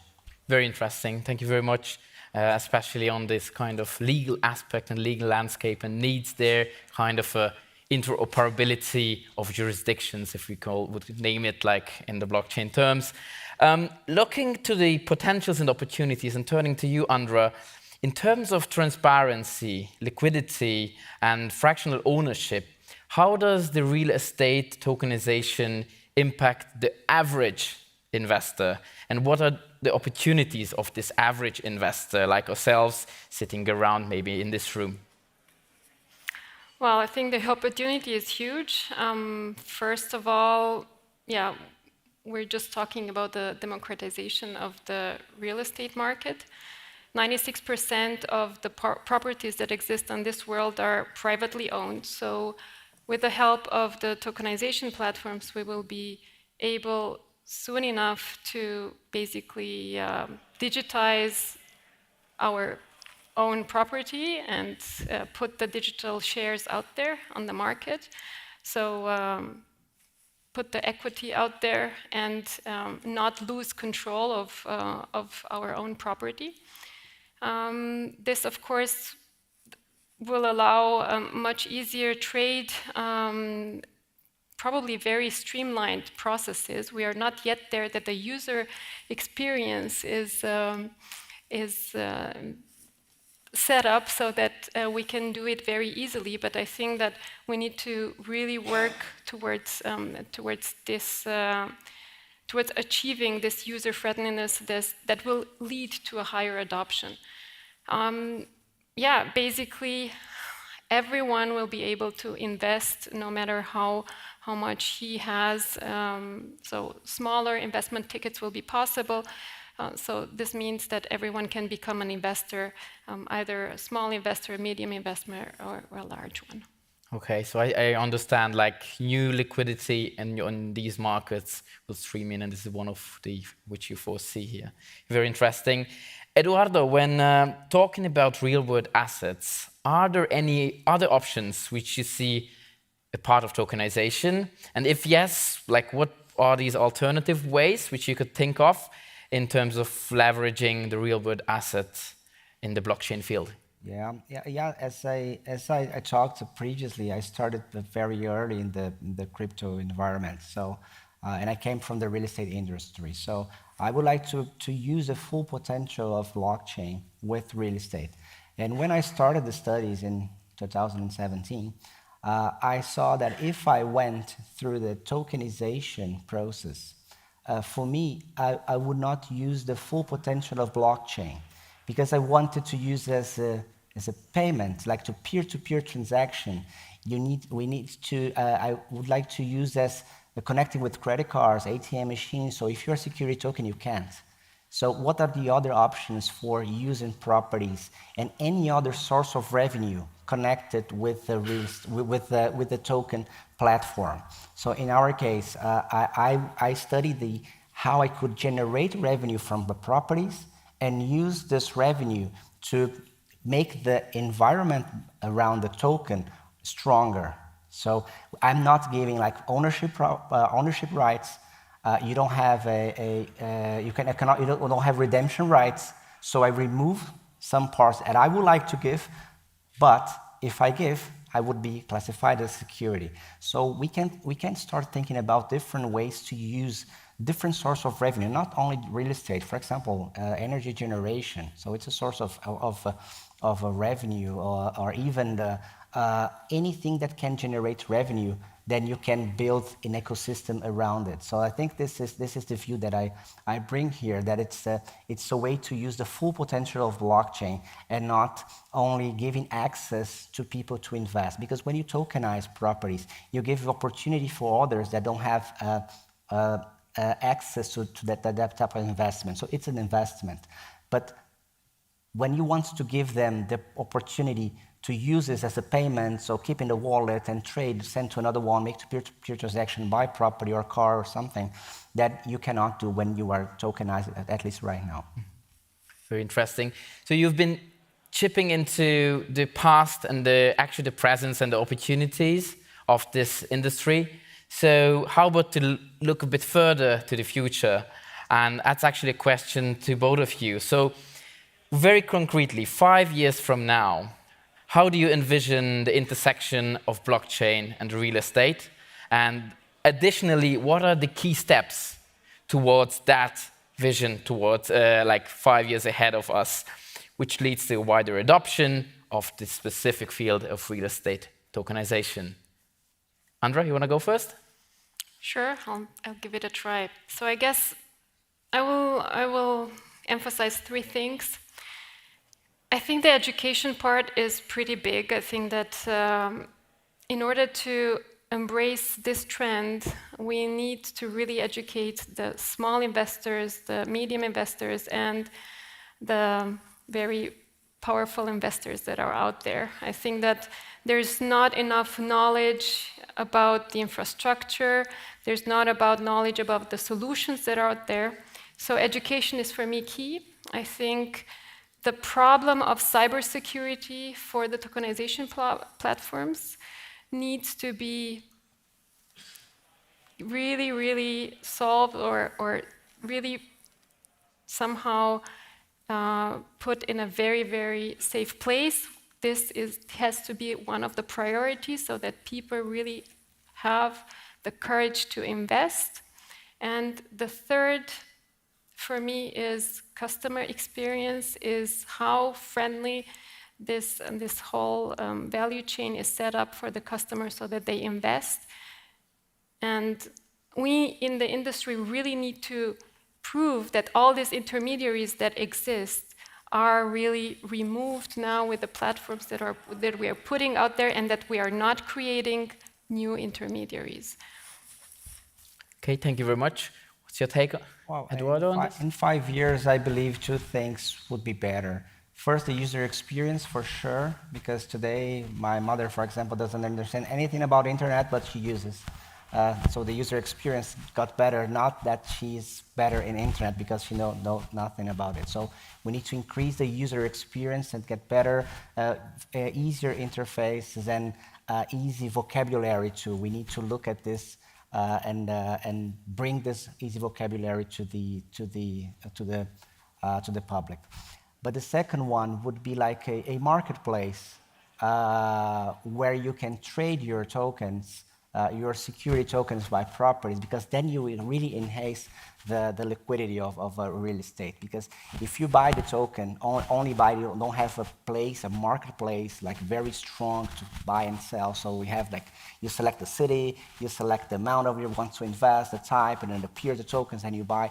I think when there's a platform that can really trade in a high volume, regulated tokens all around the world, real estate, I think this is a very interesting future that I see in 5 years, maybe possible. Thank you very, very much for both of you. And I would like to ask you to put your hands together. Thank you very much for our panel. Thanks very much.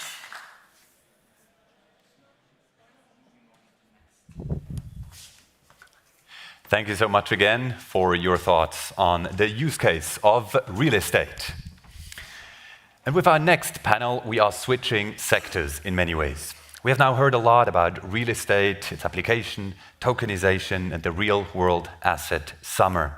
Now we are switching sectors. I have promised you diamonds before the break, and now I'm delivering diamonds to all of you. For our next panel will be about tokenizing diamonds, precious base metals, and other real-world assets. And for that purpose, I invite up on stage the moderator, the head of institutional sales at Crypto Finance AG, Stephanie Hurry.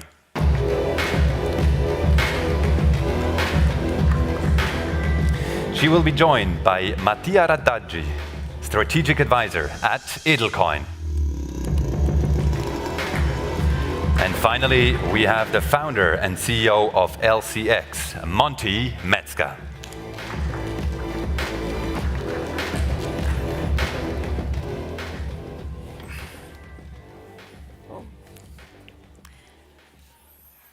Good afternoon, everyone. In 1947, De Beers told us that diamonds were forever. And since then, this has been the subject of a Bond movie that I'm sure you've all seen, and a couple of songs even. But now, I think we can really say it's definitely true, because diamonds are now being represented on the blockchain. Today, we're going to delve into this topic, tokenization of real-world assets, in a bit more detail. And I'm lucky to have with me here Mathias Radaggi, who's a senior advisor to Edelcoin, and the founder and CEO of the Liechtenstein crypto exchange, Monty Metzger. So thanks very much for joining me, gentlemen. I think to jump straight into the topic, because we don't have much time, perhaps, Monty, we can start with you and talk about the benefits of tokenizing real-world assets, specifically metals and diamonds. Mm-hmm. So first of all, diamonds are forever. This phrase came up when De Beers actually wanted to advertise the jewelry industry and change it to make diamonds something like rare and adorable. And as you know, they made it happen. So if you look at the current diamond industry, it's $100 billion market per year, and 75% is in the jewelry business. The other part is in industrial diamonds, and there's one smaller part which was the most interesting for us. It's diamonds as an investment class. That's roughly $2 billion per year at the moment, but that's where the opportunity lies. That's where tokenization can really unlock the market. And the two reasons is basically it's price transparency, which is lacking in the diamond industry, and liquidity. Because if you compare it to gold, for example, you can go to any gold shop, buy a gold bar, and there's a public price where you can also then sell it at a certain price market value as well. That does not exist for diamonds. And that's exactly where we come in with the project called Diamonds.com, where we are tokenizing real-world diamonds one-on-one. So one diamond is one NFT. And last but not least, how does LCX come in there? We are a regulated fintech company out of Liechtenstein. We gained 9 regulatory approvals by the Financial Market Authority, and one of the roles is the so-called physical validator. I would say the most important underlying legal framework to tokenize any asset in the world. And we were looking for a showcase. That's why we started with the Diamonds platform to bring our role in. And the physical validator is making sure that the underlying asset is actually there, it's insured, it's not under debt or anything like that. It's really the fundamental bridge between digital and physical.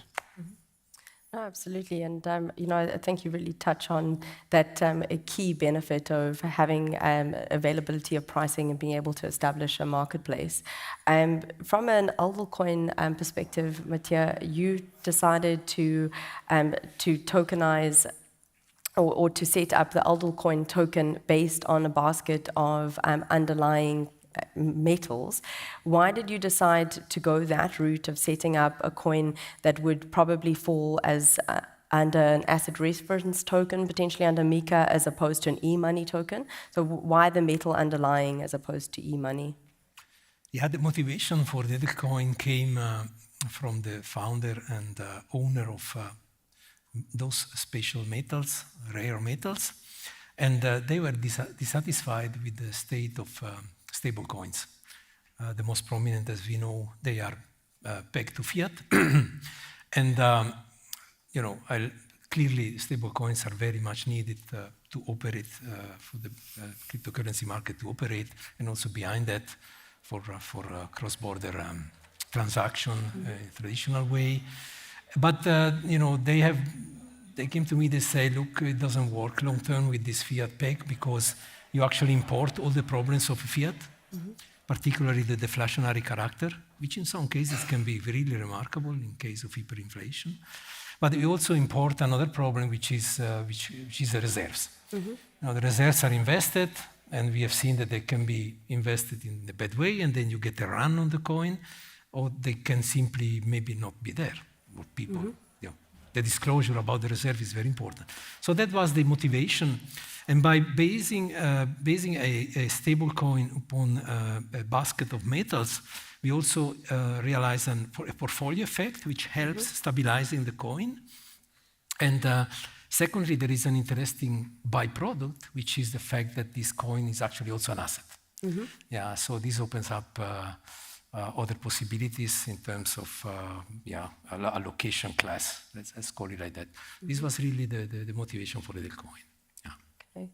And I mean, it's interesting, we bring up these two use cases that I think are very important, is one as investments and the other is payments, right? Tokens as a means of payment. It probably goes without saying, which side you would both be on, but if you had to pick what's the most material use case going forward, payments or investments, if I get a quick answer from each of you, say Monty. For us, it's clearly the investment side. It's a new asset class which we are opening up. The diamond industry itself is a unique global market, but due to the lack of transparency and liquidity, we're really tapping into a huge market opportunity over there. Diamonds is already the largest tokenized diamond platform out there in the world. we have now several hundred diamonds on the platform. The largest is currently 1 carat, smallest are 0.3 carat. And it's easy for investors because they don't, like normally if you buy diamonds, they actually ship it to you or you have to go. So you get a FedEx parcel with the diamonds. Yep. Now this transportation is not there anymore. It's safeguarded in a vault in Liechtenstein with like highest standard you could imagine. And it's insured by Lloyd's London and guaranteed by us as a physical validator. And therefore, it's a like massive opportunity ahead as an investment class. Yeah, no, I also would agree. I mean, Edelcoin, despite originating from the desire to provide the crypto markets with a better stable coin, actually we ended up giving the opportunity to the markets and market participants to invest in these 5 rare materials that in a way that otherwise would have not been possible because so far, or to date, these metals were only buyable in kind. So in that sense, we have actually provided a new asset class out there, which is... I want to add one particular example because we're just launching a new diamond. And so if you search for that diamond, it's a very special 10 carat diamond. You will find a price at other like online Web 2.0 platforms at around $2.2 million. We will offer that stone next couple of days for around $1.2 million. So it's almost like a 50% discount. So it depends very much which side of the coins you're on, right? To excuse the pun, is if you're De Beers, for example, you know, if you're buying a diamond, maybe you want it at a lower price, but I think it's quite a complex industry, isn't it? Lower price is not necessarily better. Yeah, the jewelry industry is really something where there's high margins also. There's a brand like Cartier's and everything like that. So it's a high margin business. If you want to go into investment side, you need clear pricing and also the ability to buy and sell. Brilliant. And I'd like to talk a little bit about some of the challenges. I think that we've kind of highlighted, you know, very much the investment case. And one of the challenges, for example, when you look at payments, is that there'll be competitors within the space in terms of CBDCs, other stable coins. What do you see, Mathias, some of the challenges in terms of tokenizing real-world assets? Maybe you can talk a bit about pricing, Oracle problem.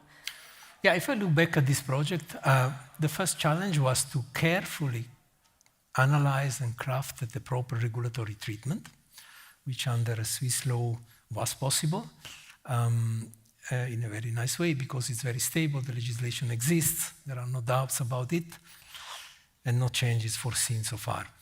So this was the first challenge. Second challenge was also putting together this basket in a way that it would fit the purpose, and also programming the coin, obviously. All the technical part, the smart contract was a decent challenge. We looked and we found the right solutions. But now the challenge that we are confronted is on the payment side is the adoption.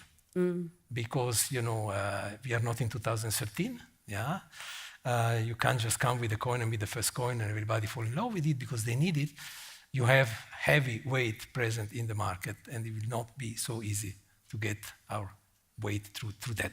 On the asset side, there are maybe more hope because it's really something new. So, you know, you can buy this one Edelcoin and you become owner of the underlying basket. Yeah, in a monetary way, which was not possible before. So I see it a little bit easy now on the asset side, and I think on the payment side is going to be difficult. But let's not forget that I happened to participate recently at the kind of 10 years of circle, and I don't know how many years, 7 years probably, of the USDC. They also took time before getting up to speed. So adoption is the challenge. Yes, and I mean, you mentioned as well sort of some of the technical challenges, legal challenges, but it's not that USDC has had a very easy ride over the last 12 months either, or USDT. So I think that you're just still quite well positioned. And so in terms of additional challenges, Monty, I mean, you're trying to establish a marketplace for diamonds and also for other digital assets. how would you position yourselves compared to, say, other established exchanges or crypto exchanges? And what do you see this role of the Liechtenstein Crypto Exchange being as a marketplace? Yeah. So LCX is establishing a new ecosystem where we become the centerpiece of the future of tokenization. And we enable that with our role as a physical validator. So Timons is now kind of a spin out. There's a new director, huge potential. I talked about it. But LCX will enable all of you. Like if there's somebody else who needs this, like a notary function to actually make sure that there's the object is actually underlying, connected with the token. That's something we can enable. And then on top of that, we have the centralized spot exchange where we are focusing on regulatory compliant assets. So the token sales we are enabling with our role as a token issuer is really setting a new standard of how ICOs are done now in 2023 and onwards. And we're preparing for MiCA at the moment. So out of Liechtenstein, we are part of the European Economic Area. And we would say we are MiCA ready as of today and preparing to file as soon as possible. Oh, that sounds exciting. And if we look forward then, I mean, what were you the most excited about in terms of tokenized real world assets? I mean, is it MiCA? Does anybody? Or no, for me, it's really the future because there are maybe two aspects to it, referring to the DLT technologies. The first one is actually an economic aspect. I mean, we have learned in the textbook that the more liquidity there is, the better the market functions for price discovery and to find investors and for everything else, right? So by tokenizing real-world assets, we are actually adding liquidity. We are making liquid something that is not liquid.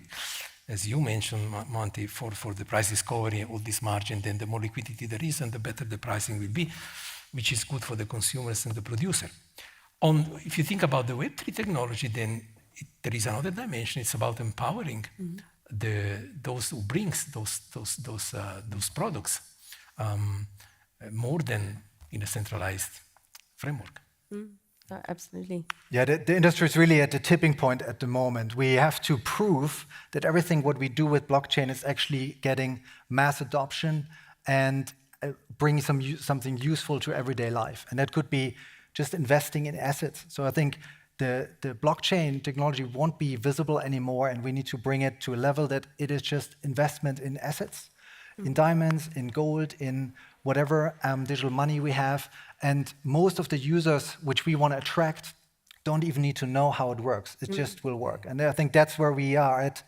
So when I look back how Crypto Valley and Liechtenstein, everything established, what we will see in the next 5 to 10 years is really just like mass markets which are opening up. And all of us, I think we can enable it.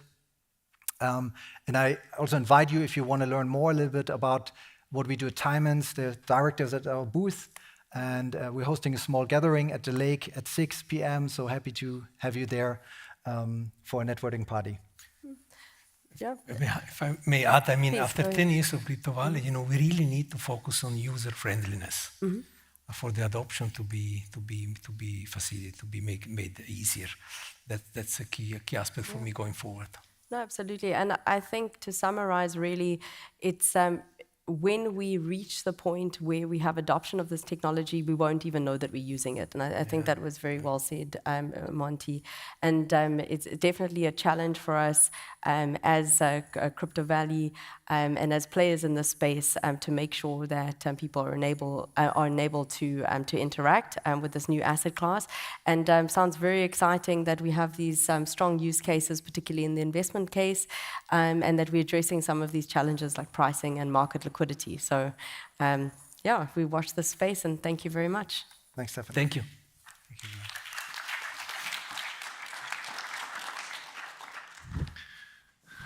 And another thank you from my side for this wonderful panel on diamonds and other metals, which can also be traded and dealt with blockchain. Now, ladies and gentlemen, this concludes the second block of today's CV Summit, and I invite you all for a networking break of 1 hour. We will see each other again on this stage at 6 o'clock sharp. Please don't be late so we can continue our program in time. I have the privilege of naming another couple of sponsors that the CV Summit can profit from.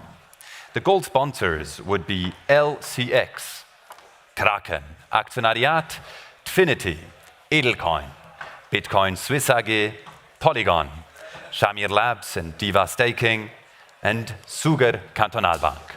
Many of those do have a stand. Go to the exhibition hall, talk to them directly. Ladies and gentlemen, enjoy the networking break.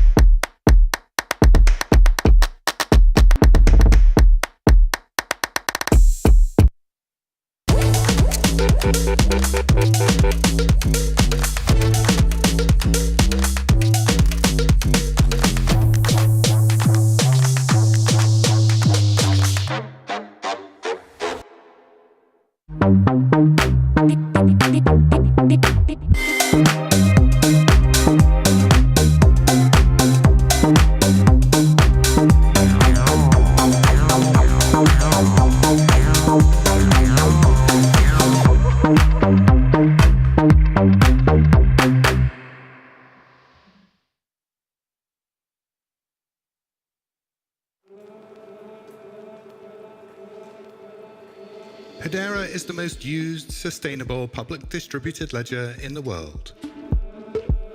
With use cases from preserving testimony to anchoring warning systems, ensuring the safe storage of vaccines, and allowing us to get back to life as we knew it.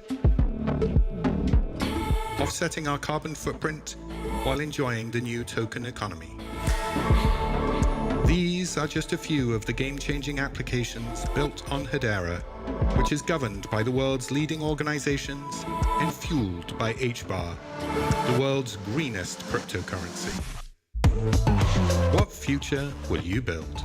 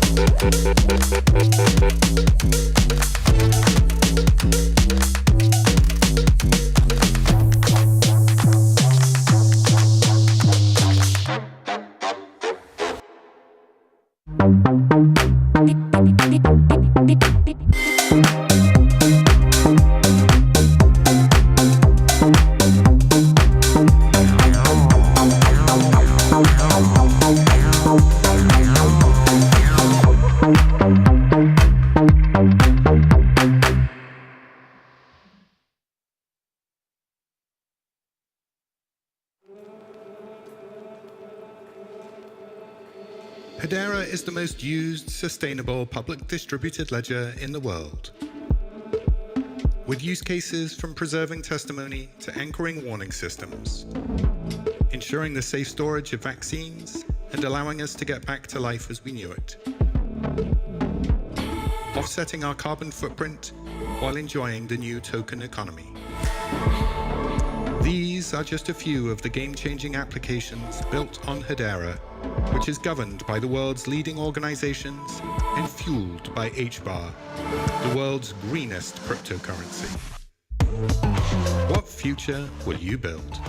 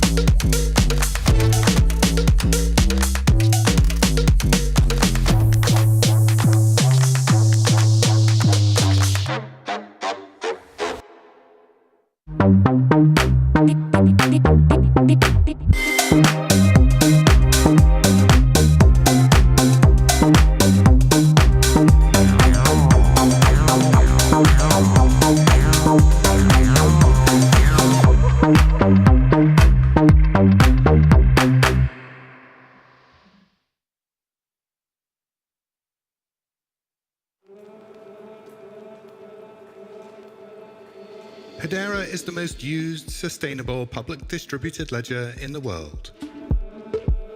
With use cases from preserving testimony to anchoring warning systems, ensuring the safe storage of vaccines, and allowing us to get back to life as we knew it. Offsetting our carbon footprint while enjoying the new token economy. These are just a few of the game-changing applications built on Hedera, which is governed by the world's leading organizations and fueled by HBAR, the world's greenest cryptocurrency. What future will you build?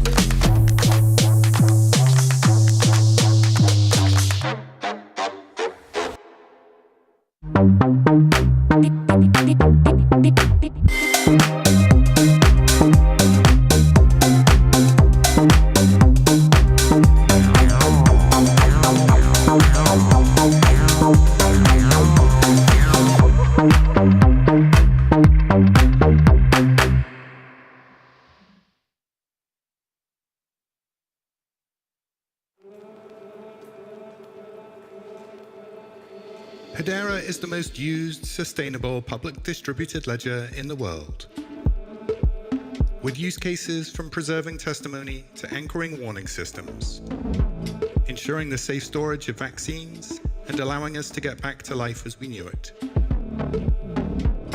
offsetting our carbon footprint while enjoying the new token economy. These are just a few of the game-changing applications built on Hedera, which is governed by the world's leading organizations and fueled by HBAR, the world's greenest cryptocurrency. What future will you build?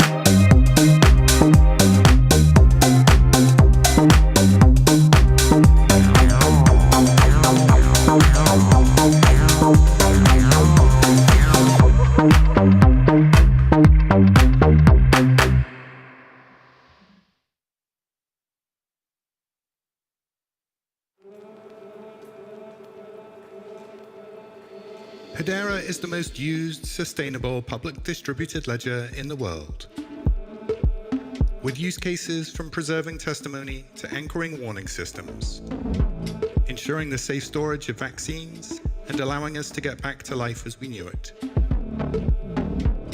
offsetting our carbon footprint while enjoying the new token economy. These are just a few of the game-changing applications built on Hedera, which is governed by the world's leading organizations and fueled by HBAR, the world's greenest cryptocurrency. What future will you build?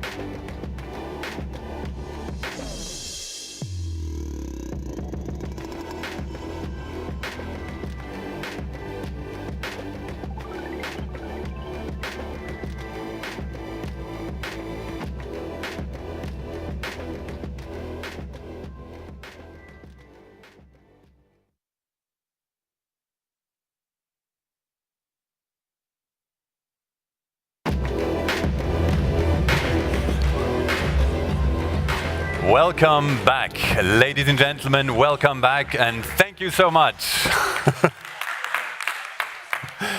I love the energy for the last block, the third block of this first day of the CV Summit 2023. And we are looking for the first panel of 3 panels, which we will be experiencing in this last block. We are looking at the institutional level. The next panel will be about Switzerland institutional involvement in crypto. A decade of lessons for international finance and what lies ahead. But as so very most often in business, but also with institutions, there can be jams. Now today, this panel is confronted with a special type of jam. It's called a traffic jam. One of our panelists is currently stuck in a traffic jam and will be joining us up on stage a little later on. So the CEO and founder of Crypto Finance Group, Jan Bergesek, will join us a little later on, and that's also why he will not have this beautiful face microphone. He will have a hand microphone. You should be able to discern him. But as the program will continue, the show must go on. It is my great pleasure to welcome up on stage Managing Director of JB and moderator of this next panel, Jörg Baltensperger.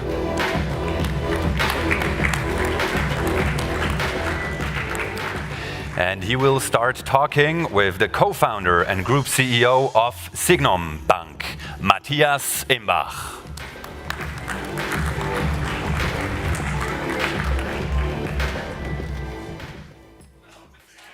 Hello, and welcome everyone to this panel, or shall we say conversation then between us.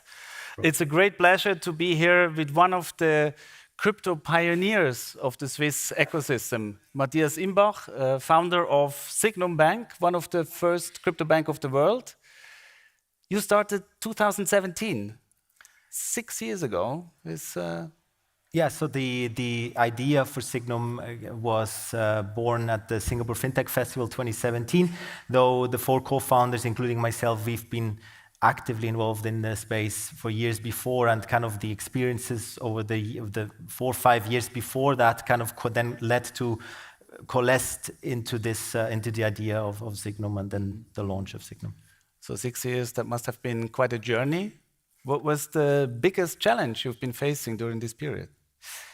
There were many challenges. At the beginning, it was obviously finding people to support, to back this idea, particularly with this idea to go fully regulated and regulated first and not have a single transaction on the platform before being fully regulated. That led to us having to fund a lot, right, without being able to show track record operationally. You just had to be in that regulatory process, so that sometimes was challenging.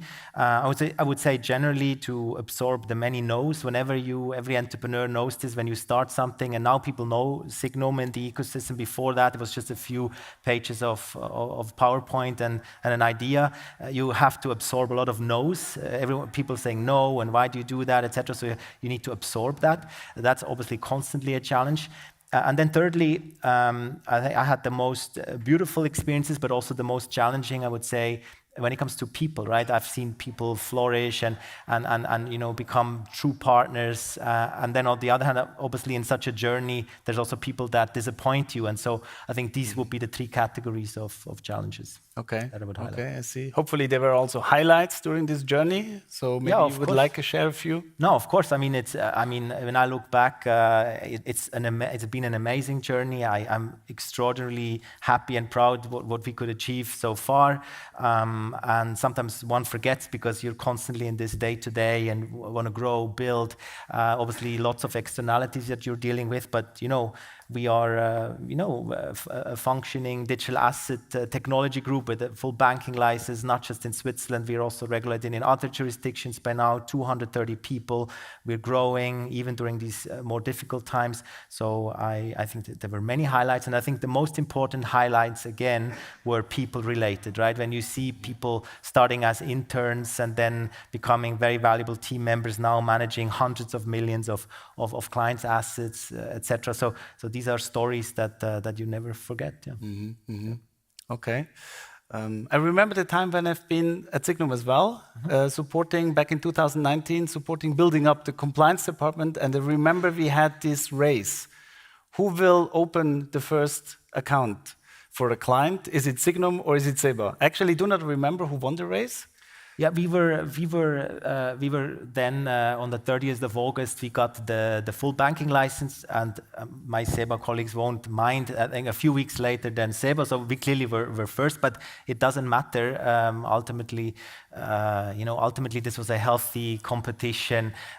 We are very happy that SEBA was there, and I think they were also happy that we're there. It helped also with the regulatory process, that the regulator also had two teams they could compare and take the best of both worlds and then also apply it to the other team, etc. So in that sense, I think it doesn't really matter, but it was a cool, healthy competition, and yeah, Signum won this one. Yeah. Very good, very good. Actually, SEBA is not far away from here. It's just a few hundred meters. How do you experience, and it's a pity that Jan is not here because crypto finance also has some overlapping service offerings. How do you experience the competition in the Swiss ecosystem in crypto today? I think it's quite healthy. There's among the key players, there's a lot. There is obviously overlap in terms of service offering, and every company then has its specific culture, team, which attracts a certain type of clients, right? There's different approaches, different management styles, different focus on the value chain, the tech, etc. And I think that's healthy. What I can certainly say at my level, I have open channels and discussions with all the CEOs of the major crypto players, and there's no kind of weird feeling or trying to work against each other. On the contrary, there are areas where we collaborate, particularly when it comes to regulatory topics, but also ideas. We would also exchange views on how do you manage performance management and stuff. Even a bit more kind of in-depth things, but we certainly don't share specific numbers or strategic topics where we are really on indirect competition. But I think it's a healthy co-opetition. Yeah. Okay. Good to hear. If you open up the topic a bit, how do you see the situation in the crypto industry globally or on an international level? Do you see here a bigger competition arising? It's a very complex time right now, a very complex environment with various externalities, particularly on the regulatory side. I think we will see even more so than now that there's a bit, I don't want to call it overreach, but after the scandals that happened last year, there's lots of people had now lots of time to think about what should be different, that it can never happen again. And typically what then happens at the end of such a cycle, you get lots of new rules. Some of them are good and others really don't make any sense, right? And so we probably come into a phase now where there will be a bit more regulation, and maybe sometimes a bit over-regulation, and we hope over time it will then go back into kind of into an area where it kind of makes sense. In the US, obviously still quite messy, but once the Bitcoin ETF is approved, I think, and there's lots of pressure being put on the SEC, I think this will release a lot of new energy, and I'm convinced it will happen sometime. I don't know when. Then with MiCAR coming live next year or 2025, there's lots of talk now. Banks are getting ready, institutional investors are getting ready. So I feel a lot of Aufbruchstimmung, people now saying, okay, now let's close with the past, and now we really do it. We see it here, and I'm not here to make to advertise Signum specifically, but when I look at this week, right? This week alone, we launched with Zuger Kantonalbank. Today we announced that we have a full new license in Singapore. There's more to come, so I think there's a lot of positive dynamic here, and I think we should just focus on the opportunity, and then it will be okay. So seeing it from an international competition perspective, do you see that Switzerland as a jurisdiction is still doing a very good job in this regard, or you see other jurisdictions are following up? How do you assess, since you're located in Switzerland and regulated in Switzerland? Yeah, so we are regulated in Switzerland, Luxembourg, Abu Dhabi, and Singapore, so I can compare a bit. And I can say that in Switzerland, clearly we were ahead, but this is now eroding. I also want to be blunt, right? There are a few topics in the making or potentially in the making, regulatory-wise, which would really throw Switzerland back massively. One is obviously the whole topic around staking, and the implementation of the BIS rules in terms of capital requirements for banks. If they were to be implemented as envisaged one-to-one, it could really hurt the industry, right? It would mean that only banks can offer staking, and banks have to keep assets on balance sheets, which would, as a result, lead to a situation where no bank will offer staking. If you cannot offer staking, people will withdraw the assets that you custodize as well, because less and less people will be willing to custodize ETH, for example, with a bank without getting the yield and just pay custody fees. Makes zero sense. So all these flows would go offshore outside of Switzerland. And obviously this is an area where we all have the same interests and are collaborating and trying to word this. Yes, I heard about this initiative. Very good that the Swiss ecosystem now gathers and tries to influence to a certain extent, possible, of course, what the regulators are doing. What do you think, as a Swiss company, what kind of impact can you do globally if you offer your services abroad? Is it, I mean, we're a very small country, is it a relevant impact we can doing, or over time, you say, since you founded a few daughter companies in other jurisdictions, will this be more decentralized, to call it that way? I mean, Switzerland has already played and continues to play right now a very relevant part in the whole crypto ecosystem. I think Switzerland has a great reputation that the regulatory clarity was here early. We had the DLT law in 2021. Now we just need to protect it, that it's kept that way, and if not, that there's an open, transparent political discourse before it's changed. But right now, to give you a specific example, right, when all the various banks collapsed, this was a huge shock in the US, right? Mostly banks that were offering crypto services, or rather payment fiat services for crypto companies. Many of these companies. Hi, Jan. Here we go. I tried to cover for you. So we're talking about the Swiss impact on the ecosystem. I think it was great because we could, banks like Signum and others, also Jan's company, we could be there and give them clarity and actually work with them and keep these rails open, which I think is a great contribution, particularly to the many foundations, etc., that were impacted as well.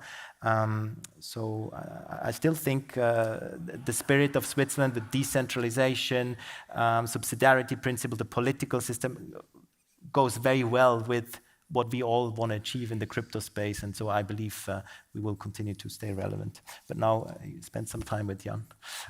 Welcome to the stage, Jan. Thanks very much. Sorry for being here too late. No worries, no worries. We just talked about the future of a service offering out of Switzerland. How do you see it from a crypto finance perspective? Yeah, very good question. I will answer it on the kind of the regulated financial industry way, not on the tech side. I think tech, you don't really have borders. It doesn't really matter. You can build a blockchain out of Switzerland. But on the regulated side, as we are, we obviously have the Swiss regulations, which are very advanced, and I think you talked about it. It's a great foundation where you can build up on. You have the traditional financial know-how, we have the crypto know-how, the blockchain know-how. So it's a perfect growing foundation. For Europe, for the future, I think you need to have a presence in Europe, like as well in Asia, in Singapore or Hong Kong.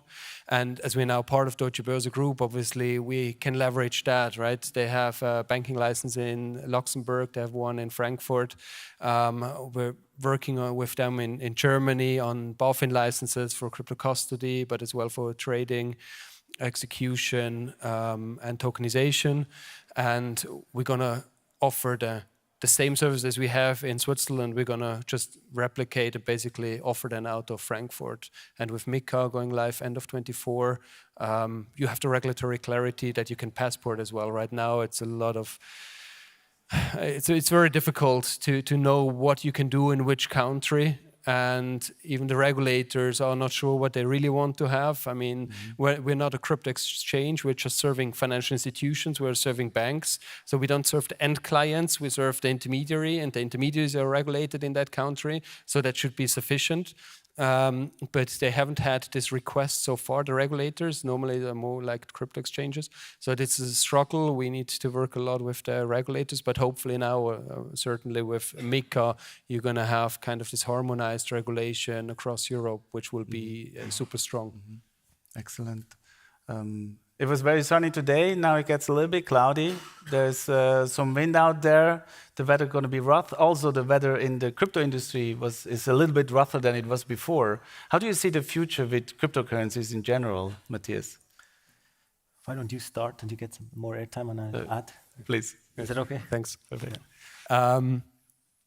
Look, we have seen that already in 2018, 19, 2017, all the ICOs, we're going to change the world. Then 18, 19 went bust. Many of those went bust. Now we had another 21 hype phase, and 22, 23 is more consolidation. I think the ones who are doing it properly and like heads down and building and are not in the space for a quick win, they will survive. And it's a marathon. It's not a sprint. That's crypto world. And I just saw a picture of me 3 years ago. I looked much younger than I'm now. It's crypto. It's dog years, right? So you just should put your heads down and build, and use the more quiet phase where you can really build your offering and further extend your offering. And as a more traditional player, it's the good moment where we can build. It's not that much excitement and everyone is going for the yield or the maximum return. Employees are working as well on that and are kind of focused on the job and not just, oh, I'm a millionaire now. So I like the periods. It's super tiring, it's exhausting, but it really helps you to bring the company forward. I would just add, I think we'll see an evolution in terms of institutionalization. The highways into the crypto space are going to be much, much larger, and the next killer use case goes live, right, with all the banks, financial institutions, the regulatory clarity. This is now happening. Second, I think we don't yet know which use case will kick off that next, adoption cycle, which has to come. Usually, it was in the past cycles. Jan mentioned it. It's not anticipated. It's just something that triggers it, and that's the beauty of how we're all building right on this tech. And then thirdly, I'm convinced it will happen when I look at just stats in terms of the tech being developed, the themes with the layer 2s, with the interoperability, with how people collaborate, with the partnerships, but also when I see how the kind of how traditional finance is interwoven much more with future finance, with crypto, by also crypto foundations starting to invest in traditional securities, but wanting to see it on-chain, etc. Kind of this all helps for the next cycle to be actually much larger. When it comes, I don't know, and I agree with Jan, we just need to build. And I also must say, I don't feel that wintry anymore. And when I look at what's happening on our platform, we grow. It's not that bad actually. Mm-hmm. Yeah. Okay, good to hear. So I assume you will stay in the crypto space for a while longer. Last question to you, Jan. Since you stepped back, the CEO of Crypto Finance, will you also stay in the crypto industry, or will you move elsewhere? So we just announced that I will step back, but it's up to FINMA approval, so it will happen at the end of the year probably. Okay. I will take some holidays first, and then I'll think about it, but I definitely will not leave the space. It's just too exciting, and we're still in the early days. Excellent to hear. Thanks very much, Mathias, Jan. It was a pleasure to have you here. Thank you.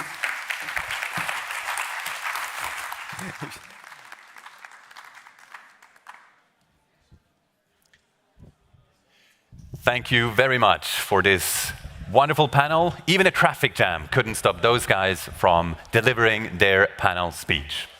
Now, ladies and gentlemen, we are looking at a very special event right now. Another type of panel, a panel we have not seen before today during the CV Summit 2023. Because we are looking at an investor hour. And this investor hour, this panel, will be about alternative investment solutions. But before we start this panel, I have a challenge for all of you. Could you quickly answer one simple question for me? Are you here? Wonderful. And whilst I hear some people saying, yes, we are here, I'm going to reiterate my question. Are you here? Wonderful. And it is this energy that our speakers will need for this panel, for the investment hour on alternative solutions, alternative investment solutions. So please give them a warm round of applause for the moderator, the founder and president of the board of directors of Women in Web3 Switzerland, Salma Belgali.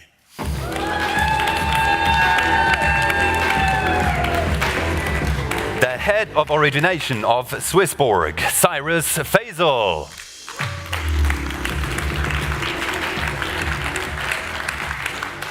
Guys, you need to keep the energy up. We have head investor solutions and strategic accounts at 360 EC, Nadine Gisden.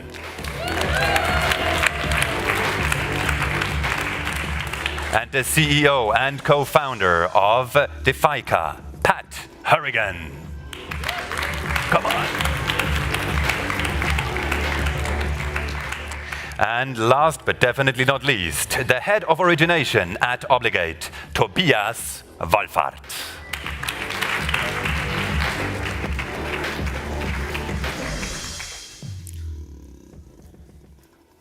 All right.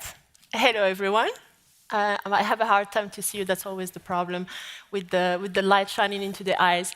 And actually, I would like you guys to give a real warm applause to these panelists today. Come on.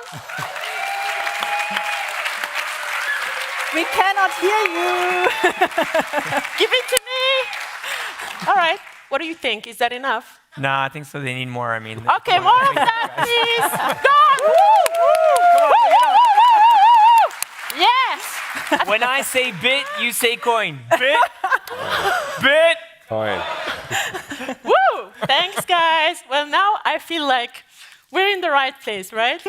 Yeah. Okay, so I think you got the picture what type of panelists we have today here. And I'm actually super happy and I feel very lucky to be with 4 awesome experts in alternative investment solutions. Maybe before we start diving in how your platforms are shaking up the industry of investments, a very short intro to each of you guys. Name, role, and your company in a nutshell. And we're going to start with the lady here. Sure. So Nadine, I'm leading the sales and investment department at 360X. We are a marketplace for illiquid asset classes like art, real estate, or music.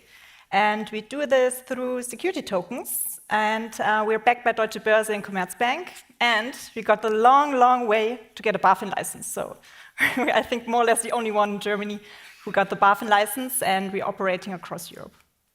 Thank you, Nadine. Maybe Cyrus?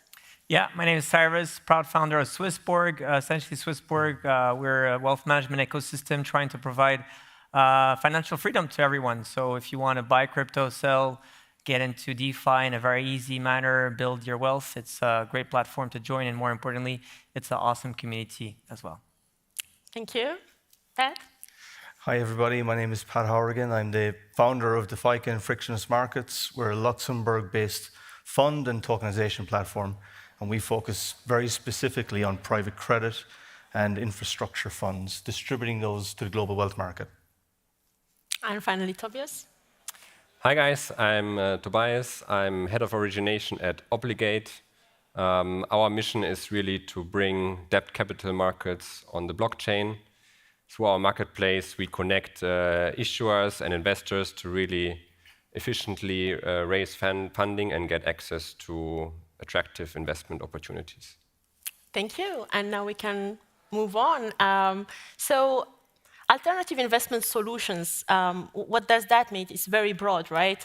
So it can be, what are we talking about? Is that cryptocurrencies? Is that digital asset, tokenized assets? I get a little bit confused. And I've seen your passion for this topic, Cyrus, many times, and I think, yeah, you kick it off. Okay, thank you for that. A big surprise, by the way.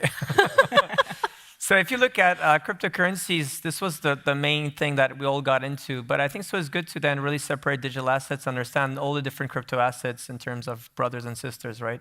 So the first class is really the cryptocurrencies, such as all the payment tokens, which is Bitcoin, Litecoin, and then all the mem coins that are potentially gonna face those way to peer-to-peer payments, right? The second wave, which was really brought, was thanks to Ethereum, was all these different blockchains, which today, if you break them down, there's the layer 0, which is like the soil, the layer 1, which could be like the cement, and then the layer 2s that are the helipads, the trains, and whatsoever. Then with that, you have decentralized applications that are built on top of it, right? Which is all these utility tokens that have governance, road, or essentially membership type of tokens, right? And then the fourth or the fourth category, which is all the tokenized assets, which you guys are obviously experts and think that this is going to be the next big trend, which I believe as well. And last but not least, the NFTs, which is collectibles that it gives you essentially digital certificates to own different things within the virtual world or within the physical world. And that's why I always try to explain to people that we might not see 1 million cryptocurrencies, but we will see probably a lot of blockchains as it. We'll see even more utility tokens. We'll see trillions security tokens and probably more than trillions of NFTs and others of those. Let me challenge it a little bit. My background is BlackRock, so classical asset management. So alternative assets, I would say it's a little broader. So even private equity, venture capital. So every asset which has a different risk-return profile. I will summarize it under this frame. And then, yes, I totally agree. We can break it down into the different layers you explained. Maybe Tobias, from your perspective, how do you see that? For me, I really see the blockchain as a new ecosystem, right? Where the different investment opportunities that are also existing in the traditional world will come on and will be handled also much more efficiently. And that's where we can replicate different products that exist in the traditional finance world. And we can also develop new use cases, new financial products, which were not possible before, right? Which we will hear later, I think, a bit on what are the possibilities. Yeah, I don't know if the audience got a little bit the difference between the platforms of Tobias and Pat. Maybe you can add a word later on. I'm with Nadine. I'll take a sort of a more longer-term backward view of it. So my definition of alternative investment products are very close to what Nadine has described. So, if you go back to the 80s, KKR with leveraged buyout funds, you had a lot of innovation around private equity, and then that led to private credit and this booming asset class. And you now have investment products, crowdfunding. They're all alternatives.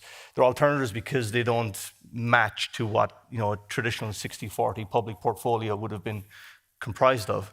I think what's interesting about this moment in time is that the lines between those different asset classes is becoming more blurred. And that is because of the enabler that is the technology that is blockchain. So now you see a traditional mainstream asset class, US repos and treasuries. I mean, they're the most boring product that you can get out there. They're a click of a button, you get them 31 days later, they pay out. You're now starting to see those being wrapped in an alternative format. So you're starting to see tokenized treasuries. I mean, that is an alternative investment because to get access to that product, you have to have an alternative source of capital, in most cases USDT or USDC. So you've now seen this sort of blurring of lines between what is a traditional, very, very traditional asset class and now the investment experience that you can get from alternatives. And where it gets complicated is in the legal definition of what you can and cannot do. But alternatives have been thriving for 40 years, and it's accelerating, right? I think that's the key message. Yeah, before we go a little bit more in detail about the USPs of digitalization, digital assets, etc., your platforms, your products, maybe a quick background or a little bit of a quick snapshot on the trends and happenings in the Web3 investment in the last 6 months to 1 year. Maybe Tobias, can you maybe start? Sure, I'll start. I think if we look back like 1 year and today, I think a lot has changed in how the market is positioning itself. Like 1 year ago, it was really the end of the NFT metaverse craze. This kind of topic a bit faded down.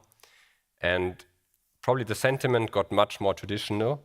Like people looked for more stable investments, more secure investments. Also, the whole macro environment changed. So interest rates keep rising, right? If we look back, they were close to zero some time ago, not too far actually. And now we are at 5.5% for short-term money. And so actually also all the assets on the blockchain were looking for yield. And many projects started developing use cases and products for this kind of use cases. And Pat mentioned that this US Treasury product is like currently, I guess you heard a lot as well today about real-world assets. It's kind of the headline product at the moment in this industry of offering access to T-bills and the likes. And I think this is the main shift in the market that has happened in the last year. How do you see that, Nadine, in the music and art industry? Well, actually, let me first also have a look at the investor side, because there I see a lot of changes as well in the past 12 or 6 months.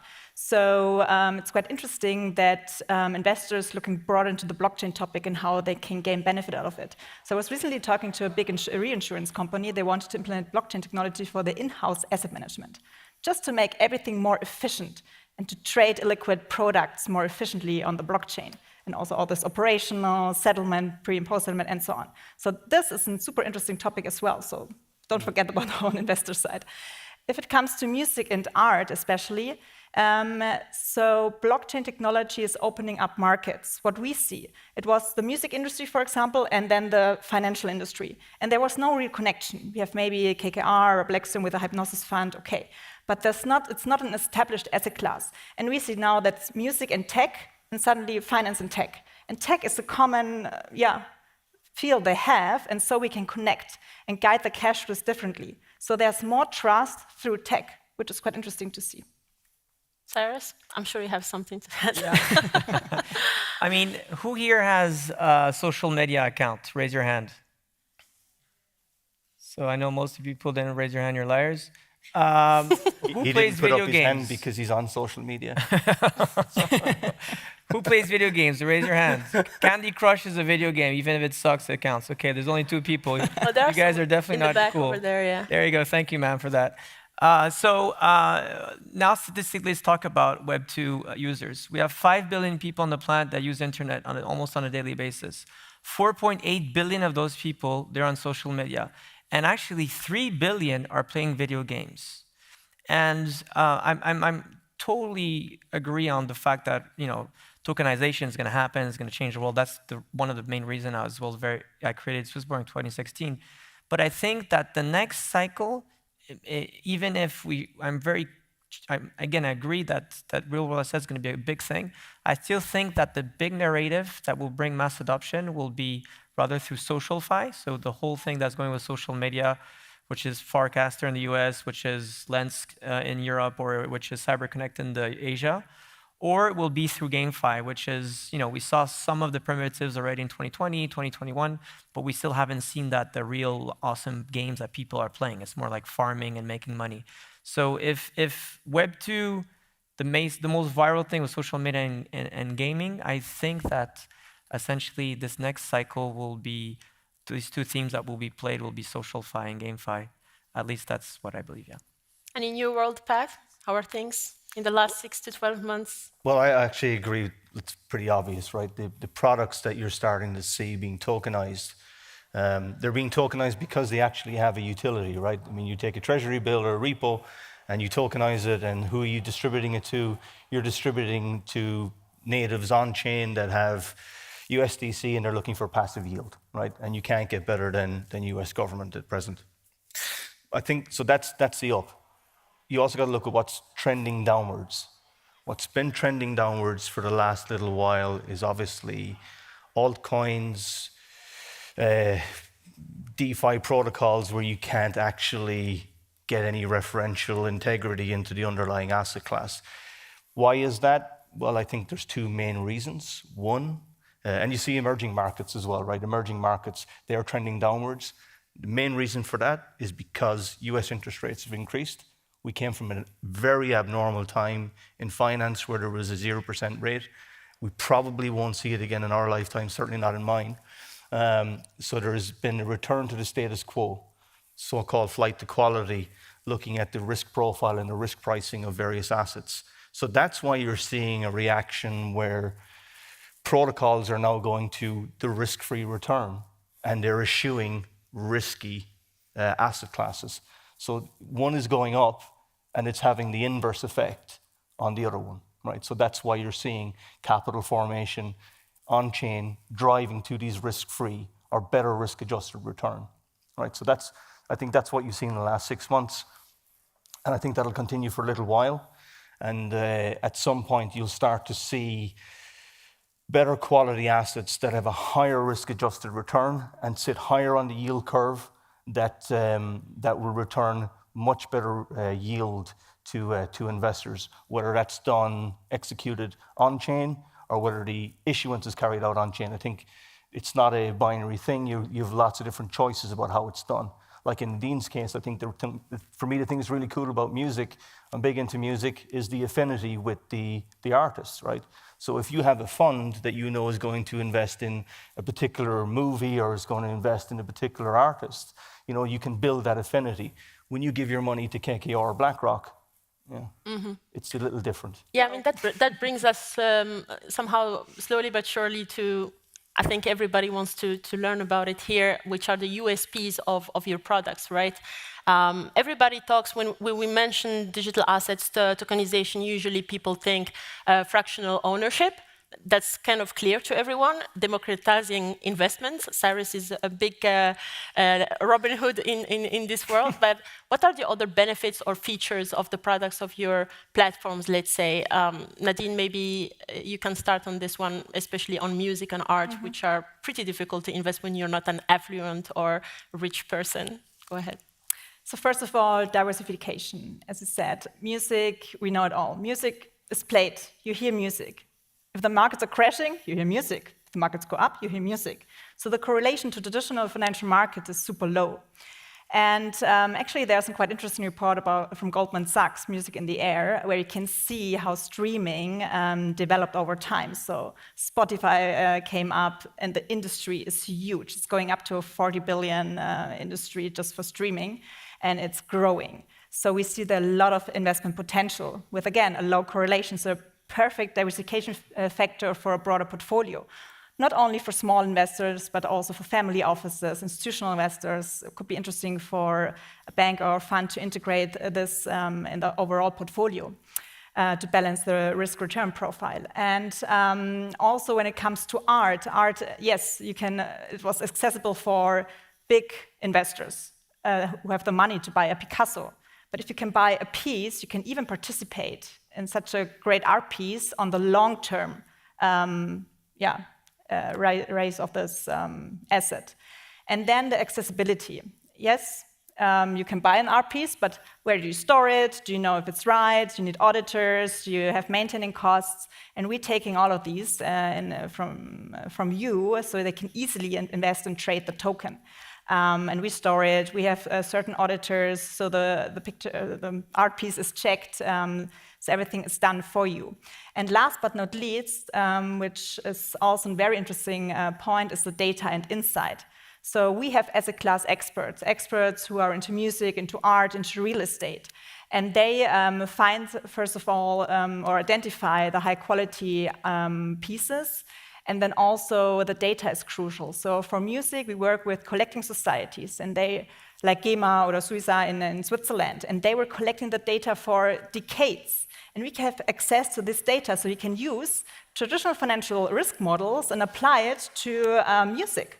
And then you see how volatile a product is, and you can identify risk. You can buy or build a basket, or even buy a single-line artist, which is super interesting. So data and insights is also a very crucial topic here. I mean, that connects a lot with your launchpad, Cyrus. You might want to tell us a little bit more how, for example, you're doing your due diligence in the world of Web3. It sounds to me like a scary place to be honest. Yeah, it's definitely, that's a wild one. I think the hypothesis we just said earlier, Pat, I'll get back to just the question, is that going forward, like technology, products, everything is going to be built in a way that's going to be quite plug and play, right? And you already have this with DEXs. There's so many DEXs could fork Uniswap, but there's only Uniswap that has the volume. And very often there's a very good alignment vis-a-vis of that, which is a token or investment whatsoever. And you're seeing with like the OnlyFans or with Friends Tech, people are buying tokens of each other. It looks a bit Ponzi, but essentially what you want is to have ownership over a product or over a person eventually, I think so. That's what what Web3 is building. And I think that, going forward, like venture capitals and all that, and the KKRs and private equity will always have a big role. I'm not saying won't have a big role, but I think the successful projects such as Ethereum, Bitcoin itself, and all of that will have just a very strong community which gather together, which have big thoughts, and try to create a great mission. So what we do, the first step always at SwissBorg is really that is, okay, are they on a mission? Do they have a strong community? And then after the product, the business model, and all the different things that go with the project, then gets aligned. But when we do score this, it's really, the people, the product, the people, the community, then of course the price, the perks that you go on top of it. But these are really the fundamental things. And right now what we're trying to do is, so we did this last week. So I don't know if you guys know, everyone heard about Lens protocol? Raise your hands. Okay, it's a lot of cool people here. So Lens is one of the SocialFi product, at least protocol that enables to create, different Web3 applications on social media, right? And one of the big one was Favor, and Favor, it's like an Instagram or it's like Twitter. And among this deal, the deal was that we had favored terms than any venture capital, and it's not because we're SwissBorg, it's because essentially the deal with them was very clear. Anyone who downloads the app of Favor and becomes one of their top users will get to be investing into their pre-ICO, so before the ICO is launched, with very favorable terms. Because why? The person is investing in a product which he's going to be using or she's going to be using probably on a daily basis. And therefore, it's not an investor that people are looking for, it's investors that are become loyal users. And this is really much what our big hypothesis is behind the SwissBorg is, not just investment place where you're just able to look your risk and then your liquidity and get in and out. Of course, that's something important. But what you want is to invest with passion and eventually be able to use technology and not just invest into it. Pat, how is the passion on your platform? Tell us about that. Repeat the question. How's the passion on your platform? The passion? Yeah, Cyrus is talking about passion investment. It's very hard investment, to make private credit sound sexy. but here it goes. The fastest growing private market is credit, right? It is. It's now at present a 1.5 trillion market. It's going to tack on another $1 trillion in the next 3 years. The reason for that is because the broadly syndicated loan market doesn't function, right? It's a boring fact, but it doesn't function. The public high yield bond market doesn't return the types of outsized returns that investors look for, right? So that market is growing. And the mega trend in that market is democratization, but it means different things to different people. Really what it means is trying to allocate portions of credit funds and infrastructure funds, which are illiquid products, they're designed to be illiquid, providing those to the global wealth market. So as an investor, if I told you there is a product that returns 16% year on year in quarterly distributions, your pension fund invests into it, the top tier 1 managers invest into it, but you can't get access to it. The reason why you can't get access to it is because the minimums generally are 1 to 2% of the fund size. So if the fund size is $1 billion, you got to pony up $10 million just to knock on the door as an LP. The interesting part of applying tokenization as a delivery mechanism allows for the global distribution of this asset class at super low minimums. So I can come along and through, use the term diversification, I can put a little bit into a green fund that's run by Generali. I can put a little bit, 10 grand, 15 grand into a private equity fund that's run by Moonfair. I can put another 20 grand in somewhere else, right? So you're taking control of your own financial destiny. That is what's interesting about that asset class. And really, when you look at the application of blockchain, it's about access and efficiency. The products themselves, they don't return 3, 4x. Right? They return 10, 15, 16% if you're lucky. If you can shave 30, 40 basis points on administration fees, if you can take out 10 basis points on currency conversion, if you can hedge your currency risk a little bit better, suddenly your operating margin and your profit margins in those products and distributing those products goes up, right? So that's what's interesting. Yeah. You know, and to use that, I hate using the quote, but you know, Fink at BlackRock, that's why they're interested in tokenization. They're interested because it has both the characteristics of efficiency and access. How do you see that, Tobias, on your end? I mean, it's a little bit less maybe complex as a private debt, but yeah, tell us your perspective. I think this, I mean, all the points mentioned before are very valid. And what I think we can add as well to it is also for the issuer side, for the asset owners.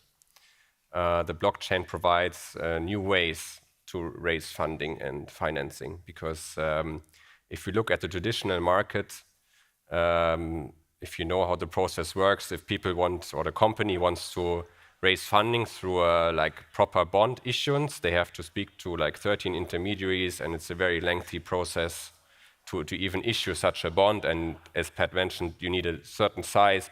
Below it doesn't make sense, really. And just one example to share from our platform, we enabled a French-Tunisian olive oil producer, small producer, to raise a bond, raise funding for this bond through the capital markets, through investors, and finance their production of their olive oil for the season. And this wouldn't be possible in the traditional financial market. And I think we enable this kind of new use cases through the platform. Cool. Actually, we have 3 minutes left. I wanted to hear something about liquidity, because that's always the big elephant in the room. Yeah, who wants to take the go for that one? I mean, it depends on the product, right? I mean, it depends on the product. Some products, they're designed to be illiquid. You earn an illiquidity premium, right? So if you're in a long-term fund, that fund is going to return 15% to you over, in quarter distributions. You buy that asset and you hold it. It's designed to do that. If you make it liquid, you're introducing problems, right? Because first of all, you got to figure out what's the fair market value. How do you do that in a private market? It's really difficult. Private equity, there's a whole industry around secondaries, and there's a sort of rule of thumb on discounting. So it depends on the product that you're selling. If it is like a short-term treasury, sure, it's highly liquid, right? Because there's always a demand for that stuff. But there's very little secondary demand for products that are designed to be illiquid.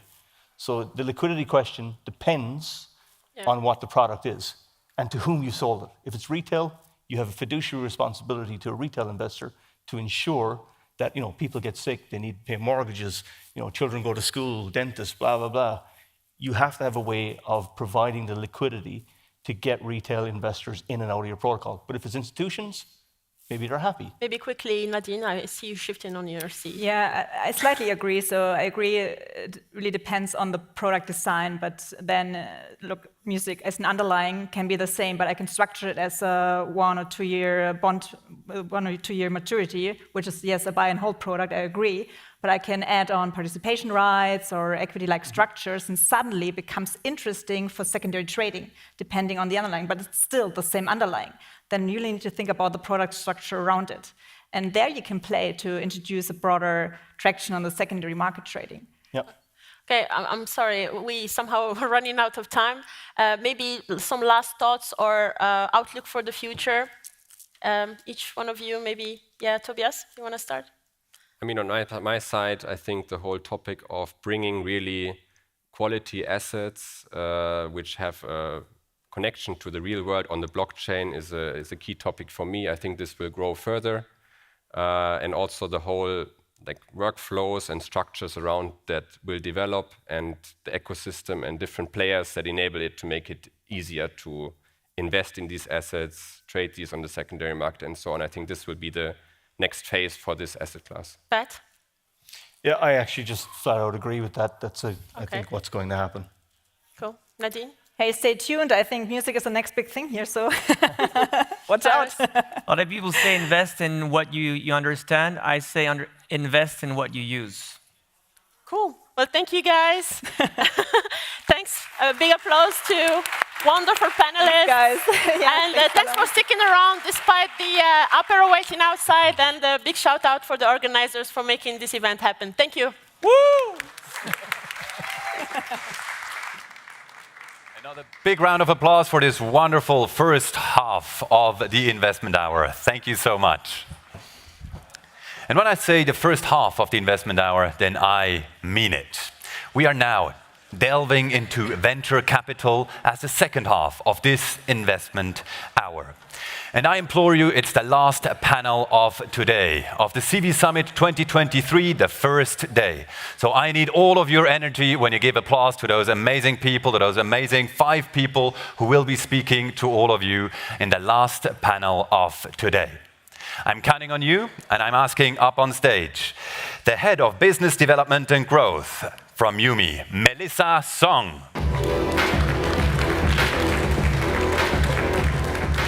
Followed by the Managing Director of the High-Tech Gründerfonds, Alex von Frankenberg.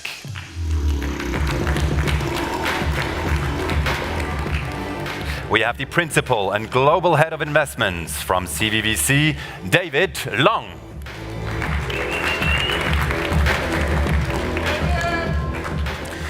And we have a partner at Exchange, Luc Jaudet.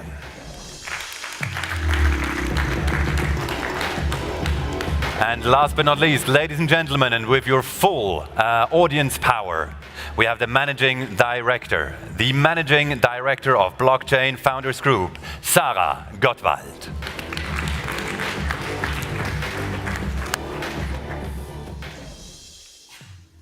All right. Good afternoon, CV Summit. So first of all, I would like to thank for all the audience to be here for the last, but the best session of today. So I promise you, the next 30 minutes, we're going to have a very engaging discussion with our panelists. This session with VCs is not only relevant for builders, founders who's looking to fundraise now or in the future, but it's actually relevant to every single person in this room, as long as you are players in this ecosystem. We know that the VCs play a very important role in our ecosystem. If you think about the builders building a vehicle, then the VCs provide the gasoline, which is the money and the support to ensure that the vehicle can go for a long run. So today we're here with the 4 amazing venture capitalists to help us to uncover, currently in the bear market, what are they doing and then where do they put their money on. Without further ado, I would like to actually get started with a round of introduction. Please introduce yourself, your personal background, about your fund, and then your investment thesis. Let's go with Alex. Yeah, I'm Alex, Managing Director of the High-Tech Gründer Fund, which is a public-private partnership. A third of the money comes from industry, 45 small and medium-sized large companies, and then the German government, basically. The latest fund, which we just closed in February, is 500 million. And we invest in seed-stage tech companies, and tech is anything that's high-tech or very innovative. So it could be hardware-based, could be life science, could be anything around software. And part of the software is also crypto, blockchain, Bitcoin. And companies must be younger than 3 years, and we invest around initially 1 million and then up to 4 million per company. And we've been doing this for 18 years, 730 investments, 174 exits. So we have lots of experience. We support actively. We tend to be the lead investor initially and then hand over the lead role to the bigger guys. Great, thank you. And on behalf of CVVC, thank you very much for coming today. So a little background, well, myself, I'm Global Head of Investments at CVVC. CVVC was launched in 2016.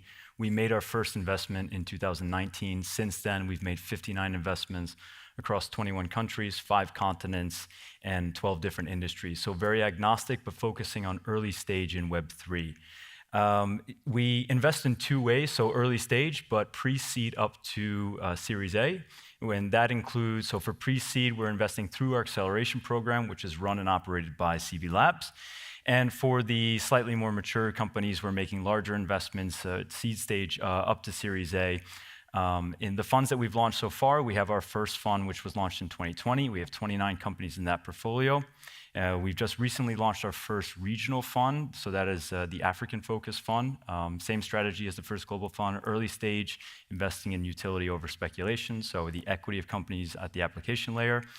We launched that in July of this year. We have 8 companies in that portfolio today, and the team is currently in the process of setting up our second global fund. So vintage 2 of our global fund is still also going to have the same strategy, so early stage investments at the application layer. Amazing. I'm Luke, I'm a partner at Exchange. So Exchange is a 20-year-old generalist fund, about 700 million AUM between Paris and Berlin. It's a fund that never really had, so generalist focus, never really had a specific focus on crypto before I came in a year ago. However, they made a small investment, or they led the seed round of a small company in 2014 that did little chips to secure anything, and they were applying it to crypto. This company ended up being Ledger, which kind of opened their eyes to the potential of crypto, because one of the things that interests the most a VC is return on investment, and Ledger was a great success. And so I came in after about 10 years as an entrepreneur to just last year to launch a dedicated fund dedicated to crypto and Web3, early stage, seed, Series A, up to small Series B, tickets between 500K and 5 million, basically, and that has the specialty of being able to invest both in equity and tokens, which is something that we're the first fund to be allowed to do in France. Yeah, perfect. So first of all, thank you for all of you still being here. We know we are the last panel between you or between a nice evening with food and drinks. So I'm the managing director of Blockchain Founders Group. We are a startup accelerator. So first of all, we have a program. We run the program 2 times per year. The program is about 3 months. We basically try to help startups at the very beginning. We try to help with everything that might be hard at the beginning, like product market fit, product founder fit, product market fit, marketing, fundraising, communication, team building, everything that is like really pretty difficult, especially if you're a first-time founder. At the end of our program, we decide whether we also want to invest or whether we don't. And Blockchain Founder Group was only founded in 2021. So we are still pretty young. We have now 19 startups in our portfolio. And yeah, always happy to get new people into our program and to work with you. Thank you. So I would like to actually start with the first question on the positive side. Yeah, I know where is this coming from. We are in a deep bear market right now. I think everyone in this room feel it. Oh. But what are the opportunities you guys see as a venture capital in this deep down bear market? First of all, we're not in a bear market. Because the low was November a year ago, like Bitcoin 15,000. Now we're like approaching 30,000. That's not a bear market. This year, 70-something% up. Sorry, we're not. We're in the boring market. That's what they call it, when it goes just sideways and everybody's bored. But yeah, not in the bear market. We're not at the all-time high, but it's going upwards. So what is the time now? I think it's for building. And we have so many companies that were founded in difficult times. And only the best ones have the courage to set up the company, and only the best ones get through the difficulties of an adverse market. And Microsoft was founded in 1974 in the oil crisis, Facebook in 2004 when the bottom was not even reached after the dot-com bubble burst, and then in the financial crisis many of the great chain companies were founded. So now is really the time for building a sound, solid foundation for great companies. And I think it's one of the best times to set up companies. I think that's very well said. I think that from an investment strategy, if you don't want to deploy capital at the very top of the market or when the hype is getting all the attention, but rather deploying capital right now, you're getting into those fundamentally sound businesses. There were a lot of businesses that were getting capital funding at the height of the market simply because they were building use cases for the buzzwords at the time. But right now, you're seeing that there's been a big shift over from, say, metaverse NFT, and going more over to that, as I said before twice, utility. And so you're seeing a lot of use cases where Web3 technology is driving for big industry and big enterprises, and there's still more and more adoption coming out of that. Yeah, so the boring market, things are not exciting because you do not have something that just goes to the moon every other day. But things are also not exciting in the other sense, meaning like you don't have an FTX, or you don't have a Celsius, then a BlockFi, and an FTX. That's past as well. So we're in the moment that's actually the best moment to come to conferences. Less people. I could get in a hotel room in Zug fairly easily. Usually, like during a bull market, it's very difficult to get but it's also the time where the real builders are here. It's also the time where you want to deploy capital, because that's when things are being built. It's when things are boring. When things get exciting, that's also where you should start being wary. That's also where a good VC stop thinking about taking profits and selling some of their participations. And so right now is a great moment to invest, for sure. Maybe just to add one last sentence is like, quite often you see either people having a lot of confidence or having people with a lot of knowledge. And in a bear market or bull market or whatever we call it now, it's like those people are kind of coming together. So you only have the people who have knowledge and confidence.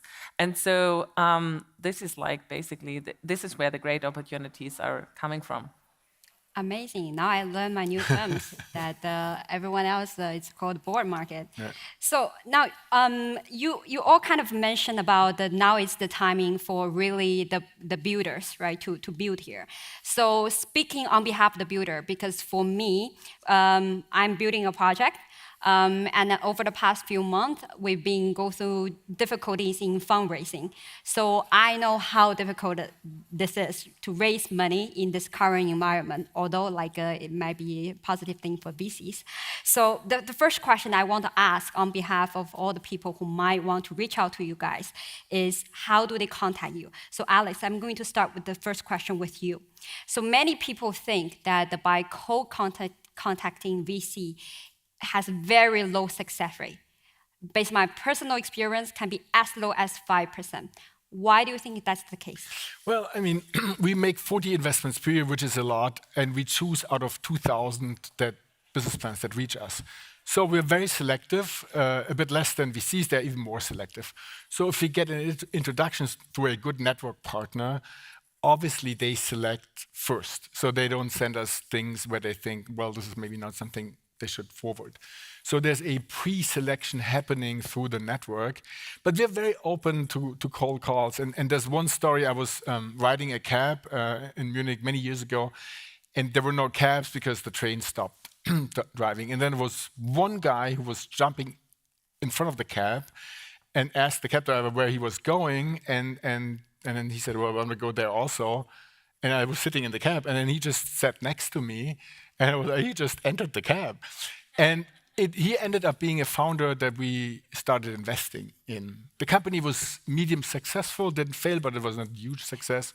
So what I'm trying to say, any route is fine. I mean, on breakfast, the elevator pitch, through LinkedIn, through friends.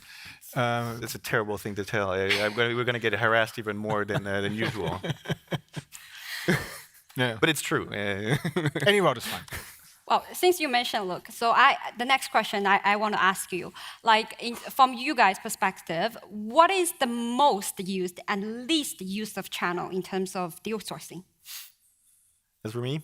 Mm-hmm. So I have like some basic stats for that. We get about 3,000 deals per year at Exchange, and we invest in about a dozen. So that's a big funnel. This being said, anything that's inbound, not recommended, like we have a website where you can send your deck. I have an inbox on LinkedIn that is completely up to the wazoo with people sending me decks. All this, that's about, I would say, 90% of, so about 2,700 deals. We maybe do like 1 or 2 investments in those, so it's like very low success rate. The 300 that are left, we have about, let's say, 250 that are recommended. So it's like, and that's where your personal network is important. It's like it can be an accelerator, so that's why we love actually talking with accelerators, because they do make recommendations and they spend some time with the startup. And so we usually take this as a good sign if they're showing us the startups they they prefer. We think that they actually do some kind of selection, or other entrepreneurs who are like, I know this guy, he's just starting something, it's very important, it's amazing. That is probably the most of our investments are here. And then the last 50 are more like deals that we actively go seek. And here, the entire thing is reversed, meaning it's usually deals where several VCs are interested, and you have to kind of like fight your way in. So those are usually repeat entrepreneurs, deals that are performing extremely well, and where we actually have to market ourselves and sell ourselves to get an investment. And there's different methods for us to get onto those deals. Reputation is important.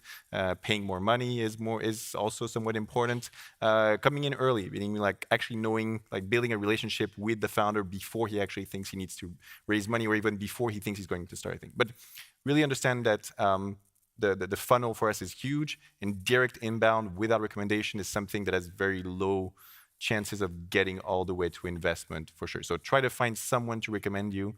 And that recommendation can be a junior analyst within the firm. That is also something that is valuable. If a junior analyst actually thinks you're good and brings it to me, he has access. Don't poo-poo the juniors. They're also really important.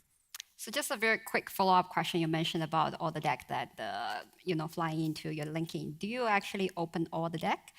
I guess probably not. And then how much time do you normally spend on the deck if you have it open? No, but the amount of time I spend on the deck is I think is not relevant, because it's, as you said, I don't necessarily open every deck, and a lot of things like I just like send to an analyst and I try to get him to or her to do the work, but if I actually open a deck, and that's also why like I don't necessarily open everything I get on LinkedIn, is because if I open a deck, I actually want to do it justice, and I'm going to spend like 10-15 minutes, which in a day is actually quite a big chunk of time. Okay, cool. So, David, just now you mentioned that, so first of all, congratulations, like launching the second fund with a focus on Africa, and Thank also you. the third fund coming. So I'm pretty sure like with that information, you're gonna have a lot of projects builders coming to you, right, reaching for support. So from your perspective, what advice would you give to the builders and then the projects who's looking for fundraising at this current stage? Yeah, well, thank you for highlighting the two funds. We're very proud of that as a team. But I think, Luke, you mentioned it a little bit yourself already. If you need to have a niche, you need to have an angle. Always a personal recommendation to get in works. So if you go through a junior analyst or you go through somebody that knows the firm, that's close to the firm, an accelerator is always one, right? We run an accelerator through CV Labs. So if we recommend that to perhaps you guys or whoever it may be that's close to our firm, then they're going to be more inclined because there's a certain level of trust. But one recommendation I always have is we see thousands of applications through the accelerator program or people that are pitching to us, is that please do your research before you just do a blanket approach, because there's so many times that it doesn't add up, or even if it's in Web3, perhaps it's a crypto use case where we're actively not deploying into crypto use cases because our focus is first on the African fund, so yeah, that's my recommendation is go through a personal connection to the firm, or do your research and figure out what are our themes in any given fund and does it actually align, and then hit on those. I mean, it does happen sometimes that we get something, we say that's actually matching up with what we're pushing to our LPs, and the traction, of course, needs to be attractive. Perfect.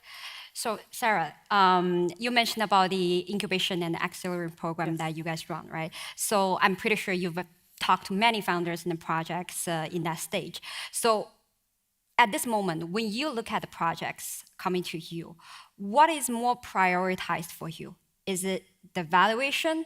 Is it like the traction they could potentially got?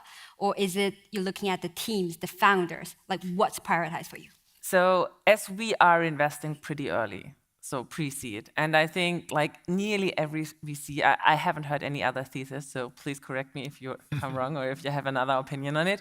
But it's the main thing is the team, basically. Because if you have an amazing idea, but the team is not that great, it's hard if the idea turns out to be not the best one for any reason. And sometimes it's not even about the idea, but maybe it's the wrong point in the market, or just too early, too late, whatever. So there are many reasons why an idea can't work. But if you have an amazing team, the team can always pivot and adjust and change and go down a different route or different path. And so, best case, you have experienced founders because they know what they are dealing with, they know what will happen, they know how to handle the stress, they know how to focus, they know how to lead a team, they even know how to do the administrative part, because many things are underestimated, especially if you're a first-time founder. And it's not only, I mean, what is the team? Already 2 people are a team, but sometimes you need like 3 or 4 people. And then you need to communicate. So how is your communication within the team? How well do you know each other? What are your expectations on your teammate? And so these are all things that need to work. Even if the idea is amazing, if the team is not able to communicate, if they do not have the same target, if they do not think about the same, if they don't have the same thoughts on where to go, it will never work because there are so many unbelievable hard steps within starting a startup. So the team has to be super aligned. And of course, you have to have the experience and the knowledge. I mean, if you want to start a startup in a certain area, I don't know, tax, then you have to have at least 1 tax person. This is so simple said, but sometimes it's just not there. So this is what I would say. Maybe add one thing to you, Sarah, because this is something that I actually learned as a VC and not as an entrepreneur, is that one thing that we look at in the team, beyond everything that you said, is also capacity to fundraise. Sure. This is actually something that I never really thought was something VCs looked into. It was like, well, we're the people that are investing in those. But as an early stage investor, you actually are going to come in early and leave probably in after 5, 6, 7 years if things go well. So you actually want your company to go through several rounds of investments beyond you. Therefore, you want someone that has this capacity. And this is something that actually I think incubators and accelerators can really help on, and they do help, is helping you become a good fundraiser. Very small addition to what everything is great. If it's possible, we try to look at the first hires. What kind of people did they attract? Are they really good people who are very smart and they're joining below their short-term pay grade? Someone who would make much more money somewhere else, and then they still join the startup. I think it's a very good indication because you need a large team for large success. So is it true to say that in order for you to actually raise funds successfully, you have to be proven to be a successful founder? Well, no, because otherwise you would never have first-time founders. So being a repeat entrepreneur, someone that's already been successful, is a good data point. It's not a perfect data point either. Sometimes, being a repeat entrepreneur is actually not that easy either, but it does show that you know a few things, that you've gone through this. You might also have learned bad lessons because launching a startup 10 years ago is not necessarily the same thing as launching a startup today. So it's usually seen as a positive. It's not necessarily only positive. And definitely there are some amazing entrepreneurs that are first-time entrepreneurs. Thank God, because otherwise we wouldn't invest in many people. Mm-hmm. Perfect. So now I'm going to actually ask a question on behalf of the investor side. So you know that we are in a high interest rate environment. And then that might not be a very good thing for venture capitalists because that's according to what I heard from some of the LPs investors, that they started to think about, okay, if I can put my money in the bank and simply earn 5% risk-free return, should I really think about putting the money into the venture capitalists right now? So what do you think about this strategy? And what is your advice to the LPs and investors out there? I wouldn't talk about the cost of money. It's important, it does play a role, of course. And we've seen it in 21 and the years around that where money was free and it was flowing wildly through the space. I will focus the attention on the opportunity that innovation presents. And innovation will accelerate all the time. It will be more and more. And things all of a sudden pop up and become mainstream or very powerful, AI, maybe quantum computing, maybe space, of course, crypto, and then all of a sudden things combine. And I would always talk not about the cost, but of the performance of the product, and the performance of the venture capital fund and the startups, I think is tremendous, always.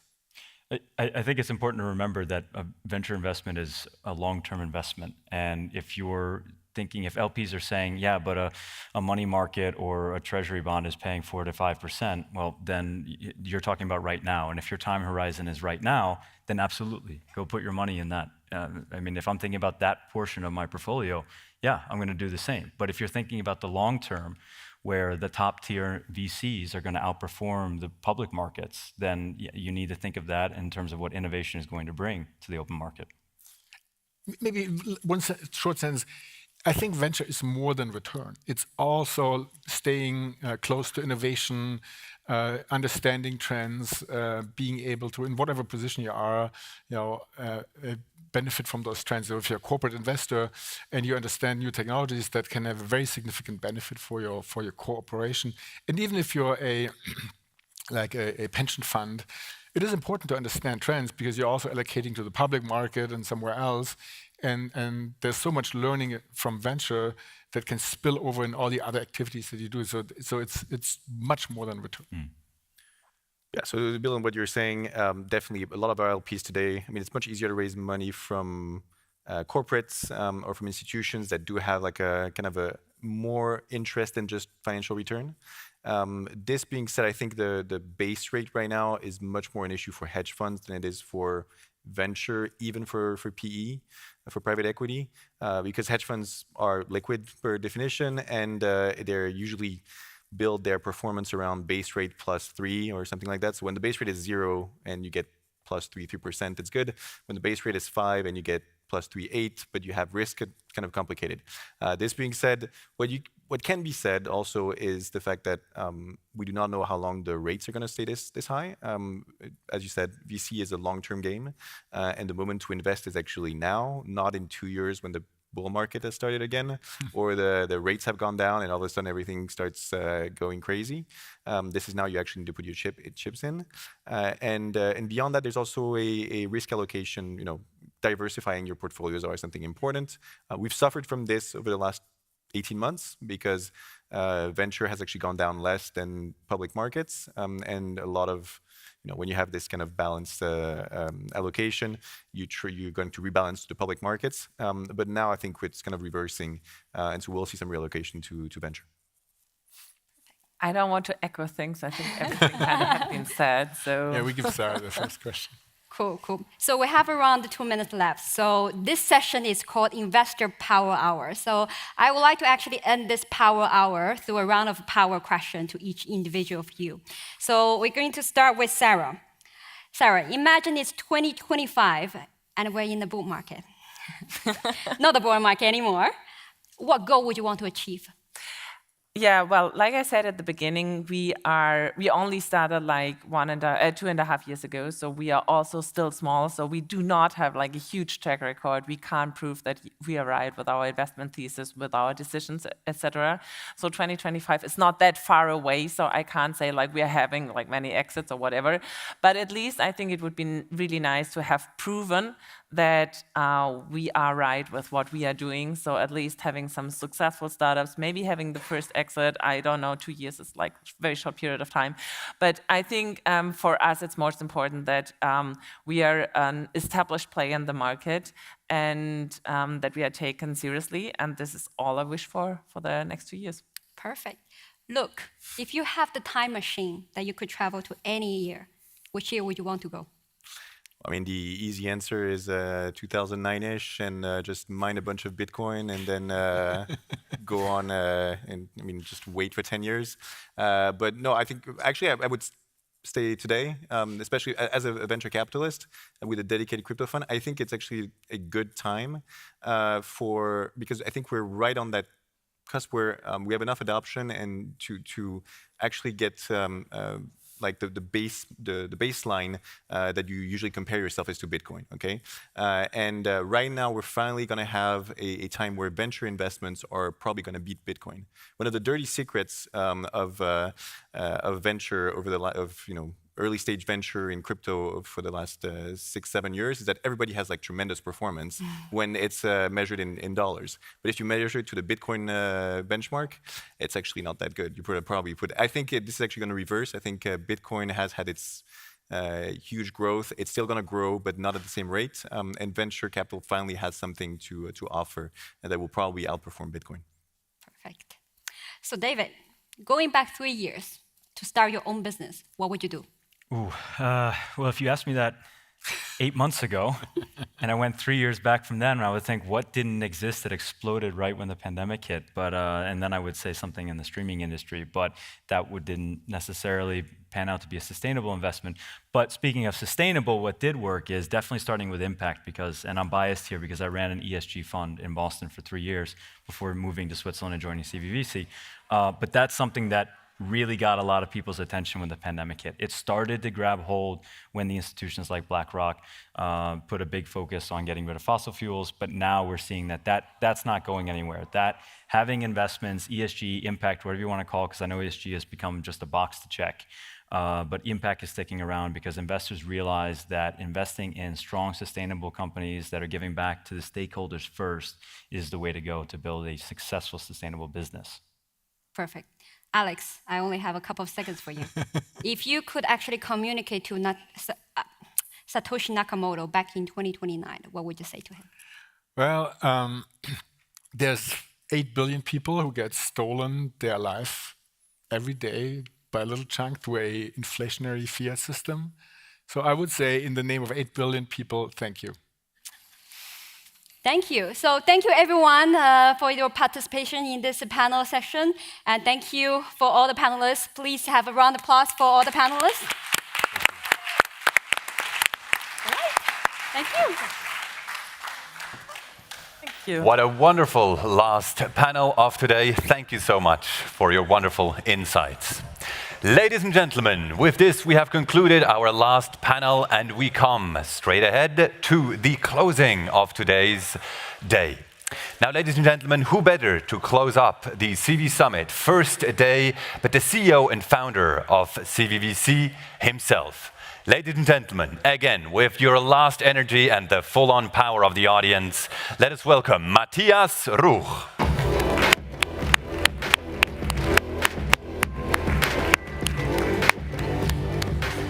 All right. So, how was today? Very good. You know, I spend a lot of time here in the auditorium, but also outside speaking to people. I think the general sentiment is actually quite good. So I think it's you know, it is a lot going on in our industry, and people want to get out of that winter and onto the next phase. And you know, with this in mind, I think everybody's quite positive, to be honest. Absolutely. May I just?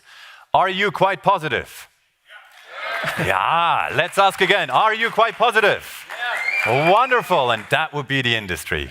So, speaking of quite positive, the most positive person for me today was actually, I mean, with all the macro, you know, economic situation, interest rates high, inflation, and all of that, Europe is a bit really in a winter, you know.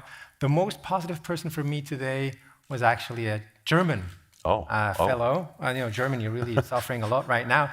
And it was Alex, who was just on stage here, but he said that yesterday at our Family and Friends Day, you know, when the startups and the investors meet. And he said, there's basically only opportunity in tech. So whatever you're building, there's only upside. It's only positive. And I think that's a very good mindset, actually. And he also said, it's 100% sure that the next Amazon or Google is founded somewhere today. And it's not going to take another 30 years until these break through and, you know, become these giga companies. It's probably only going to take 10 to 15 years this time, because the cycles are faster now. And what's also interesting, you know, we are active in Africa with an Africa strategy. He also says it's highly likely that the next Amazon is not going to come from the US. It might come from Asia or Africa, and I think that's also true. This world is truly decentralized, and you know, you have smart people everywhere in the world that can use the technology that we are using and build something new. So I thought that was really inspiring. And then followed by Philipp Rösler, who was on stage also today. He you know, had this fish thing, bigger fish eats the smaller, the faster, the slower, you know. And then he said, every new technology can be killed either with bureaucracy or with taxes. And then his conclusion was, which is why Switzerland is doing very well in fostering blockchain technology. And I think I have to disagree. I mean, tax situation here in Zug especially is fantastic, but bureaucracy, not so sure when we look at today's practice with the regulator in Switzerland. I think we might improve bureaucracy there. Room for improvement, definitely. Room for improvement, yeah. And then our very own Olaf, he was saying in his statement that innovation and fostering startups, as the backbone of invention is really crucial for the future. And a lot of people do not understand that, future Googles and future Amazons, they come from these roots, early stage companies that, they start in garages. Here in Switzerland, might not be garages, but they start very small. And a lot of people don't understand that they really have to foster to cater towards these needs of these young, very young companies. I have a lot here, but also I found very interesting is that finally tokenized real-world assets are back. With back, I mean that was a big thing in the early days, 16, 17, tokenizing real estate. That was the big topic. Nothing happened for 2 or 3 years. And as it sounded today, also on the panels, I think we're going to see a lot. That's probably going to be one of these big things to come. I also found it very interesting what our financial services representatives from Signum, Jan, were saying about adoption and how we are positioned as Switzerland right now. I think everybody is quite positive. So everybody states that we have a fine regulatory environment. We have to keep it, not lose basically the position that we have. And then someone said, I think it was Mathias that said, I think that was very interesting. So very positive towards the next cycle. It's going to come. Nobody says when, of course, but I think we all agree it's going to be next year, right? And he said, we do not know what the next killer app will be that will start the next adoption cycle. You have always these activity cycles that kick everything off, but it has been a random app, actually, right? So suddenly ICOs were there, and last time, I don't know, maybe it was NFT or Metaverse. So you have something that kicks off the whole bull cycle, so we don't know what it is. So we're all looking what it could be. And let me close, I said it will only be 3 minutes, with something that I really like. And our mayor of the city of Zug said it, Andre Vicky, at the very beginning, because it ties into the family and friends days with our founders, these young people that actually built the future. He said, the best way to create the future is actually to invent it. Wow, what a closing line. Ladies and gentlemen, Mathias Ruch. And now we come to a very special part of the day. Thank you so much for your closing remarks. We are going to meet the people who made all of this possible. We are going to meet the entire team of CVVC and CV Labs. So did you enjoy today? Wonderful. Are you looking forward to tomorrow? Wonderful. And it's because of those people that those 2 days were possible. Ladies and gentlemen, CVVC and CV Labs, the entire team.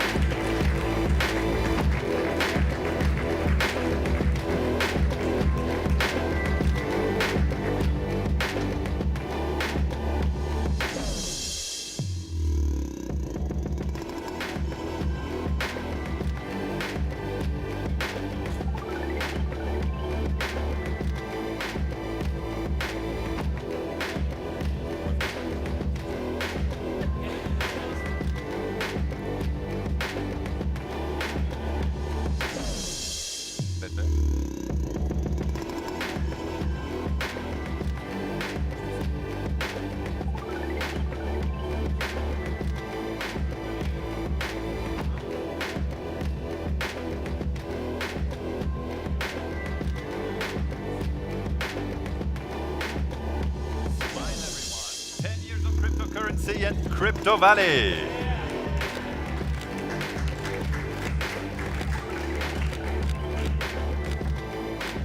Wonderful. Congratulations. Klar.